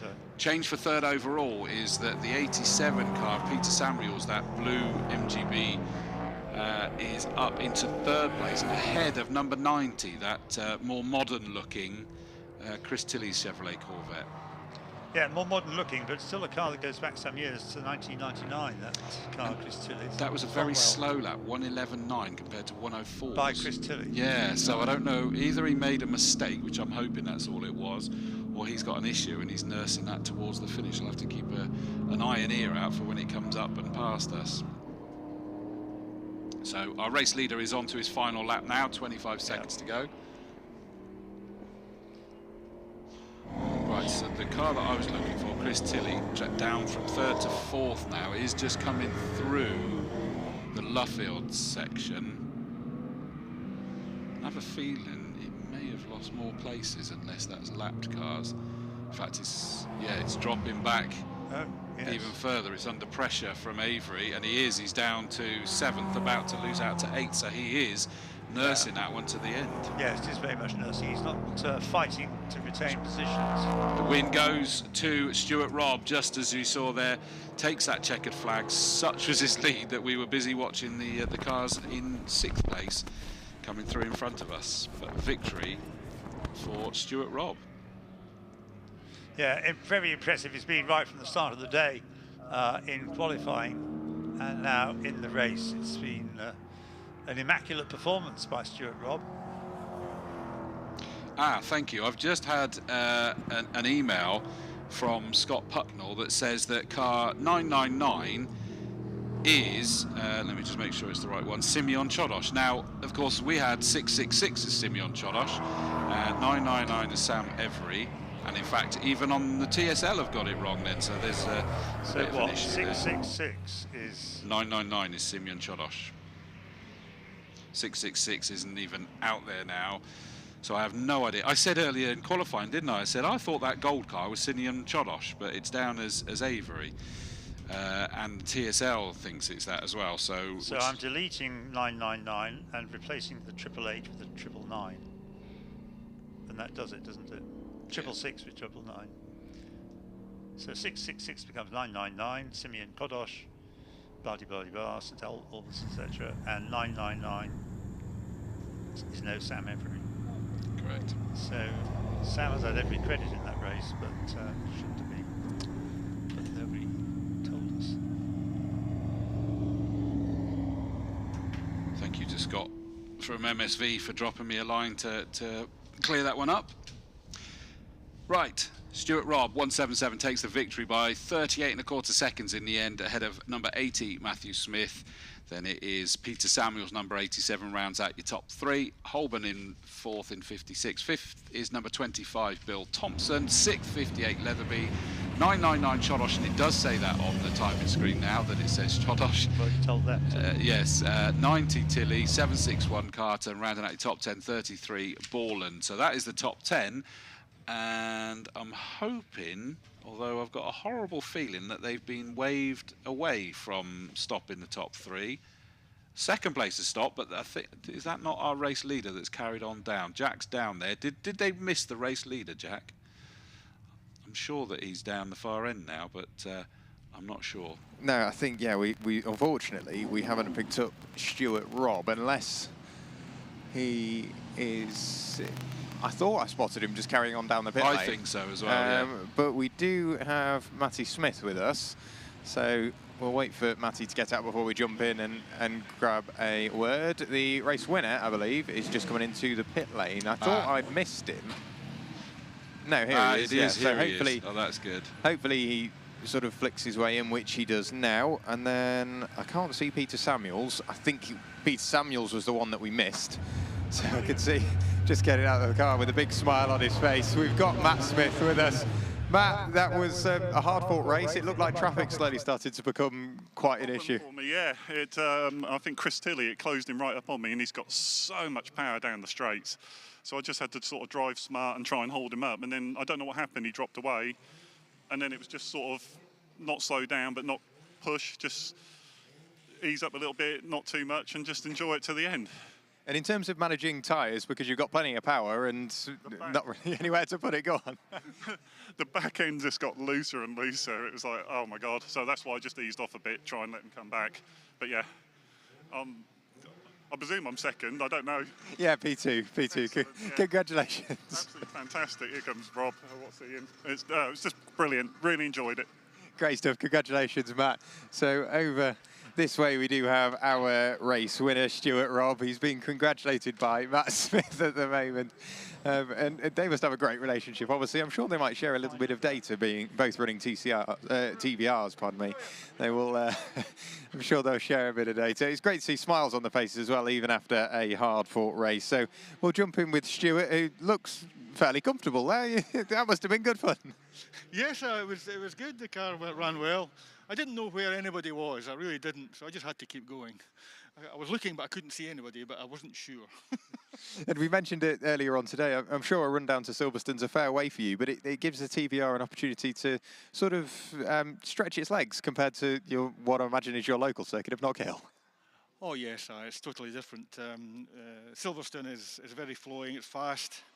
It's not as hard on the brakes as Knockhill, surprisingly enough, but it's a totally different experience. And yeah, the Tuscan obviously was, when in the heyday, they had balls of fun here. Great stuff. Congratulations and best of luck for the rest of the weekend. Back up to you two in the commentary box. Thanks very much to...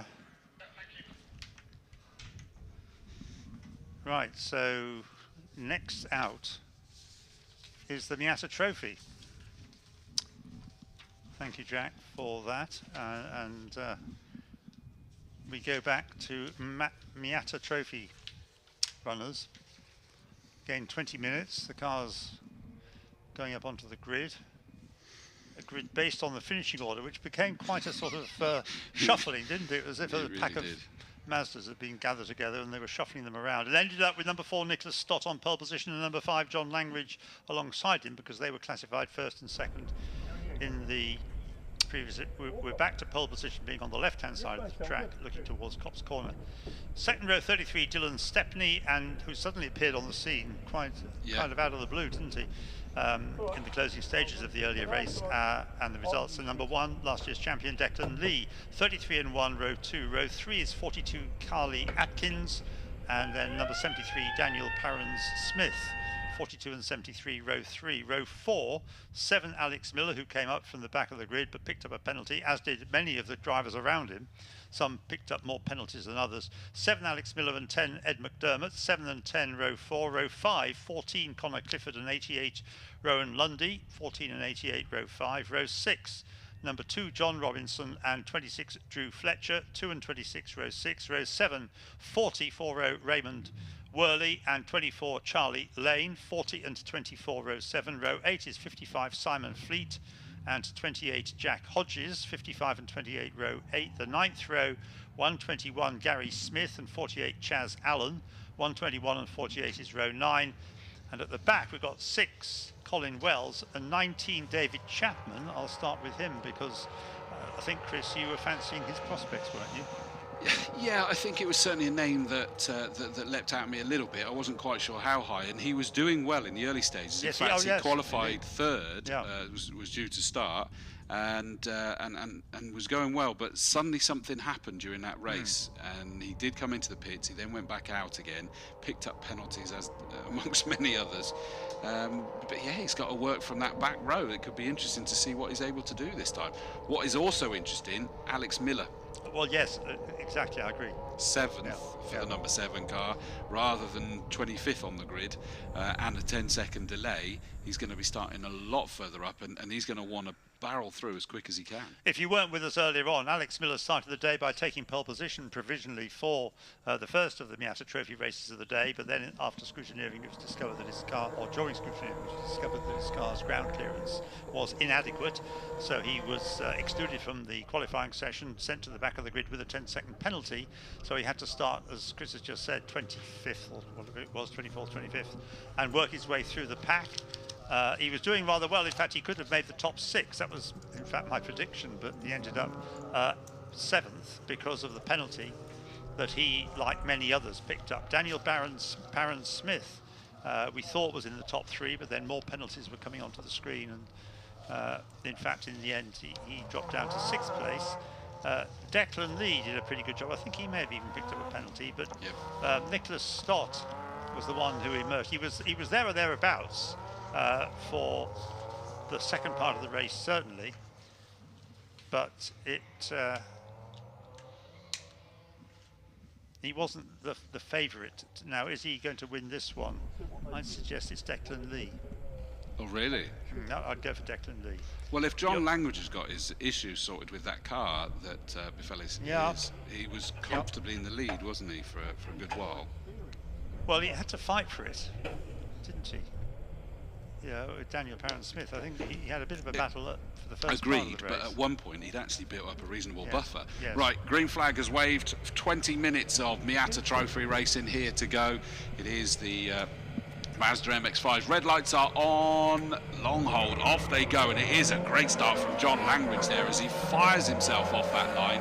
Down towards Copse Corner he goes. Very steady start from David Chapman at the back there, it looked like. Up into second is your prediction. Declan Lee is up into second already, past Nicholas Stott. And the third place, Dylan Stepney, the bright yellow, bit of contact, and that looks like Roan Lundy, I think, was it not? The 88 car, the Burgundy. And Declan Lee is into the lead, so last year's champion. Half a lap and he's in the lead. I tell you what, you should do this professionally. He's done a great job there, and that's just unsettled John Langridge enough that he's under pressure from Nicholas Stott, the pole sitter, race 1 winner. And he's looking to see if he can get himself up into second place. Down the Wellington Straight they come in towards Brooklands. Is this going to be a challenge or is it an optical illusion? I think a bit of both, really, wasn't it? It's a pretty good bunch, though, nonetheless, as they turn through Brooklands and go up towards Luffield. So it's the car, of course, in the appropriate place for it to be, in British Racing Green, that leads the way. Yes. 4th place for Miller, by the way. Alex Miller, the number 7, so he's got up from 7th. Yeah. So he could well be a factor as the race unfolds, but in the meantime, getting away, Declan Lee out front. What's his lead at the end of the first lap? It's already 8/10 of a second, nearly 8/10 of a second. Stott is 3rd, Miller is 4th, Parron-Smith is 5th, and Stepney is 6th. Ed McDermott is 7th. He had a problem as well, didn't he? I seem to remember, with British GT4 Championship experience under his belt now. John Langridge, I still don't think they've sorted the issue on that car, because he's now being challenged by Daniel Parron-Smith. Parron-Smith is through, so that puts him up into 3rd place. Remember, he on the road won the race, but with the time penalties it just went tumbling back down to 7th place in the end. 6th place, sorry. Into the pits has come another significant car from that first one, 26, Drew Fletcher. So that's him out of this race with a big old dint in the side there, which I would hazard a guess will give an indication why he's in the pits. That was the first corner spin, probably. Oh, yes. Yeah, I think you're right. I think they're running wide, getting these penalties at Beckett's. Because we're seeing quite a few shots of cars with all 4 wheels over the curb there. Yeah. There we are. John Langridge, that was on the start-finish straight, just because he suddenly Different saw... place, yes. Yeah, that was because Stepney suddenly kept coming sideways and he jinked to avoid any kind of collision on the start-finish straight. I don't expect them to get done down the start-finish straight, because I don't think they get any real advantage there. But Copse is a traditional one, but they don't seem to be too bad around there, do they? No, I think they're taking the mickey to some extent. They're this being a bit here. Casual about the way in which they respect the track limits. This is the bit you're saying, this bit here, that's isn't right, it? yes. Yeah. Not that time any that we saw then, but on previous laps we've seen cars with all 4 wheels off the tarmac. And I think coming out of Brooklands as well, there's a bit of mickey taking there. And it was interesting to hear one of the drivers earlier say that, I thought it was if all 4 wheels went over, I didn't realise if it was 2. And it's like, we're into about the 3rd year of that being the rule. It is to stop extended. But, you were saying that drivers like to come and race here because it feels a lot safer with the space, but also it gets abused a lot more because they can get away with it. Walls and gravel, not so much. So Declan Lee is in the lead as you predicted, but he's not getting his own way, because all of a sudden Alex Miller, number 7, is up to second place and set the new fastest lap of the race. Remember, he was the pole sitter before he got penalised for ride height. And it's Daniel Parron-Smith in 3rd place, staying with them, isn't he? Absolutely, because again, remember, that's another one that thought he'd taken the victory in race 1 and had to fight from 6th on the grid. So absolutely, this is 3 key protagonists, isn't it, that are now duking it out at the front of this race. They now need to make sure they stay between the white lines so that we know who's won it at the end. Yeah, and we don't start picking up all, because it became a bit silly towards the end. Yeah. So many penalties being applied. Not saying they shouldn't have been applied under the rules, but nonetheless, we were getting a lot of late changes to the result. This is brilliant. This is what we know from MX-5, isn't it? Declan Lee in the lead in the number 1 car, but only just. This was 1st and 2nd in the championship standings last year, let's not forget. And Alex does not want to come runner-up this time, and he's got a good run through Woodcote onto the start-finish straight. Just been biffed a little bit wide there as they go side by side all the way down the start-finish straight towards Copse. 1/3 distance covered then of this 20-minute race. And running side by side there, number 7, one of them, Alex Miller. I was like, how many corners can they keep this side by side going? Still, the whole lap. I think they can. I think we had a BTCC race here some years ago when I think it was Matt Neal and Jason Plato did a whole lap side by side. Not as an act. It was all genuine racing. And that was Miller pushed wide there, which has enabled Daniel Parron-Smith to come at them. But watch out, Stott and Stepney are directly behind them, trying to pick up the pieces from these 3 falling over each other. In fact, Stott's going to move up past Daniel Parron-Smith, up into 3rd place. Has he done it? Yes, he has. So the race 1 winner, Nicholas Stott, number 4, moves up into 3rd position now. And that's become, what, a 7-car train now, is it? It's growing. 1, 2, 3. 4, yeah, 7, that's right. Wow. Although I noticed that has enabled Declan Lee to build a little bit of margin. John Langridge there, good to see that the pole sitter from the first race after the penalty to Alex Miller is back on song again by the looks of it. Now we've got 7 in the leading train, plus another 2 that aren't that far behind who could well catch it up, because the train itself is possibly getting each other's way and slowing themselves down from 1, 2, 3, 4, 5, 6, 7. Then move the camera, pan over to the. No, there's 2 more cars. There we are. 8, 9, 10. I think there's 10 cars in that line. Yeah, there's a good chance. They're not quite on the back of that 7 cars just yet, are they? But they're about to join. And here we go. Is this a challenge from Miller? He's going to look up the inside as they get down towards the braking zone for the left-hander of Brooklands. Are they going to do it? Are they going to come out the other side? They are still side by side yet again. Or nearly some side-to-side contact as Declan Lee comes back at him. No, Miller's got to settle back into 2nd and hope that he can keep Daniel Parron-Smith, who's back up into 3rd again, ahead of Stott. And these 2 that are in the first 2 places at the moment were 1st and 2nd in the championship last year, weren't they? Yeah. Yep, absolutely. But Daniel Parron-Smith is trying to come and make a move on 2nd place. 8, 9, 9. Get down towards, what is it? Is the white car's just going to settle into 2nd and keep Miller behind him? And has this enabled Declan Lee to... It doesn't really, does it? You think, oh great, Declan Lee's going to scamper away. It doesn't last for long. They look to be very well set up for racing cars. In other words, they're quite stiff, aren't they? Yeah. But they're very manoeuvrable. They've got a lot of handling and very raceable as a result. I remember the first MX-5 championship was run by the BRDC here in the days when the BRDC ran race meetings. And Patrick Watts won it. Oh wow, okay. We had about, I think, 10 starters. Andy Wallace drove it as well. And now his daughter races the MX-5s these days. Yes. Amy, very successfully last weekend from what I saw. He was quite an emotional dad, was his phrase. Yeah. Watching Amy doing well. Of course, I assume it's still the case, girlfriend with Freddie Hunt, James Hunt's son. So, yes, the motorsporting dynasties still exist, don't they? Indeed. Through they go to complete what will be their 7th lap now, and it is Declan Lee, Parron-Smith up into second place. With Miller And dropping in back fact, a little, yeah. Parent Smith's challenging for the lead already, so 73 car's got a good couple of laps. Just forced Declan Lee a little bit wide there at Copse Corner, but he's wrestled that back towards the main part of the tarmac. He's going to have the outside line. No, there's enough of an inside line there for the kink before at Maggots before they get to the Beckett's cut through. And I think they have bunched up again the first few. The daylight that was appearing between second and third has disappeared. There is a momentum element to this as well, isn't Yes. there? And you make a challenge and you can lose that, which they said the slipstream is great unless you catch up with the person at the wrong place. But here we go, Daniel Parent-Smith diving up the inside at Brooklands. He's got that one done. Has he managed to do it enough before the switchback? Yes, he has. Yes, so that was a nice move all the way down there, and he'll have started that before he even approached the Maggots Beckett's cut through, wouldn't he? Dare I say this, but it's a better battle, slipstream battle to watch than Caterham's are, because Caterham's don't look quite, they look nice cars, these, don't they? Yeah. It's a good-looking car, the MX-5.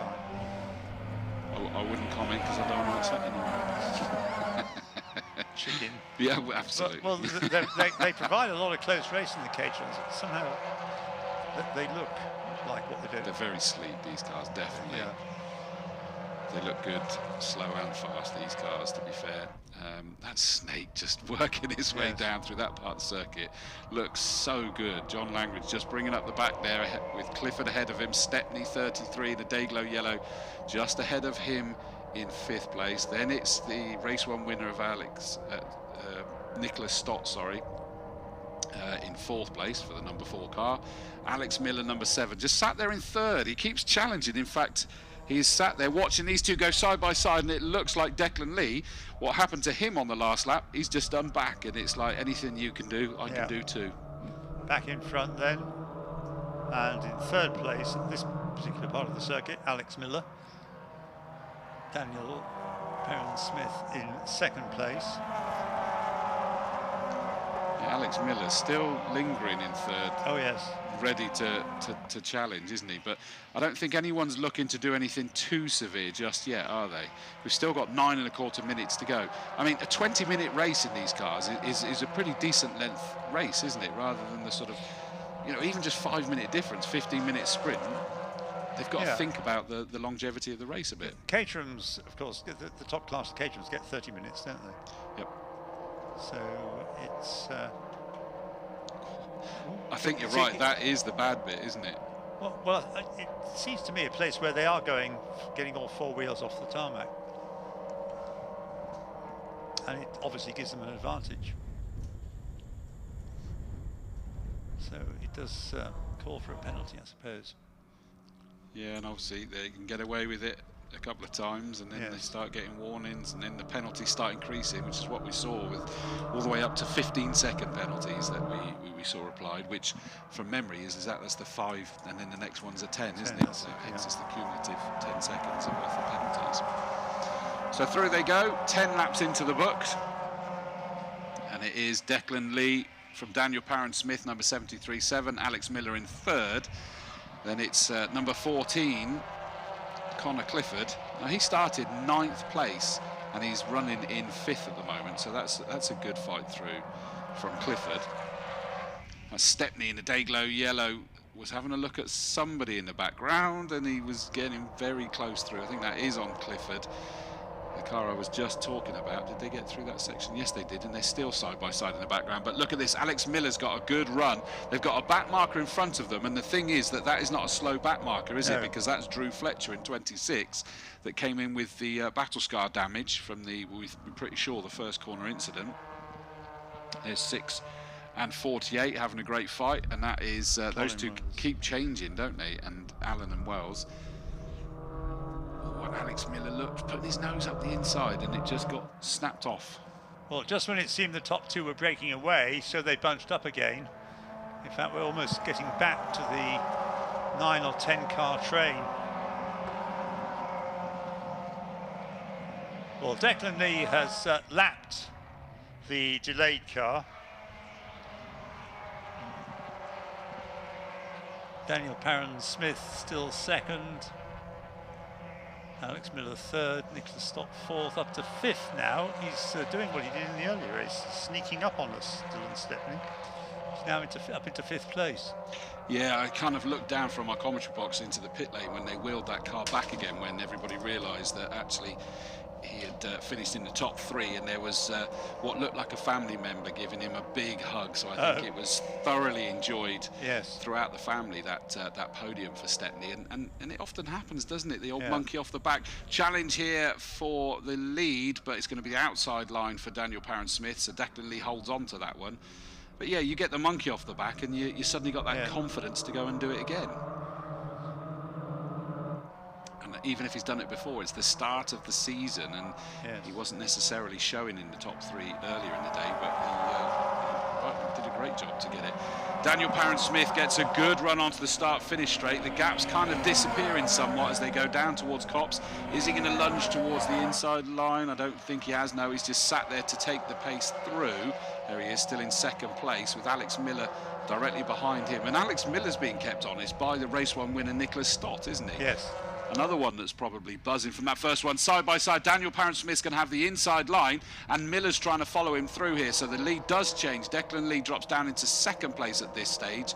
And Alex Miller determined to find a way to get himself up onto the, if not the first, then at least the 2nd step, but not quite on there. Well, he should be getting a good draft there as they come down Wellington Straight. So for the moment, the new race leader, Daniel Parent-Smith. Cool, 4-wheel drifting from Declan Lee there in 2nd place as he came out of Brooklands towards Luffield. That rapid switch of direction being a challenge in the best of cars. And it's very much the 4 of them together. Daniel Parent-Smith has managed to make this lead take stick this time, hasn't he? Because it was sort of fairly fleetingly a couple of laps ago, but now he's up there in the lead. But again, they can get a good run out of Woodcut down onto start-finish straight, can't they? And make it count in towards Copse. Still happy with my money on Declan Lee. Even though he's running in 2nd place at the moment. Time ticking away, 4 minutes and 20 seconds remain. Pan back, there's number 6, Colin Wells. Ahead of 48, Chaz Allen. Yeah, they keep do-si-do your partners, those two, I think. They keep chopping and changing, and that's one of the great things, is know that you're going to find a battle somewhere. Talking about a battle, 3 wide heading down Wellington Straight. This is going to be a hold-your-breath moment, and somehow they come through in exactly the same order, but it did not look like it was going to be that way, did it? Absolutely not. Because they have to funnel into that left-hander, don't they, to be honest, as they get down towards it. Alex Miller looking for the inside line. Any opportunity to move forward and gain 2nd place away from Declan Lee, but Declan Lee still has the position. Alex Miller beginning to be, obviously he spent last season racing against Declan Lee, so he knows his opponent's strengths and weaknesses. Trying desperately to shake off the toe there as well, aren't they now? It's the old story about the, if you're in the lead, you've got somebody right behind you. That's one thing, but if you've got to try and gain a place as well as defend your place, that's more of a challenge. So order hasn't changed. It just seems to be getting a bit tighter now, closer and closer to each other as the time unravels. 3 minutes remain. It's the fighty end of the race now, isn't it? And you can just sense it, can't you? Because they're more prepared to throw their nose where it isn't necessarily welcome now, and it's just a little bit more. I'm not going to say desperation because it's not into that realm, but they're prepared to take a little bit more of a risk now. And it's early in the season, so they're not thinking of keeping any points accumulated or anything like that at the moment. They want to take these victories as they come towards us to complete the 15th lap with less than 2.5 minutes to go. Daniel Parent-Smith, number 73, just about has the lead from last year's champion Declan Lee. Alex Miller sat there in 3rd place with, in fairness, Nicholas Stott, number 4, still ready. It's all about those 4 this time because it's a big gap before we get to Stepney. Dylan Stepney, number 33, in a lonely 5th. John Langridge in a lonely 6th position as well. He started on the front row, but that car just hasn't been firing since halfway through race 1. Now, we haven't seen much on camera of number 40. That's the very smart cream and yellow car of Ray Worley. Now we're seeing it. Where is he? Down near the bottom end, 17th. Yeah. but it looks nice, that car. It does, and normally I'm commentating on one in that car in the MSVT Track Day Trophy or Championship. Oh yes. So it's really cool to see him out in that in a one-make series as well. Well, the quartet, the quarrelling quartet, are still together as they come through. Now, what's the lap times like? Are we going to? Is this going to be the start of the last lap? 1 minute 18, 1 minute 17. The lap time is 1 minute 8 to go over the line. I would say there's probably 3 seconds in it or so, not a lot. Right. We may just get another lap in after this one. Yeah, I think you're right. Penultimate lap time this time round, and whether they'll know that or not is tricky, because it was that tight that it won't be obvious when you're in the middle of the fight yourself. But yes, I think. Well, here we go. Is this the last lap, or is it the penultimate lap? We think unofficially it's the penultimate lap. He wasn't over the curb, was he? He was part over it. I don't know, perhaps that was a little bit too far, but there's no penalties being notified in this race, have there? Well, I'm sure without hearing what we're saying, they will have decided on penalties, but I don't know. Yeah, and I think they were appearing by this point, weren't they, to be honest? So they certainly were, yes. It was late, but not this late, of 15 seconds left to go. So 1:21, let's see, that's Gary Smith, but he's way down the order. Well, here come the 4 leaders together. How's this going to unravel itself? So let's have a look. What have we got? 3. Yeah, it was between 2 and 3 seconds left on the clock. 21 with a spin by the Gary Smith. So this is the last lap now. This is when the gloves come off, and already Nicholas Stott trying to get himself up on the podium. Currently sat in 4th place with Alex Miller just behind, in front of him. And they're still side by side as they go through Maggots. Bit of a lock-up, bit of a side tap. That's unsettled Stott. Is he going to wrestle that back towards an apex? Just about. But that has just scrubbed off all his speed now, hasn't it? So he's dropped away. Yeah, the momentum you were talking about has gone from Nicholas Stott, winner of the earlier race, but he's not going to win this one. Right, there is now a penalty on the screen, so it was your fault. McDermott is number 10 that's picked it, so no one up in this fight at the moment. No. And it's a big lead for Daniel Parent-Smith this time, isn't it? Yes. He's done a brilliant job. He's broken the toe and the spirit of those chasing him. Yeah, it looks like he's got it. He's done it. He's going to be keeping his counsel, isn't he, until he comes in and makes sure there's no penalties. So here he comes. Daniel Parent-Smith comes across, takes the checkered flag, punches the air with delight. 2nd for Declan Lee. From 4th on the grid, a great job there. Alex Miller comes home with a podium as it stands after the penalties earlier. He'll be pleased with that one. And behind that, it was almost a dead heat. But getting through, Dylan Stepney takes 5th. 6th, Connor Clifford.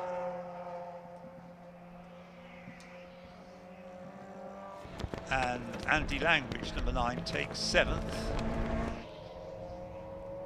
8th, 88, Rowan Lundy. 9th, Ed McDermott with his penalty, number 10. And in 10th place, number 42, Carly Atkins, who hasn't shown in the latter part of the day the speed he was showing in qualifying, the original first full qualifying session.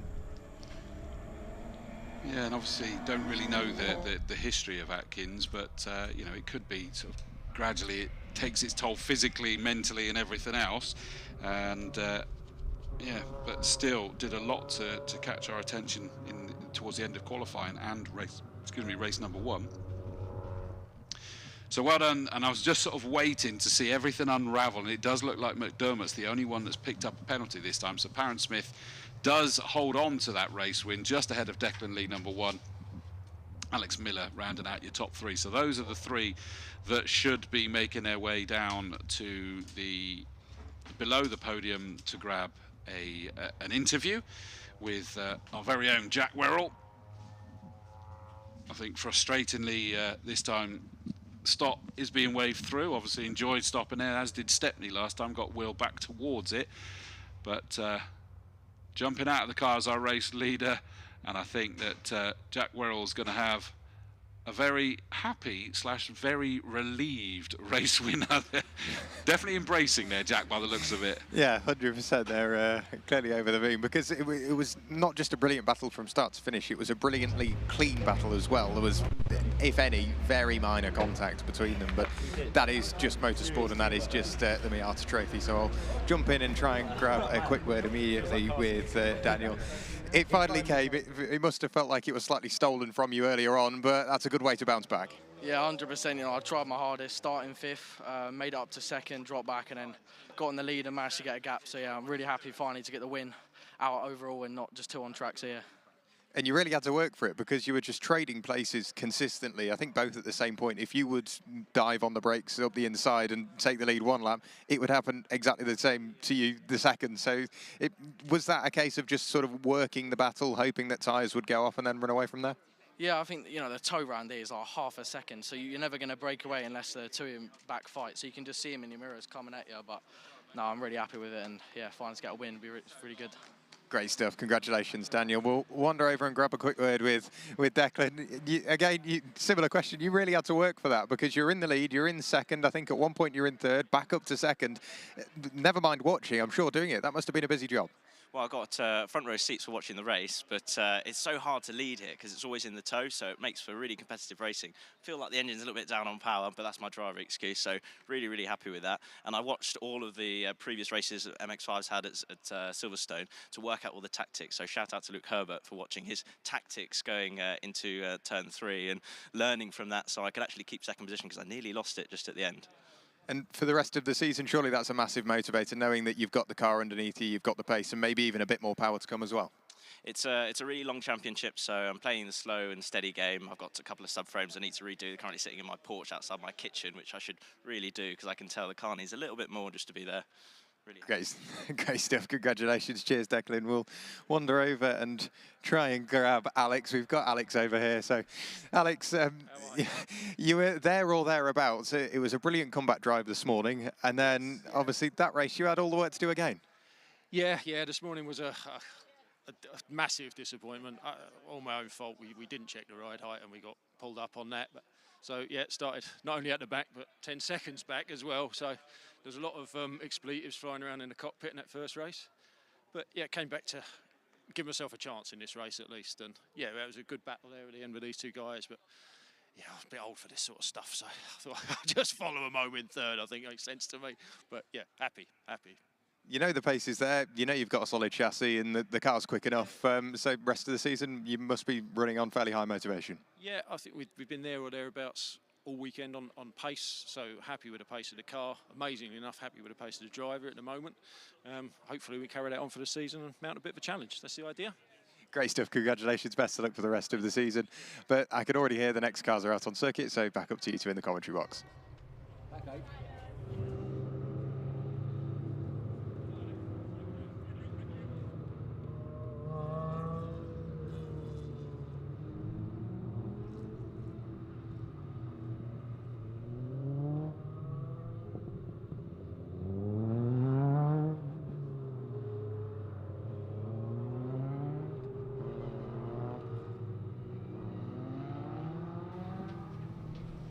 Right, so the Clubman Sports Prototype Championship 2nd race.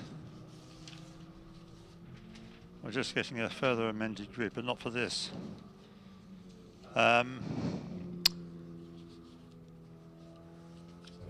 1x1 grid it'll be for these, with pole position on the left-hand side for a standing start, and in the order in which they finished the earlier race. So number 7, Steve Dickens, is on pole position, and to his right and slightly to his rear, 55 Ben Mallock, 1st and 2nd in the earlier race. 7 and 55, 1st and 2nd. 3rd, number 50, Clive Wood, and 4th, number 32, Steve Collier. 50 and 32, 3rd and 4th. 5th is 24, Mike Lane, and 6th, 53, Will Freeman. 24 and 53, 5th and 6th. 7th, 15, Adrian Holy, and 8th, number 74, Lee Parks. 15 and 74, 7th and 8th. 9th is 58, Tom Muirhead, and 10th, number 40, 40, Mike Upton. 58 and 40, 9th and 10th. 11th, number 52, Roger Watton, and 12th, number 5, Neil Chapman. 52 and 5, 11th and 12th. 13th is 54, Barry Webb, and 14th, number 22, Peter Begley. 54 and 22, 13th and 14th. 15th is 42, Pipitana Wood, and 16th, number 12, Tom Commander. We're now into drivers who retired in the earlier race. We've got one who's pulling off the grid now. That's number 88, is it? We're just carrying on with the grid. So 42 and 12, 15th and 16th. 17th is 17, Alan Cook, and 18th, number 66, Adrian Lester. 17 and 66, 17th and 18th. 19th is 65, Ian Crombie. And 20th, number 76, Maurice Hart. 65 and 76, 19th and 20th. 21st is 11, Alan Davenport, and 41, Charles Jones is 22nd. 11 and 41, 21st and 22nd. And the last car on the grid, 47, Graham Wilson. Now that's the complete grid as issued, but because of some cars having problems in the earlier race, there's no guarantee that all these cars will be, or as just mentioned, will be on the grid for the race we're about to see.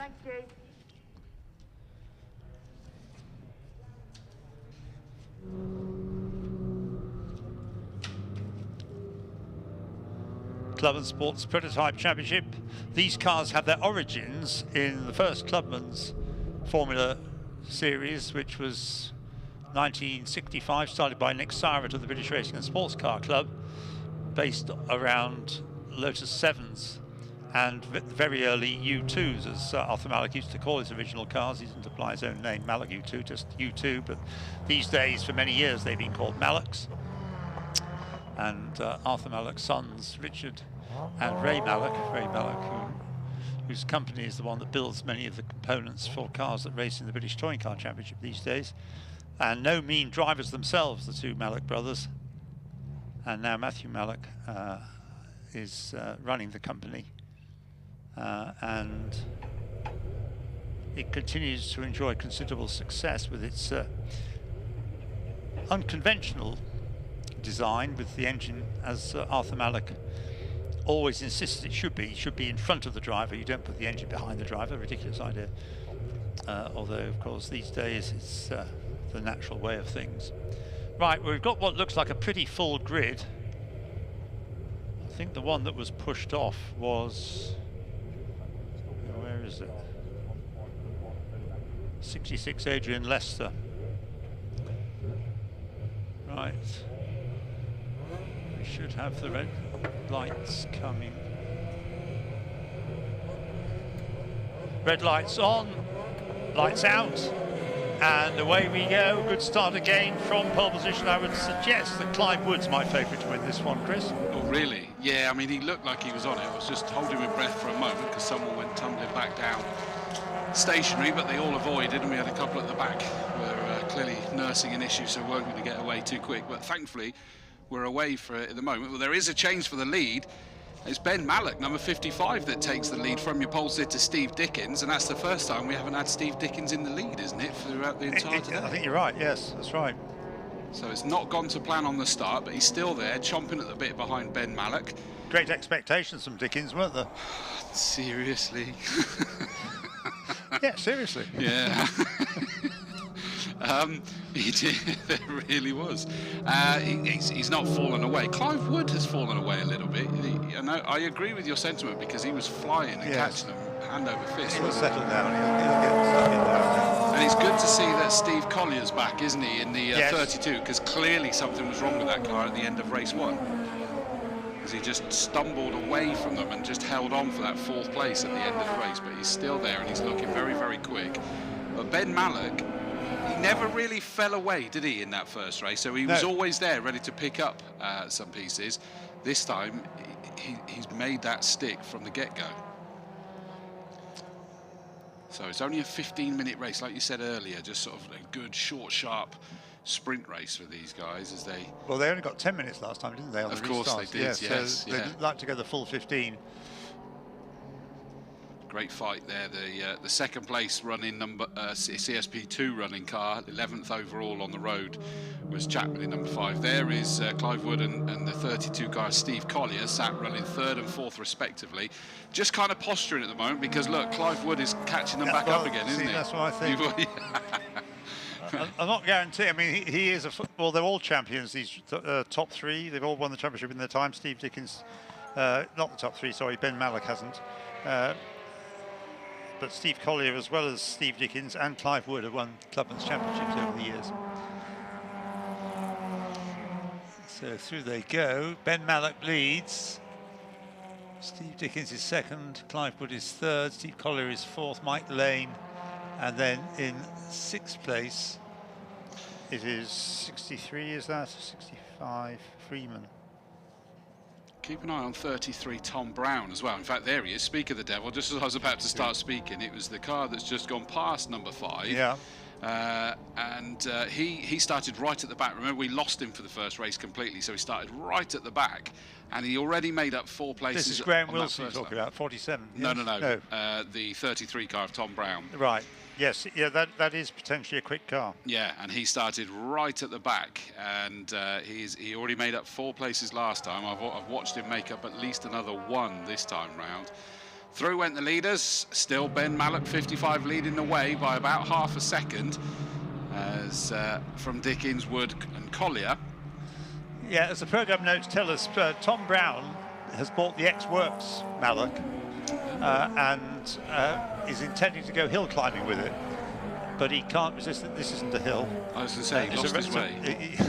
He lost his way and thought the car's too good not to race occasionally as well as hill climbing, because there's always been a long connection between hill climbing drivers. Crichton Brown, who I was mentioning earlier, he was a hill climber before he turned to circuit racing with the Mallock U2, and there were several others as well over the years.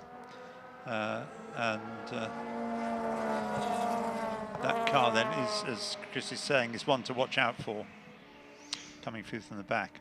It is. He's up to 11th place after having started right at the rear, so 20th I think he started, and I don't think he's done yet. New fastest lap of the race goes to Clive Wood, so Mr. Titchmarsh's prediction for the race, and you can see that the number 50 car is already having a sneaky look towards Dickens. Wasn't quite possible this time, so he slots himself back into 3rd, but he is loitering with intent, isn't he? Yeah. That's a good run onto the Wellington straight, isn't it? Being forced towards the outside, is he? Was that a yellow, or was that? There we are, that's a good move that. Switches to the inside, he goes into Brooklands, and I think that's given him... No, it hasn't. It thought it had, but the camera was deceiving us. I think he got himself up, hadn't he? But he just was going to have the tighter line, so had to brake a little bit earlier than Steve Dickens, and Dickens knew that, didn't he? Well, it's a building up very nicely to a good old battle, this. Great expectations. You could say that. Have you ever read it? I don't think so. I think I started. Oh, and back marker just doing a good job staying out of the way there. There's the 33 that I was talking about earlier, and he's right up. In fact, the number 12 car started right at the rear as well. That's Tom Commander, and of course he retired with an issue, didn't he, in the first race? So he started right at the back, behind 33 Tom Brown, to be honest with you. So both of them are coming back through this field. I don't think Tom would see himself as a winner these days, Tom Commander, but he has in his time been a winner. As I said earlier, very much a stalwart of Clubman's Formula Racing. Yeah, they're in 8th and 9th respectively. Oh, and we've now got a challenge coming. So Clive Wood has made the move on Dickens, and in fact Collier's now trying to unseat the unsettled Dickens, and he's done it at the moment, but Steve Dickens, is coming back at him right in front of our commentary box there, and that was a good duck back to the inside as they came through Woodcote, wasn't it? And this is all being conducted at very high speed. These cars are no slouches. They're lapping it under the minute, or just around about. No, the leaders are under the minute mark. I think, aren't they the quickest here this weekend? I'd say so. Yeah. And look at that, in a blink of an eye, Wood is right onto our race leader, Ben Mallock. And 32 into 3rd place, Steve Collier retrieving 3rd place, so dropping down to 4th, his early leader, Steve Dickens. Yeah, he lost that down to 4th, and then he got it back again in front of us, and he's coming back again, isn't he? This is do-si-do your partners. He's going to have the inside line into Brooklands, I think you'll find he is going to take that back again, isn't he? So those two are trading places over the last lap and a half. Meanwhile, 55 Ben Mallock leads the way under real pressure from Clive Wood as they come through to complete lap 7. Could be any one of these four could win this. 8 minutes to go. Who's that in the pits? 74 Parks. So Lee Parks. Lee Park. Yeah. He does, yes. He lives up to his name. Yeah. He has been pushed straight back. They know that that's game over, so just pushing him back into the to the garages, sadly. Down to Wellington Straight go our leaders as we look at, was that a challenge there, the 24 car? Mike Lane, who should be well up. Fifth place, so I think that may well have been Leicester making a move on him there. In fairness, Leicester's coming back through the field as well, isn't he, in that 66 Well, car. he started, I think, from the pit lane because he was pushed off the grid, I'm sure 66 was, or was it 88? 68, Jared Leicester. We're watching 66 Adrian Leicester, aren't we? Yeah, but I still think he started, well, let's have a look. Oh yeah, he started 18th place. Yeah. So he's worked his way up now into, that will be now 5th place for him. Yes. Looks weird seeing it in a completely different livery rather than that sort of green that Jared's still in, I think. Last time around, Clive Wood set the fastest lap of the race. And it just looks it, just watch him now. He's quite an exciting driver, Clive Wood. Yeah. Good one to watch. Well, he just, the gap looked comfortable and he just instantly ate into it and it evaporated. And he's there. But again, look, he's not doing anything daft, is he? He's just patiently waiting for the right chance. Dickens and Collie still close together. He's been around the block a few times, Clive Wood. It's still a quick, he knows his stuff. Well, there on screen. That's 66 in the walls again, or not in the walls, but mechanical maladies. Waving because he's not able to get it going. So Adrian Leicester. Oh, it's on the track, isn't it? He's thrown that around, hasn't he? Where is that? It's down at the cut through, isn't it? Maggots Beckett's cut through, yeah. Yes. So he's lost that under braking, hasn't he? Oh, that's enabled Clive Wood to close right up onto the back of Ben Mallock there. Last time round, new fastest lap of the race went to our race leader, number 55, Ben Mallock. Another one with his hand up going slow. Jack, was that you? No. You said Ben Mallock was going slow? No. Ben Mallock did a new fastest lap of the race last time round, but someone else was going slow on the Wellington Straight. And what a great job by Ben Mallock there as he got in towards Brooklands. He dived up the inside of a back marker, knowing full well that would put a back marker between him and the chasing Clive Wood until a corner later. That was a brilliant job. Talking a brilliant job, what about the mighty Marshals? Well done, Marshals. Marshals and the black crew there as well. They've done a great job.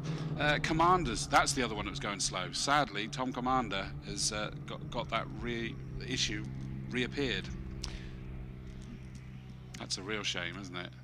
It looked like he was coming back through the field nicely, didn't it? Yes, I think he kind of reached as far as he was going to get there based on previous years. So 4 3/4 minutes to go. Tom Commander's achieved safety.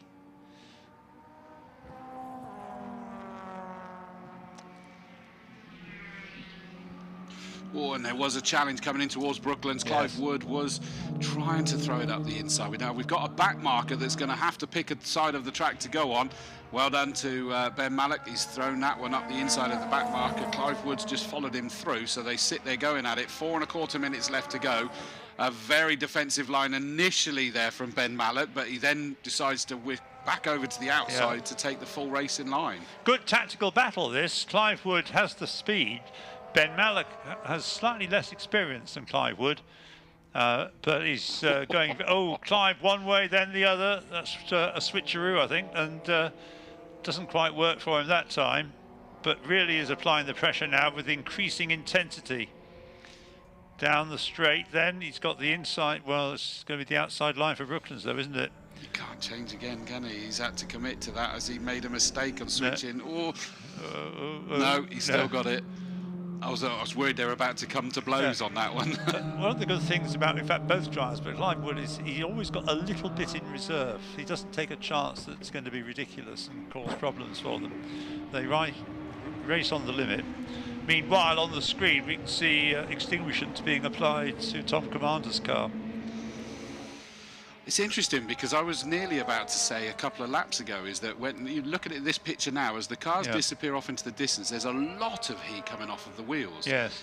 Ergo, presumably, the brakes as Clive Wood's now got himself alongside. Oh, that was always going to disappear, that gap. But that's unsettled Ben Malek, job done.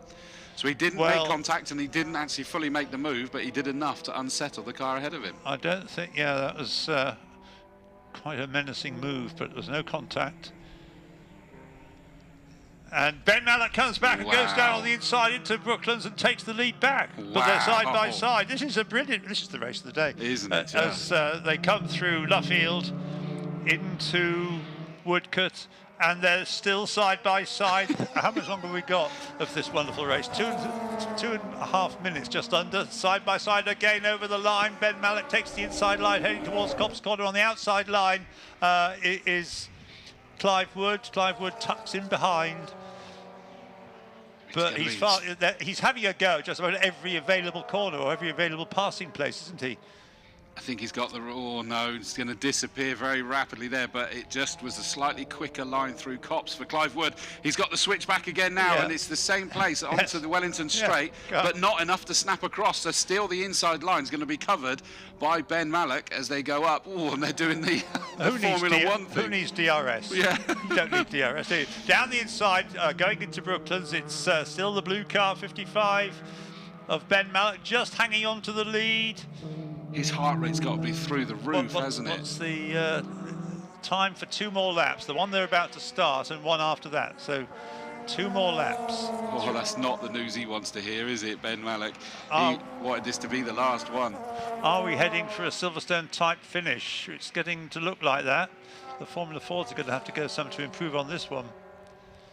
So out of Copse Corner, up the brow, into Maggots and Beckett's. He's got the run again, hasn't he? He's always got a good exit of Copse, and he's got himself done. Tight line into the corner. He's got through again, but he's got to run wide coming out of the corner. But he stays on the track. He just puts 2 wheels over the curb, but not over the curb, just on the curb. So he should be all right. Has that done it for him, Chris? I think so, and that's we've watched it several times now. He's absolutely master of Copse Corner, and he carries that advantage all the way down. But it was about finding enough of a gap to be able to make the move and make it stick when they exit onto the Wellington straight. Well, this time he's done it masterfully, which almost feels a shame because Ben Malek has been absolutely brilliant throughout this race. Yes, he's driven.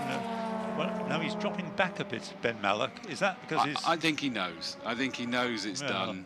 You know, he's not going to be able to come back. There's enough of a gap. And possibly slightly deflated, which he really shouldn't be because he's been absolutely brilliant through this race. Yeah, it really has been a high-quality battle between these two.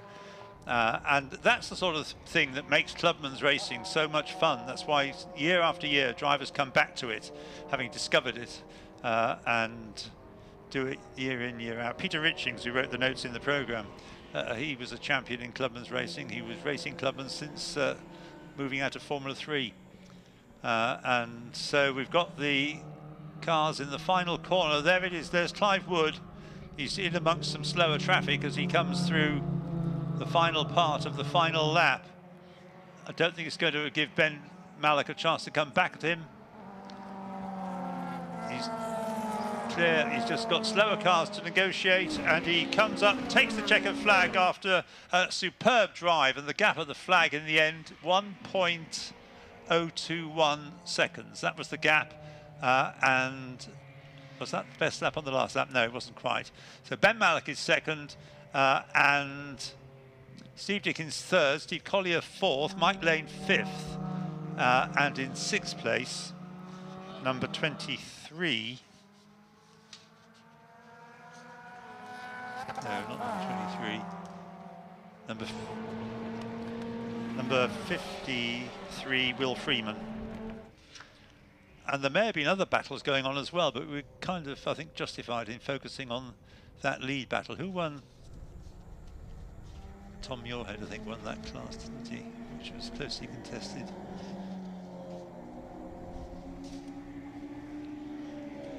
Tom Muirhead ahead of Pippa Tanner-Wood. So father and daughter both finished the race.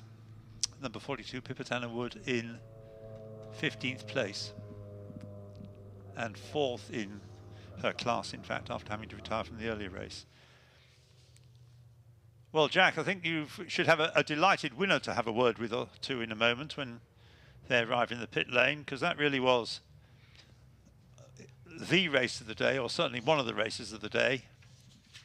Win to Clive Wood, second Ben Mallock, just 1 second behind, 1.021 second, and third Steve Dickens, with a few class winners as well.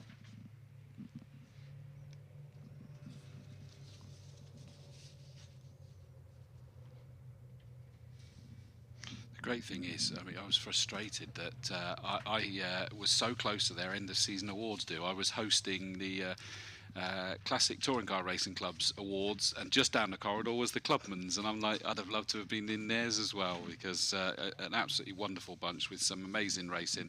And I agree with your comment, that's going to be hard push to beat in terms of the excitement of that race. And I'm hoping that they're going to receive it in the best possible way. I mean, Jack, I know you're down there. Yeah.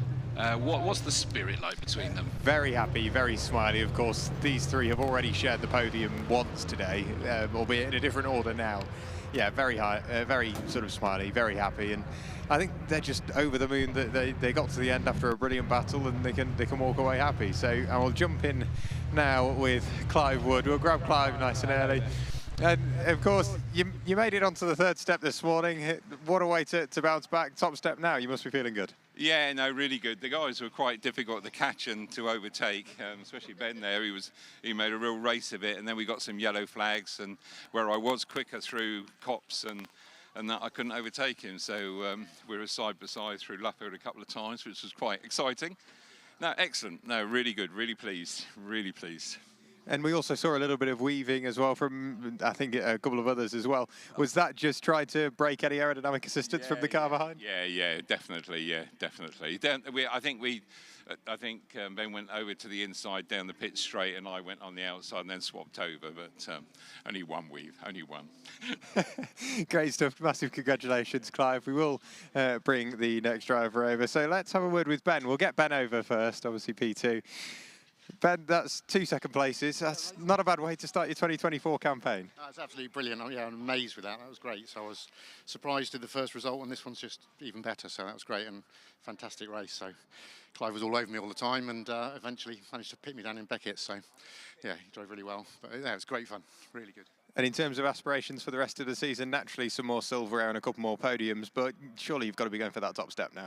I've got to win next race, haven't I? Surely, yeah. Next race, tomorrow, I'll be on podium. Great stuff. So we'll hopefully see Ben on the podium. We'll bring Clive over. So we've not Clive, pardon me. We'll bring Steve over. Steve, you won race one, the third in the second race of the weekend. That's 2 podiums from 2. You've got to be pretty happy with that. Yeah, I'm pretty happy. I just made a rubbish start, and Ben got away, and then I could see Clive coming in, and I sort of just got mugged by Steve and Clive, and then there was a yellow flag off Beckett's, and he got away. But no, I'm happy with third. To have 2 podiums in the day, I'm really happy with. So in terms of the further races, is that just going to be a case of getting the starts nailed down, and naturally the car will sort of follow suit for the rest of the season? Yeah, I mean, the start was rubbish. That's why Ben got away, but so I need to improve that. But the car's good. Just getting into a rhythm, really, which I did towards the end. But at the start, Ben just got away. Just one of those things. Great stuff, no problem. Congratulations. As ever, it's brilliant to hear from our winning drivers. But back up to you two in the commentary box. Thank you very much, Jack. That was, yeah, I think a couple of them, Ian, sounded like they'll be relieved that they've got another race tomorrow because they don't feel completely satisfied today. Well, if you get the chance to race a Clubman's car, you take it, and there's another race tomorrow. And so, yes, I think they'll... and 15 minutes shows itself to be just about the right duration. That's what they like, rather than the 20 minutes. We're going to get 20 minutes now for the Formula Fords, but they're not here tomorrow. They only get their second race now. So let's give you the grid based on the finishing positions of the earlier race. On pole position, 59, Jason Pribill. And with him at the front on a 1x1 grid, 154 Lewis Fox, pole position on the left-hand side of the track, looking towards Copse Corner. And then Lewis Fox, number 154, is second. Third is 29 Alex Ames, and fourth is 52, the extra runner, 52 Jeremy Fairbairn, the American driver. 29 and 52, third and fourth. Fifth is 82 Ben Cox, and 6 is number 8 Nigel Dolan.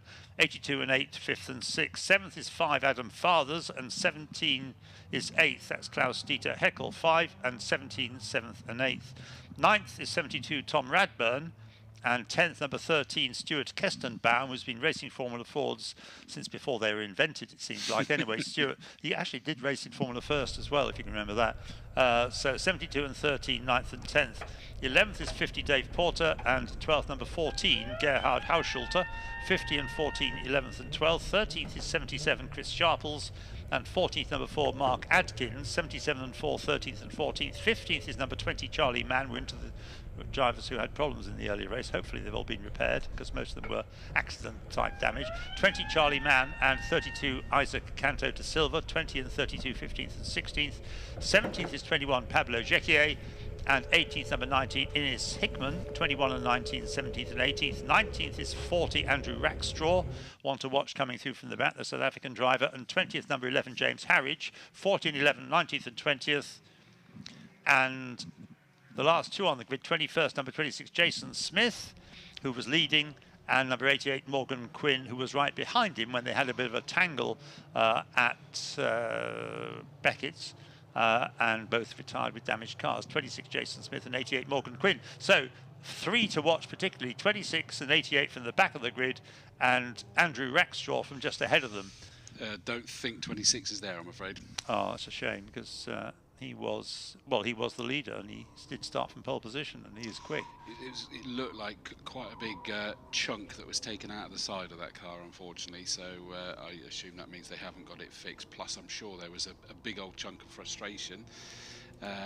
Not that it was anybody's fault, but he was a completely innocent bystander and collected from a car that just got an overcorrection on. And took him out. There looked like there was a couple of others missing from the back there, but I couldn't quite check who it was, because obviously we've got that Pablo Jacua in 21, 32 Isaac Canto de Silva, and 20 Charlie Mann. Those three were involved in an incident together that I think caused a reasonable amount of frustration for 2 out of 3 of those. We'll leave it at that. Yeah. And I'm not sure that all of those have made it onto the grid, but you know, there's still going to be some very exciting ones that are going to be working through this field, and they're going to be wanting to do it as quick as possible, aren't they? Oh, they are. It's interesting to reflect on the fact we're seeing the Clubman's cars before the Formula Ford cars, but when Formula Ford emerged in 1967, it was seen as a rival to Clubman's racing, because Clubman's racing was the route that young drivers took, because there really wasn't any equivalent single-seater. Formula 3 was expensive to run, the 1-litre F3 cars. And so we're now seeing them back-to-back. They've evolved, obviously, over the years. The Clubman's cars have. These haven't, really. Formula Ford cars are still Formula Ford cars. They may have different tyres from the road tyres that were mandatory in the earliest days of Formula Ford. With the challenge now of not obviously having Avon tyres around anymore. That's 20, another challenge, right. Yeah, Charlie Mann is there, so we're missing De Silva, Jequia, and Jason Smith, unfortunately. I'll tell you what was racing at Castle Combe Easter Monday, the Formula 500s. Oh, right. That was incredible, and they really put on a show, because it was the 500th race day at Castle Combe, and of course they were there on the very first one, so it was absolutely a must that they would race. The first big race meeting I ever went to had a Formula 3 race in the 500cc's, Jim Russell and Les Leston, and yeah, that brings back some memories. Exactly. Green flag. Oh, right. Sorry, green flag's waving at the back. The red lights are on. The engine notes are rising. Off go the lights and off go the field. And it's sort of a fairly equal start from the top 3 by the looks of it as they launched away from the line. We'll have a few changing behind, and it looks like it's Alex Ames that has got himself into the lead. The yellow sort of camel liveried number 29. Other smoking things are available, sadly, but he's already trying to shake off the attention of the cars chasing him. That was a fabulous start from Alex, from 3rd on the grid. Yeah, Alex Ames for the lead, as it were. So, but then they all run rather wide, don't they, at Beckett's, that's right. So that's where they were, and now they are on the Wellington Straight, heading down towards Brooklands for the first time. And Alex Ames has lost the lead, hasn't he? Yes, Alex Ames dropped back behind Lewis Fox, but Jason Pribble as well is moving forward in the Ray. So it's down to second for Alex Ames. So yeah, Jason Pribble into the lead in 59, where he would expect to be, just didn't get the start that he wanted. Alex Ames in number 29 slots into second. Small gap before we then get to Lewis Fox in the blue 154, under huge pressure from a car that came on very strong at the end, didn't it? That Jeremy Fairbairn, 52. And he's trying to make a move in these early stages. He's not been able to move past fourth at the moment. There is one of the cars coming through, Andrew Rackstraw, number 40, the sort of almost looks like the Kevin Mills Racing colours on that one, the white middle with the blue top and bottom with the red flashes on it, and already moving up further. There's Adam Fathers fighting with, I think that's the was that number 8? No, it wouldn't have been. I missed what the number was on that. Yeah, Nigel Dolan. It is the red number 8 of Nigel Dolan that is trying to challenge on number 5, Adam Fathers. Well, there's no breakaway going on at the moment as they turn through Brooklands for the first time. So we may have Alex Ames in only second place at the moment, but Jason Pribble, with no previous racing experience in Formula 4 1600, he's clearly raced cars before, but not Formula 4 1600 before today, has done a great job winning one race already, and now looking as though he's going to try and make it a double. He is. They're weaving every which way to go. We've not got the timing or the graphics on there, but the team will be working hard on that, I have no doubt. But I can tell you that it is Pribble that is in the lead, number 59, 29 Alex Ames from 154 Lewis Fox. Fairbairn putting huge pressure on him in that number 52, and we've still got 17.5 minutes to go. Great gaggle. That's Charlie Mann coming back through this field as well in the number 20, another one that got collected in an incident. Yeah, Charlie Mann, who started on row 7. Yeah. Or even row 8, actually, row 8. Yes, of course it is, isn't it? Yeah. And, yeah, working through, which means Morgan Quinn's just behind him. So Morgan Quinn is doing a great job in the white 88 car. From the last place on the grid. There he is. There's the white 88 car. Just got past. I think that's Nigel Dolan he's passed. Yes, it is. So the 88 car last time round was up into 11th, and it'll be at least a place higher than that. Through go the leaders, Pribble, Ames, Fox. No, Fairbairn is past Fox now, so up into third goes the 52 car. Rackstraw, number 40, is up to 6th. Mann, number 20, is up to 7th. And Quinn, Morgan Quinn, 88, is up to 9th. So that's the key fight backs through from the back of the field. Yeah, Andrew Rackstraw then, as you say, in 6th place.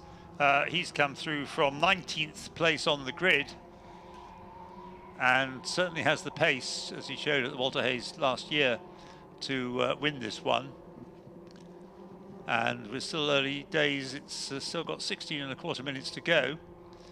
So it may well be that at the moment it's in the lead is Pribble, but Jason Pribble won't stay there, I don't think. I think I suppose he's not building up a big enough lead, is he? I mean, he's got the skills to be able to do it, as we know, and but he's under huge pressure. He's gone flash past in front of our commentary box. He is still under pressure from the Heritage class car of Alex Ames, who is going great guns, and he certainly sounded very happy when we were interviewed.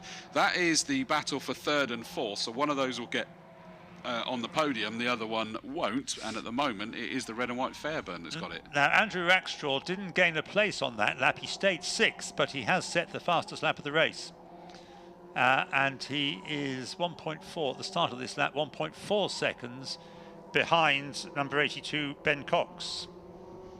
And still we got just over 15 minutes to go, haven't we? Yeah, so plenty. And here we go again, 3rd and 4th place going side by side. The blue car of Fox sat there in 4th place, not able to make a move up. So Fairbairn in that 52 car still sits there, able to hold on to the podium paying position as it stands at the moment, as they come through to put 5 laps in the book now. Through they go, and we'll be interested to see if we get any more fastest laps of the race this time round. Yes, I thought we had, but we haven't got an improvement on the Andrew Rackstraw lap from the fastest lap from the previous time round. But he's there challenging again, isn't he? Yes, He's forced Cox, number 82, into a new personal best, such is the fight, but he's rapidly closing on that 4th place. He took a second out of him last time, and it was only 0.6 of a second is the gap as they crossed the line. Yes, he's not inexperienced, Andrew Rackstraw. I'm not saying he's experienced at Silverstone, but he has raced in his home country of South Africa before coming over to Europe. And he'll also be racing this year in the... He's the one, isn't he? He's going to be racing in the Carrera Cup GB. Yes, I think you did say that. Rackstraw was the one who was going to do that. Look at this side by side for 3rd position, and it looks like we're going to get the move by Fox. Up the inside goes the 154 Lewis Fox, kind of, sort of, just about. Yes, he's managed to do it now. So up to 3rd goes Lewis Fox. That was a really gutsy move and really just held that on. Directly behind him now is Rackstraw. So the number 40 car did make the move and is already glued to this battle for a podium position. So from right at the back, 19th on the grid, he's now about to challenge for 4th and 3rd in one fell swoop. And another new fastest lap, he said, hasn't he, last time around, Andrew Rackstraw? Good spot, and there he goes. He's going around the outside of Fairbairn. This boy means business, doesn't he? You know, he's just been forced wide there, knowing that, and that was really good racecraft, wasn't it? He knew that Fairbairn was going to just push him out as wide as he possibly could, and these cars don't tangle very well, do they? No, as they showed in the earlier race. The lead is still in the hands of Jason Tribble, but only by less than that, a quarter of a second last time through from Alex Ames, who's got plenty of Formula Ford experience, as well as experience in more powerful single-seaters, and is very much in contention there as they go through. Now the next train of cars comes through, and the order is Fox, Rackstraw 4th now, Fairbairn, and then Cox. Andrew Rackstraw heading for the podium. Rackstraw's just gone up into 3rd place there as they got down towards Copse Corner, so he made the move by getting the slipstream onto the start-finish straight, so up into 3rd place from 19th on the grid. It's absolutely brilliant, it really is, when you consider how quick these two are. Goodness me, they didn't even bother keeping themselves on the circuit even remotely there. They just took each other. It was a follow-me leader, which now means that they're under huge pressure. Is that Cox that's just behind them, I think? Oh, and Alex Ames is challenging for the lead there. We just saw heading in. Yeah, he's done it. So great move there by the Heritage class car. He's up into the outright lead of this race. Alex Ames, number 29. Very twitchy he is, but it's all controlled twitches, I think, because he turned into Woodcote. But fair shout. Jason Pribble's coming back at him. He's going to have the inside line as they get to Copse, isn't he? Well, he may not have raced Formula 4 before, but Jason Pribble certainly knows how to race cars. Or carts. He's turning through Copse Corner now, back in the lead. Although, yes, he led over the line as well, in fact, even though he briefly lost the lead to Alex Ames. That's good patience, isn't it? Not suddenly losing your cool because you've lost the place. Just wait, it will come back again. Oh, Alex outbraked himself. Yeah, or was brake tested, one or the other, whichever one it was. That caught him by surprise. Chris Sharples is in the pits, I'm afraid to say. An issue with that beautiful looking car. Even with the round wing mirrors on it as well, I see. Yeah. So, how much further can we see the number 40 car of Rackstraw? Incidentally, the other cars coming through. Morgan Quinn, number 88, is up to 7th place. Charlie Mann, number 20, up to 8th. They're the other two. Yeah, Andrew Rackstraw is now 3rd, isn't he? So he's in a podium position from last time around. Got ahead of Mr. Fox, Lewis Fox. Jeremy Fairbairn 5th, and 6th is Ben Cox. And we're only halfway through, no, a third of the way through. It's a 20 minute race, so halfway through, yeah. The big problem now for Rackstraw is that he's got a big gap before he joins onto the back of this battle that we're looking at now. This is the lead battle. Jason Pribble, number 59, sat there in the lead at the moment. Alex Ames, number 29, in 2nd and leading the Heritage class at the moment.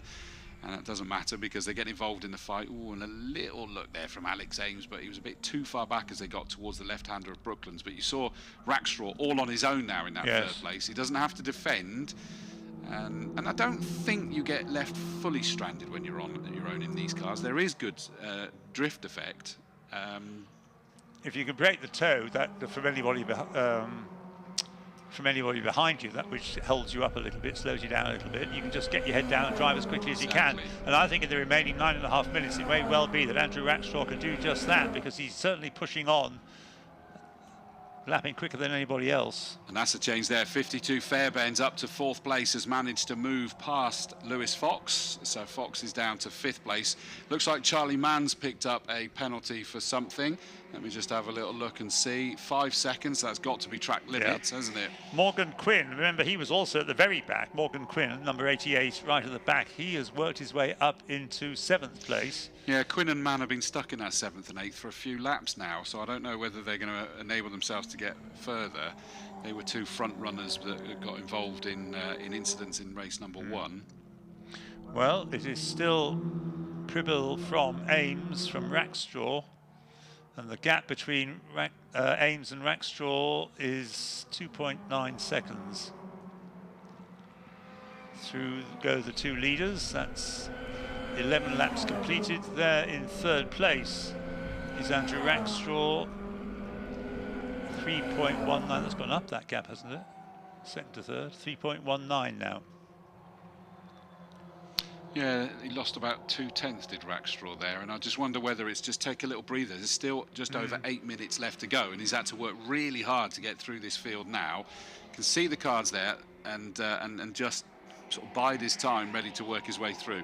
No one's biding the time in this battle. This is 4th, 5th and 6th. 52 Fairbairn, 154 Lewis Fox, and then the 82 car of Cox just behind there.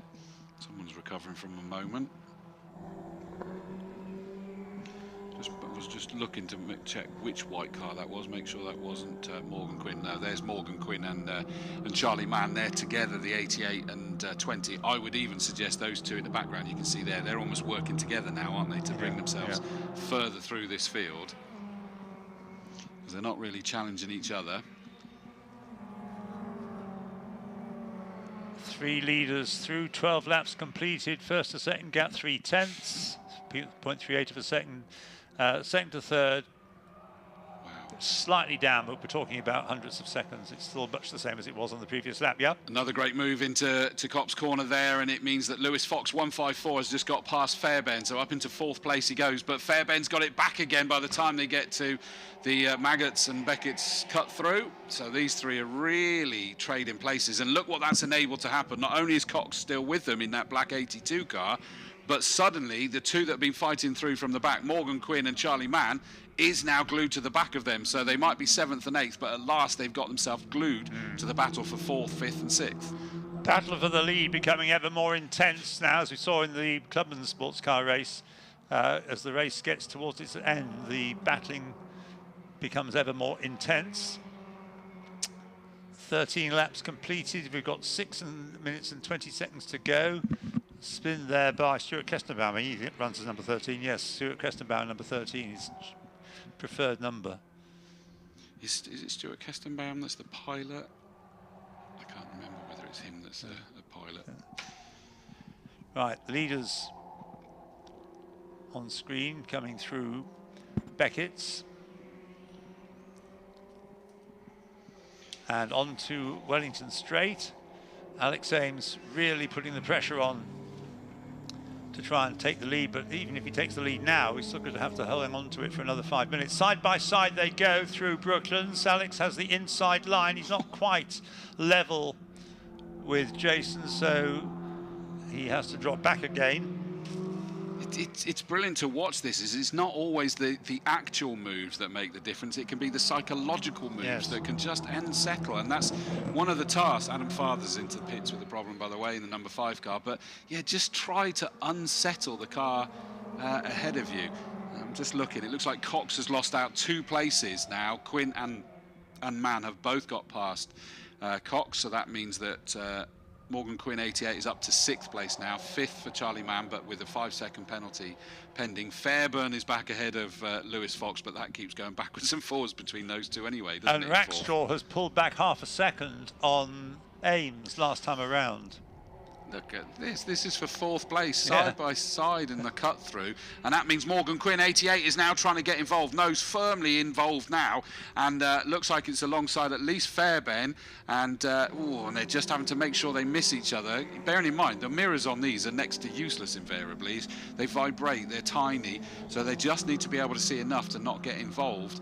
And somehow they're staying completely... I mean, this is fabulous racing, isn't it? That really is.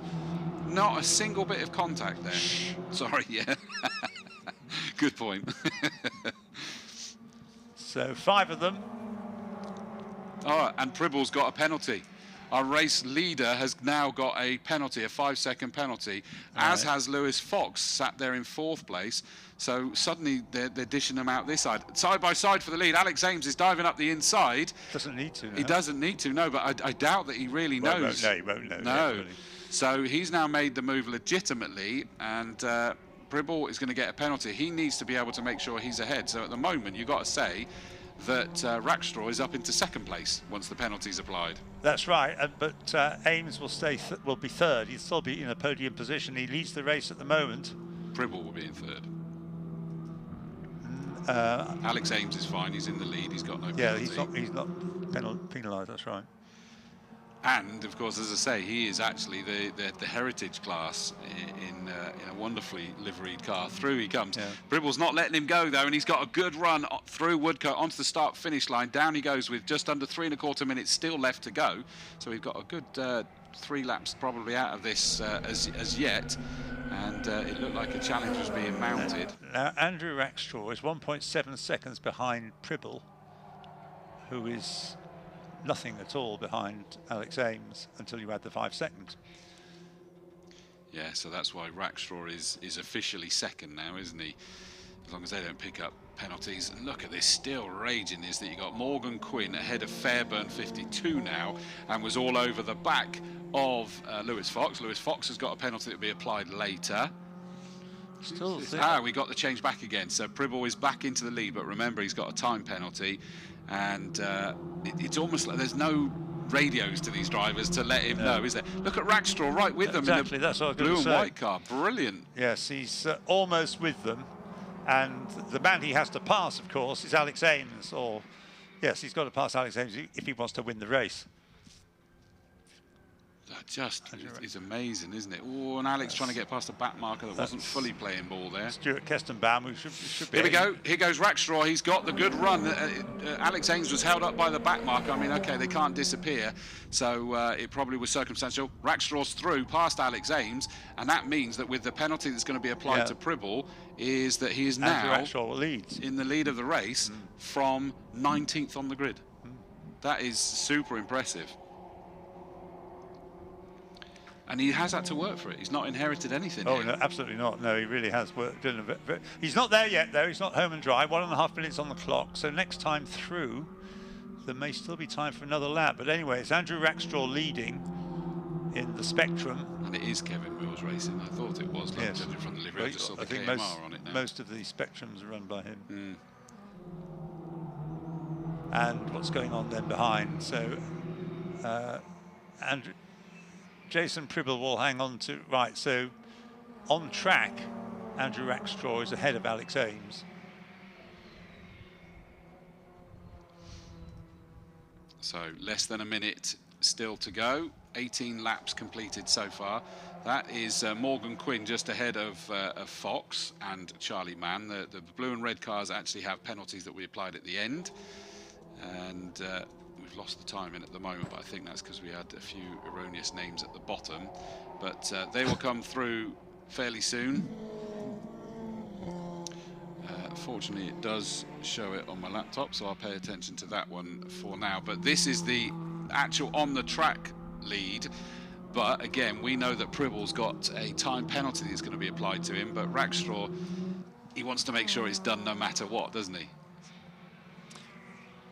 They're going to get through. Let's have a look. Here they come. They are. They're going to get through and do one more tour. So it's going to be a 20-lap race in this 20-minute race. New fastest lap of the race goes to Rackstraw, and he's just kicked up the grass there that nearly unsettled him coming into Copse Corner. He wrestled that back under control again, and it didn't lose him any time at all, did it? If you got the no, it didn't. If you got the message that on a board that you're actually leading the race, you don't have to overtake him. You'd probably not trust it anyway. You'd still, if you could, try and take the lead on the road. But that's what looks as though that's what's I don't think he's got the message, if it is being notified to him. He is unaware that he has this penalty. And I think that he doesn't, that his rival has the penalty. And I think that the reality is that he still wants to be able to say that he's done it. And he's just dived up the inside. He's done the switchback. No, that hasn't worked. So he still sits there second on the road. He wants to be able to say, no, I didn't inherit it due to a penalty. I actually beat you on the road as well. And I don't think he's quite going to do it, is he? No, as they come through Luffield and into Woodcote, up to the checkered flag. First past the flag, it's almost a dead heat, but first past the flag is Jason Pribble. But Andrew Rackstraw takes the verdict, in fact, from Alex Ames by 1.7 seconds, and Pribble is third. The gap, you've got to add the 5 seconds back to work out what the differences were. 1.7 seconds first to second. That's Rackstraw to Ames. Ames to Pribble, Pribble with the penalty. The gap is 4.768 seconds. So the gap first to second on the road was 0.24 of a second. Absolutely amazing. And Morgan Quinn up to fourth place in the 88 from the back as well. Yeah, that was from 22nd on the grid. Fairbairn was having a great fight in the 52. Jeremy Fairbairn finishes in fifth place. Sixth was the 82 car of Ben Kotz. Managed to finish ahead of the 154 Lewis Fox because there's penalties all over the place. Eighth was a good fight back, but the penalty knocked Charlie Mann down to 8th position. Ninth, number 8, which is Nigel Dolan. 10th, number 17, Hackle. 72, Radburn in 11th. 12th, number 50, Porter. Kestenbaum won the Classic. 13th for the number 13 car, 14th for the number 14 car of Horschult, 15th number 4 Adkins, and that was the final of the finishers. But Jack Rackstraw, what a fantastic victory he's taken there, and really fought valiantly for that one. Jack, you'll be having, I think, down there Jim Walsh to hand over the trophy, the Jim Walsh Trophy for this race, and that race will have pleased Jim because he loved being in the thick of races like that, battling away for the lead here at Silverstone in all the great Formula Ford races in the 1970s that we used to have. Alex Ames has got to be pleased with that one as well. He should be, yes. You know, he's in the Heritage and he finished second on the road and a country mile in the lead, winning the Heritage class. He looks exhausted there, doesn't he? He sat on the side. I think they worked very, very hard. Does he yet know that he won? I don't know, Jack. He's not behaving as if he does know that. Do you reckon he knows yet, Jack? I think he's being told now, no matter what. I'm not sure, obviously. He will have been waved in, but I'm not exactly sure. It'd be good to have a word, because obviously we spoke to him after qualifying, so I'll wander over and grab a quick word with Andrew. He's discussing with his team at the moment. Andrew, P1, whether you knew it or not, you got to be over the moon with that. Yeah, happy. Obviously, race one didn't go our way, got taken out, which didn't feel too great. But we knew, like Walter Hayes, just never give up, and it's more fun coming from the back. And then, yeah, I think 2 or 3 laps from the end, my team told me that it was P1 and just calm, relax, just take it to the finish line. And that's what I did. So massive thanks to KMR. They've given me an amazing car, and yeah, looking forward to the rest of the rounds. And in terms of like the rest of the season, obviously a not so good round, a really good round. There's still, I'm sure, bits to work on, but motivation's got to be pretty high. Agreed. And I think we're doing this mainly as practice for Walter Hayes, as we really want to win it. Last year was 3rd, so this year we want to bring it home. Great stuff. Congratulations. And we'll try and grab a quick word. We'll have to wander back around this way. We will grab a quick word with Jason Pribble. Jason, what, the 3rd time today I've managed to speak to you? That must mean you're doing something right. Yeah, it seems like it. It felt like that race was nothing but me doing stuff wrong, but sure, we'll get into that in a second. But yeah, I mean, couldn't be happier. I'm top 3 in pretty much every session, so happy about that for sure. It must have been hard work because you were having to switch from attack to defend so many times, and obviously that's 2 very different driving styles. You maybe take slightly different lines as well, and maybe handle the car slightly differently. That must have been a busy job. Yeah, it was huge. Of course, I think pretty early on in the race, I got a track limits penalty, which, in my opinion, is that's just my fault. You know, it shouldn't have happened. It was 100% my race to lose, and it's just disappointing. But trying to defend and not lose time in that way is really tough. And I'm happy to keep 3rd at this point. Great stuff, congratulations. And we've got maybe one more person to grab. We're going to have to go back that way because I've just spotted Alex Ames. He's chatting away. He's currently not looking at us. Alex, can we jump in for a quick word? Speaking to you again, it seemed like you could have been on any step of the podium there, and you settled for the second one. Yeah, luckily I managed to make a break at the start, which I don't think I could have kept up otherwise. The older cars are great in the tow, but trying to lead is they just drag past you again. So it's a bit more of just trying to preserve it. I was catching him on the brakes so I could keep up with him. So every little bit I was trying to just gain and I thought, well, if we could just do that. And then at the end, it came past me and I'm like, oh, I lost the toe from that point. But yeah, I'm mega ecstatic for being back here again. It was just a very lucky getaway at the start, which was cool. Great stuff, and obviously older chassis versus newer chassis, you keep mentioning that. Is that like a constant hurdle you're going to have to worry about? I think, I've spent a long time trying to get this to go as fast as it is, to keep up with the modern cars, and like I said, we'd done a big change on the tyres this weekend, which gave us half a second, which I couldn't believe that it did that. But yeah, I think it's just, you've got to take where you can, and I've been racing for quite a few years, so a bit savvy on some of the racecraft stuff, which is quite cool. Great stuff. Congratulations. Best of luck for the rest of the season. And I think everybody's going upstairs for the podium, so back up to you two in the commentary box.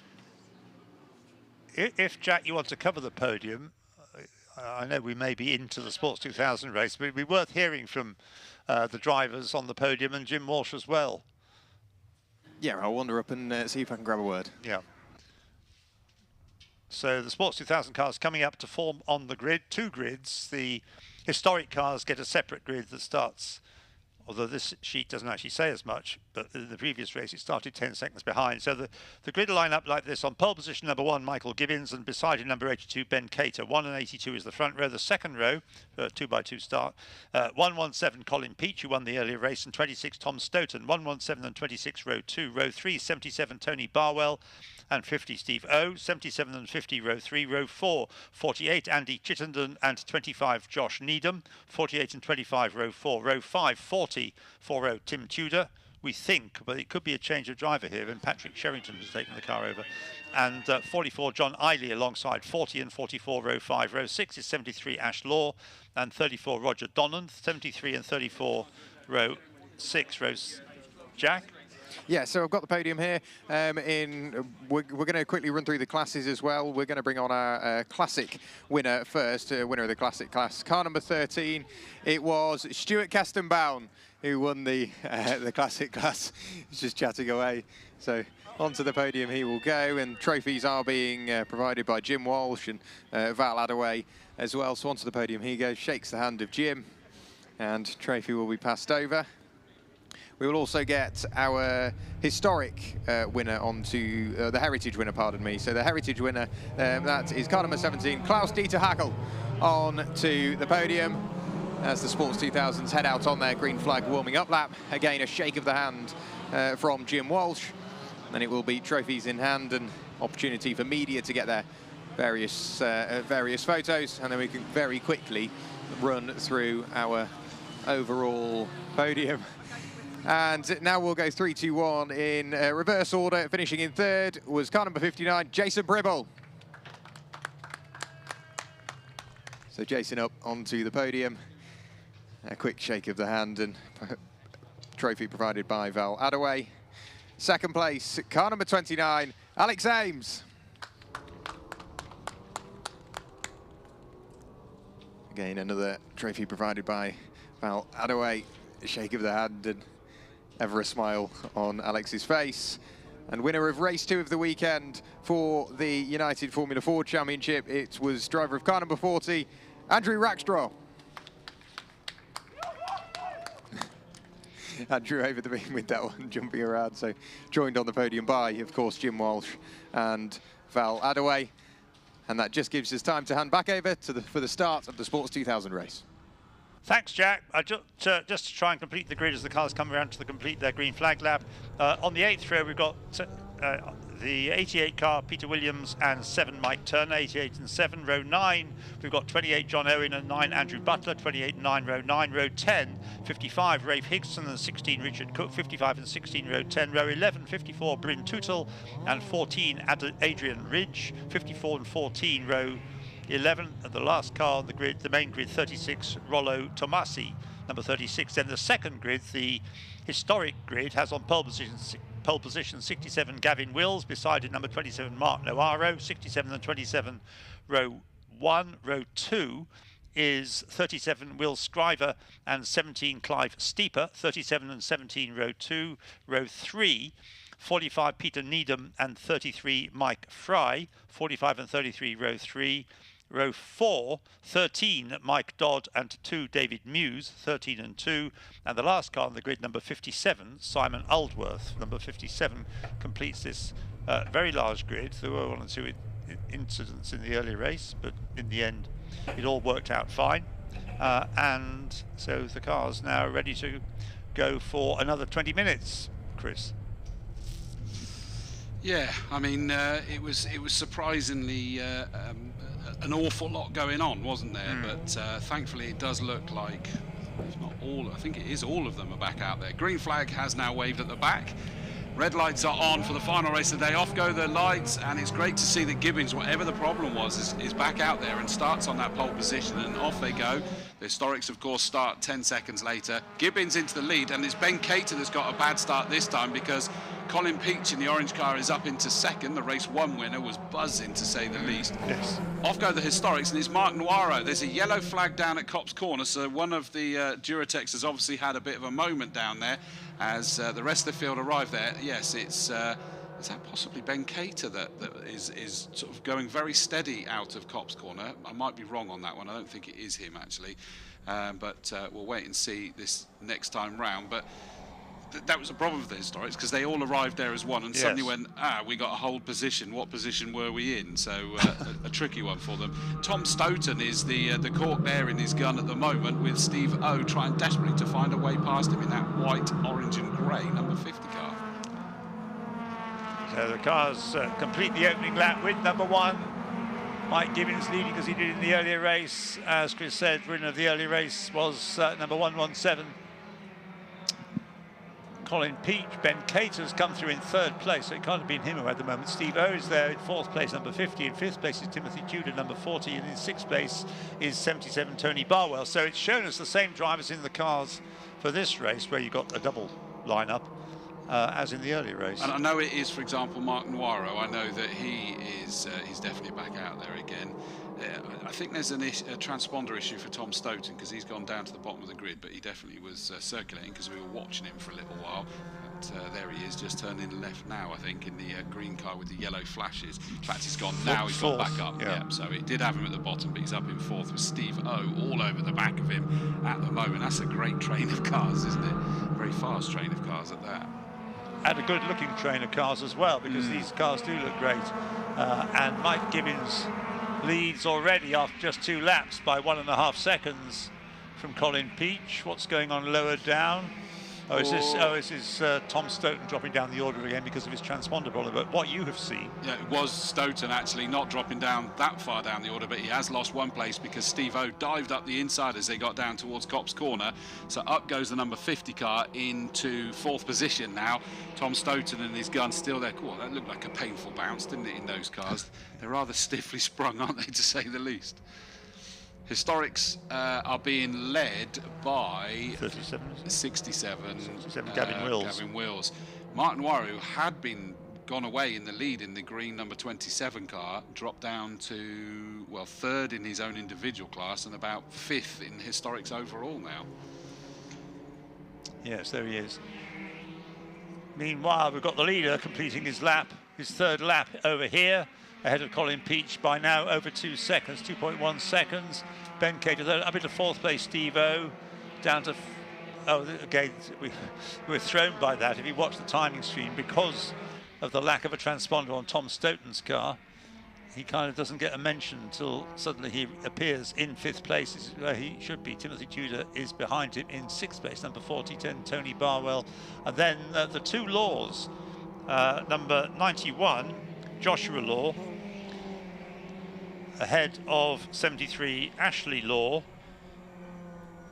Now, well, that's good news, because I've missed the fact that the 91 car's back out there again. I'm just looking to see where he should have been on the grid, and I'd imagine right at the very back, yeah, because that car must be the case. Has had near on, well, I would say engine change, but it's a chassis that they've picked up and moved the various bits of bodywork over to. Oh, really? So it's a bit Trigger's broom then, basically. Jack did tell us that earlier on, so it's happened.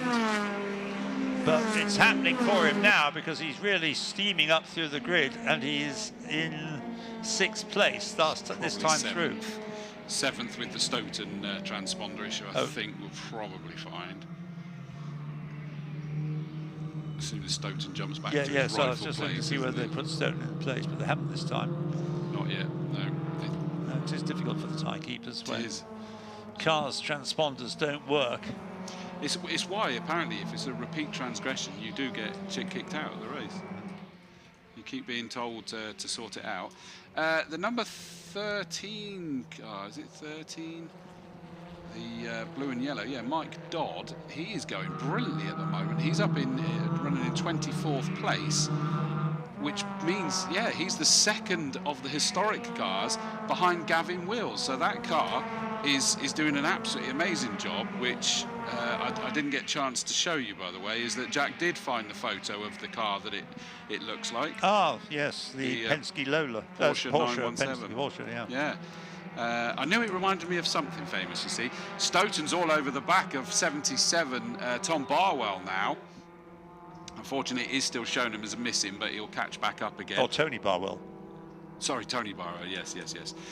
There we go, we just had another move from the 91 car of Law. That's got him past Tudor, so he's up into what will probably be 6th place once Stoughton is put back up in his right place. But Ben Cater is up into 2nd again. The 82 car got past Colin Peach. And then Steve O is 4th, and then the change has happened, as described by Chris, up into 5th place. Has come number 91. So how far could he get? Has he got a chance of winning? Still got just under 14 minutes to go, so there's maybe time. Well, I don't think winning, because again Gibbons has gone through and put a new fastest lap of the race. 57s is the only driver into the 57s. Now, admittedly, 91 Josh Law is still having to fight, you know, through traffic at the moment, and he's still got a best time of 58.2, so it's pretty incredibly quick, isn't it? Great battle on camera at the moment between the 25 and 73 cars, so that's Needham has got past the other Law. Okay, can we talk Law, Josh Law up into 2nd place by the end? Yeah, I think that might be possible. But again, don't forget is that Tom Stoughton, as he just jumped up through the order now, not enough. They're showing him as 23rd, which isn't correct. He's a lot further up than that, unless we missed him make a mistake and go tumbling down through this order. But he's shown us 23rd. Here he comes. So he's still in the mix. He's ahead of the 25 car, so he should be showing us in 8th position at the moment, which means that Josh Law is ahead of Tom Stoughton now. Right. A change up into 8th place has come Josh Needham, number 25, in his Van Diemen, moving ahead of Ashlaw, number 73. And the fastest lap has just been set by Josh Law. Okay, so that's amazing. Bearing in mind, he's not in his usual car, as you say, and yet he's gone quicker than Michael Gibbons, which shows us what we've been robbed of, doesn't it? The two of them at the front. So hopefully, and I'm not sure what tomorrow's grid's based on, whether it's on their finishing positions, because this one was based on their 2nd fastest qualifying lap time, but tomorrow, if it's based on their lap times in this race, we could have the two of them starting on the front row together. That would be good, wouldn't it? Shot on the screen there, the leading car, the reigning champion, Michael Gibbons, number 1 in the MCR. Ben Cater 6.8 seconds behind him. So Joshua Law now in 4th place.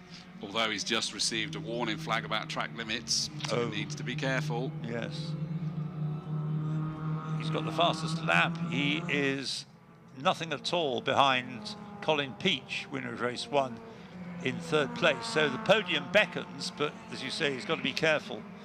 Doesn't want to have any more indiscretions with track limits. Cool. I think that was Ben Cater just having to pick his way through the back markers. Colin Peach is under huge pressure from Steve O. So up into 3rd has now gone the 91 car of Josh Law. But Colin Peach is under huge pressure from Steve O now as well. Different classes again, so Peach doesn't have to fight too hard. They do look good, these cars, don't they? Some of them better than others, but there really are some. But I even like the mix of them as well, the Yes. different shapes and what have you. There we go. Stoughton is now slotted into 8th position as I suspected, which means he's got past Needham, or I can't remember whether he's just ahead of him earlier or not.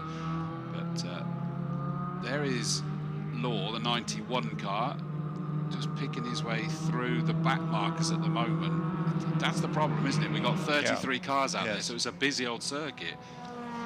Last year they did separate out the Duratex and the Historics, but if there's not enough of one or both of them, then you can't have separate grids, especially not here at Silverstone.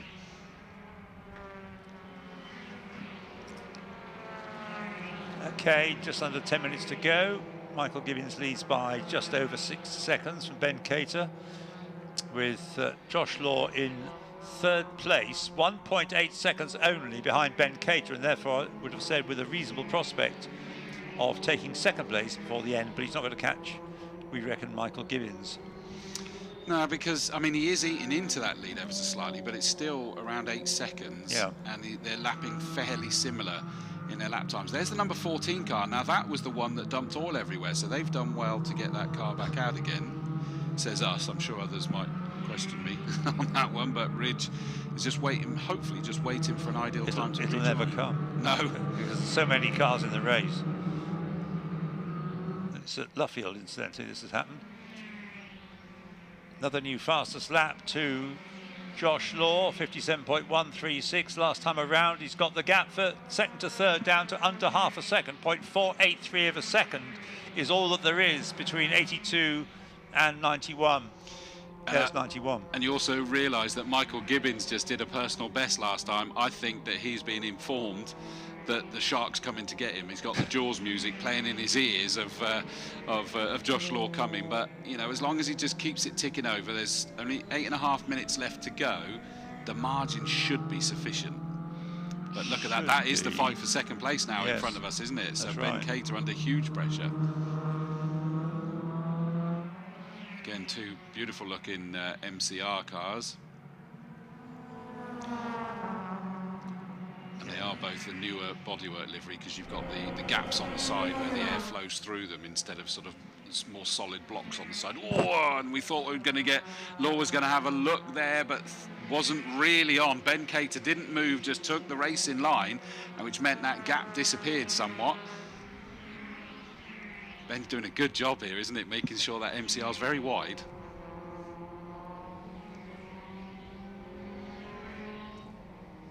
Again, Ben Cater, I mentioned earlier, used to be a bike racer, motorbike racer, and he was then in single-seaters in the monopostos.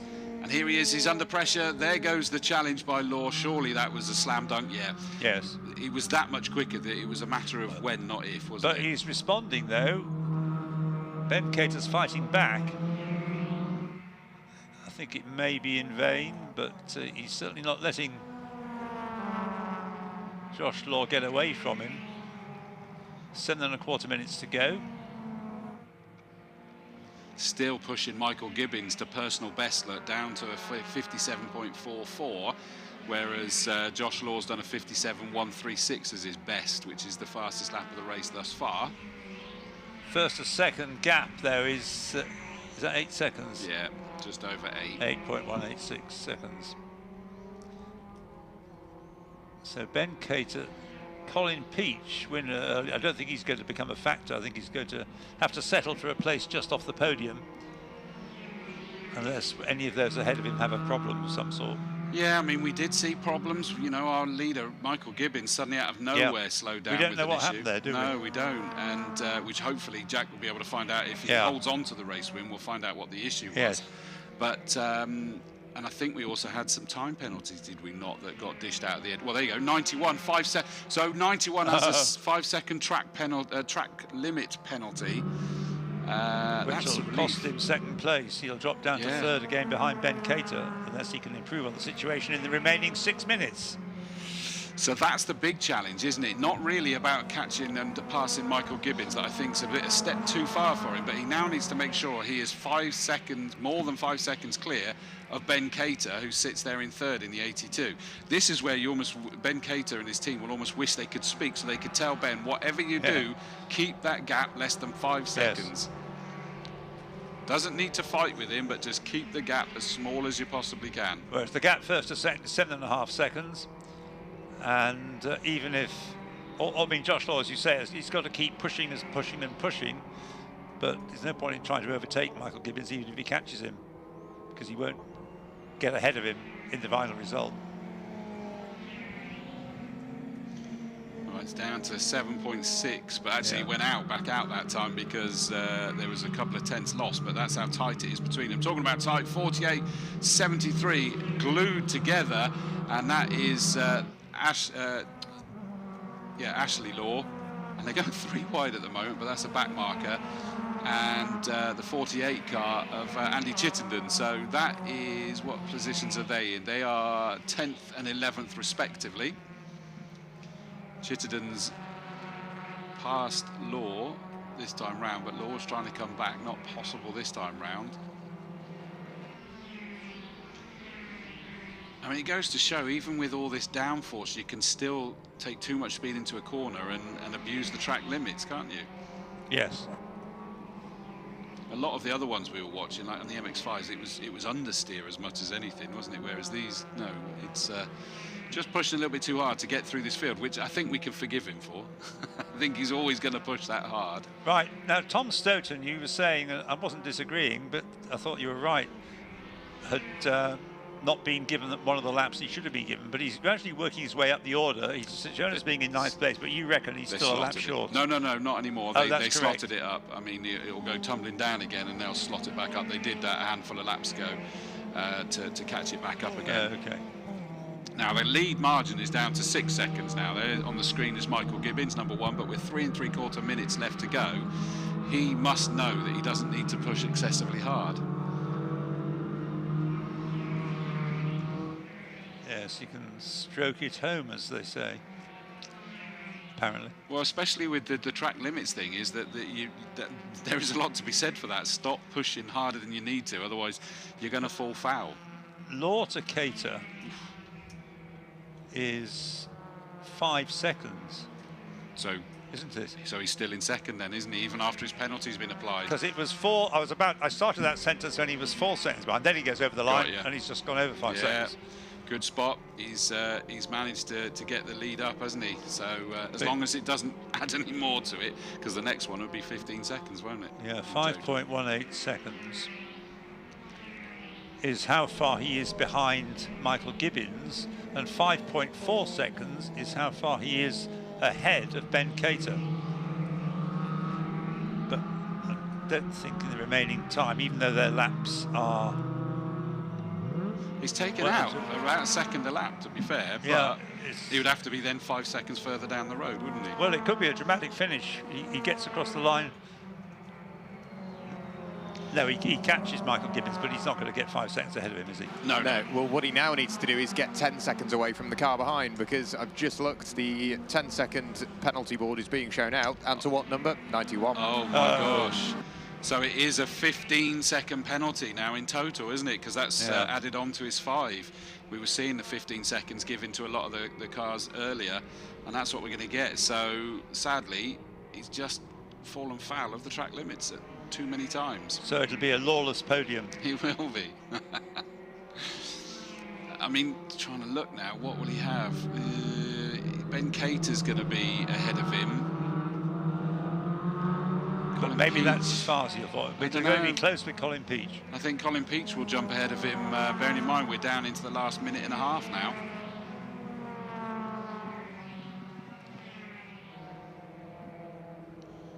Well, I think you could say he's certainly being fairly extravagant with the lines that he takes through some of the corners when we can see him on camera. He's pushing on very hard, but over the limit, over the curb limit. You kind of think, well, I bet it feels a bit different to what he's used to. Oof, and the back marker's not being fair to the race leader there, goodness me. The 28 car getting right in the way. And nearly snapping his nose off. Tom Stoughton, sadly, is now into the pit, so the transponder issue, they'll be hoping they'll keep flashing it up. We've got a yellow flag down at Copse Corner, so somebody has had a moment, presumably. Although that was, oh no, it is still flashing down there.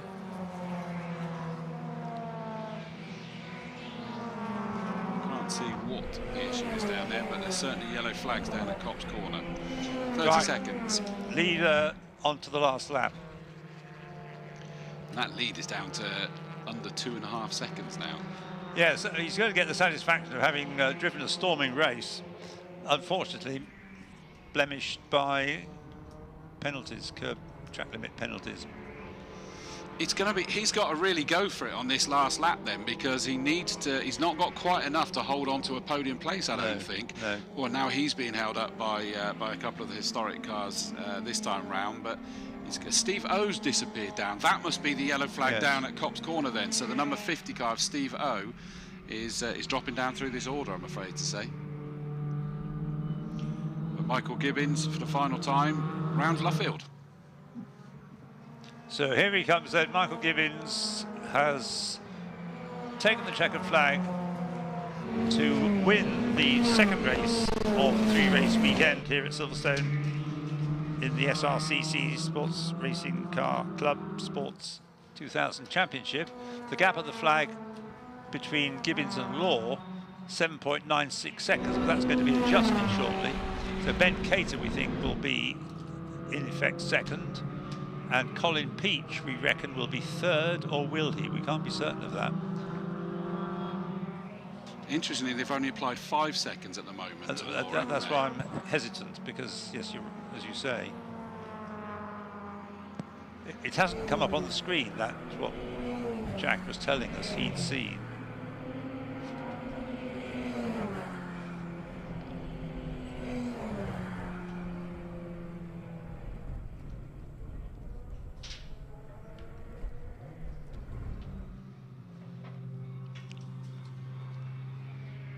Oh, that's it.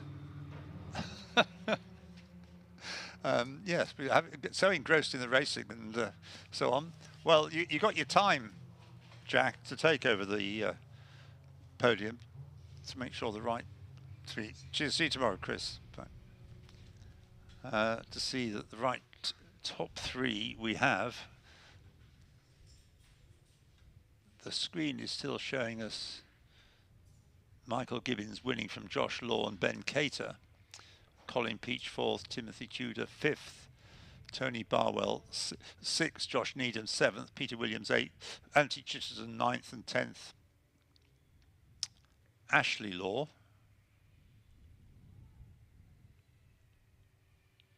And what the fate of those penalties will be, well, Jack may be able to tell us a bit more when whoever the three drivers at the podium present themselves at the podium. Just whilst we're waiting for the final post-race podium and interviews, tomorrow is mainly about the Ford KAs or cars, the Enduro car 5-hour race, which takes the track first of all at 9 o'clock for a 60-minute qualifying session, because the car's normally shared by 3 drivers, so there's 3 drivers per car who have to get through. Yeah, Jack, so over to you. I'm just down here now. I can see Josh Law, and I don't know whether he's unaware. He did finish P4 after all of that, and even with the penalties applied, corrected times, yeah, P4. So that means whilst Michael Gibbons still won the race, Ben Cater promoted to 2nd place, Colin Peach up to 3rd. So it all sort of changed towards the end. So we'll run over and Crab. We've got to grab a word with Josh Law after the day he's had, so he's just taking out his earpieces. Josh, oh, what could have been, I think, because you showcased in that race perfectly how quick this car is, whether it's the car you expected to race or not, and even with time penalties applied, what, P4, you've got to be happy with that. Oh, no, I didn't know I got time penalties. That sucks. Okay, never mind.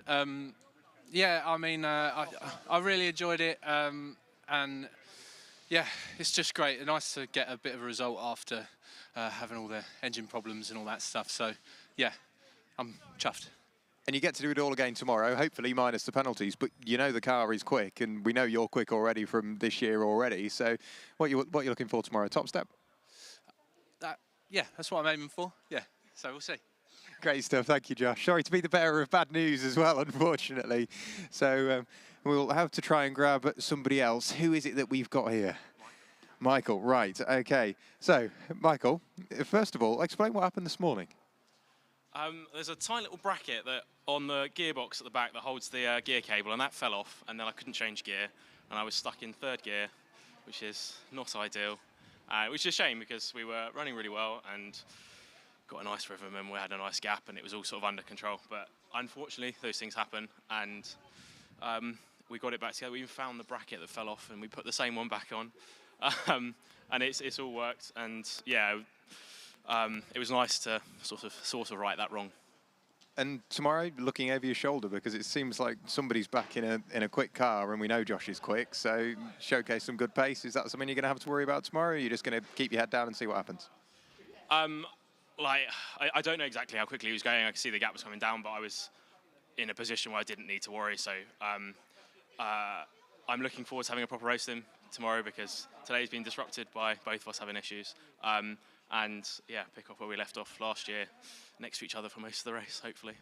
Great stuff. Congratulations, Michael. We'll wander back over this way where we've got a few more of our drivers as well. You can hear, might be able to hear Michael and Josh Law embracing each other, because that's all they did last year. They just raced so close, absolutely door to door. So we'll try and pick out who we've got here. By the looks of it, we've got Colin Peach here. Do we have Colin? Yes, we do.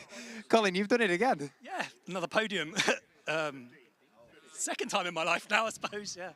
Well, coming into this weekend, if like not having a podium before, and then all of a sudden, come the end of the day, that's twice you've been on the podium. You wouldn't have believed me if I told you that. Definitely wouldn't have believed you at all. No, like my voice is gone because it was really intense out there as well. So I was just catching Ben at the very end as well.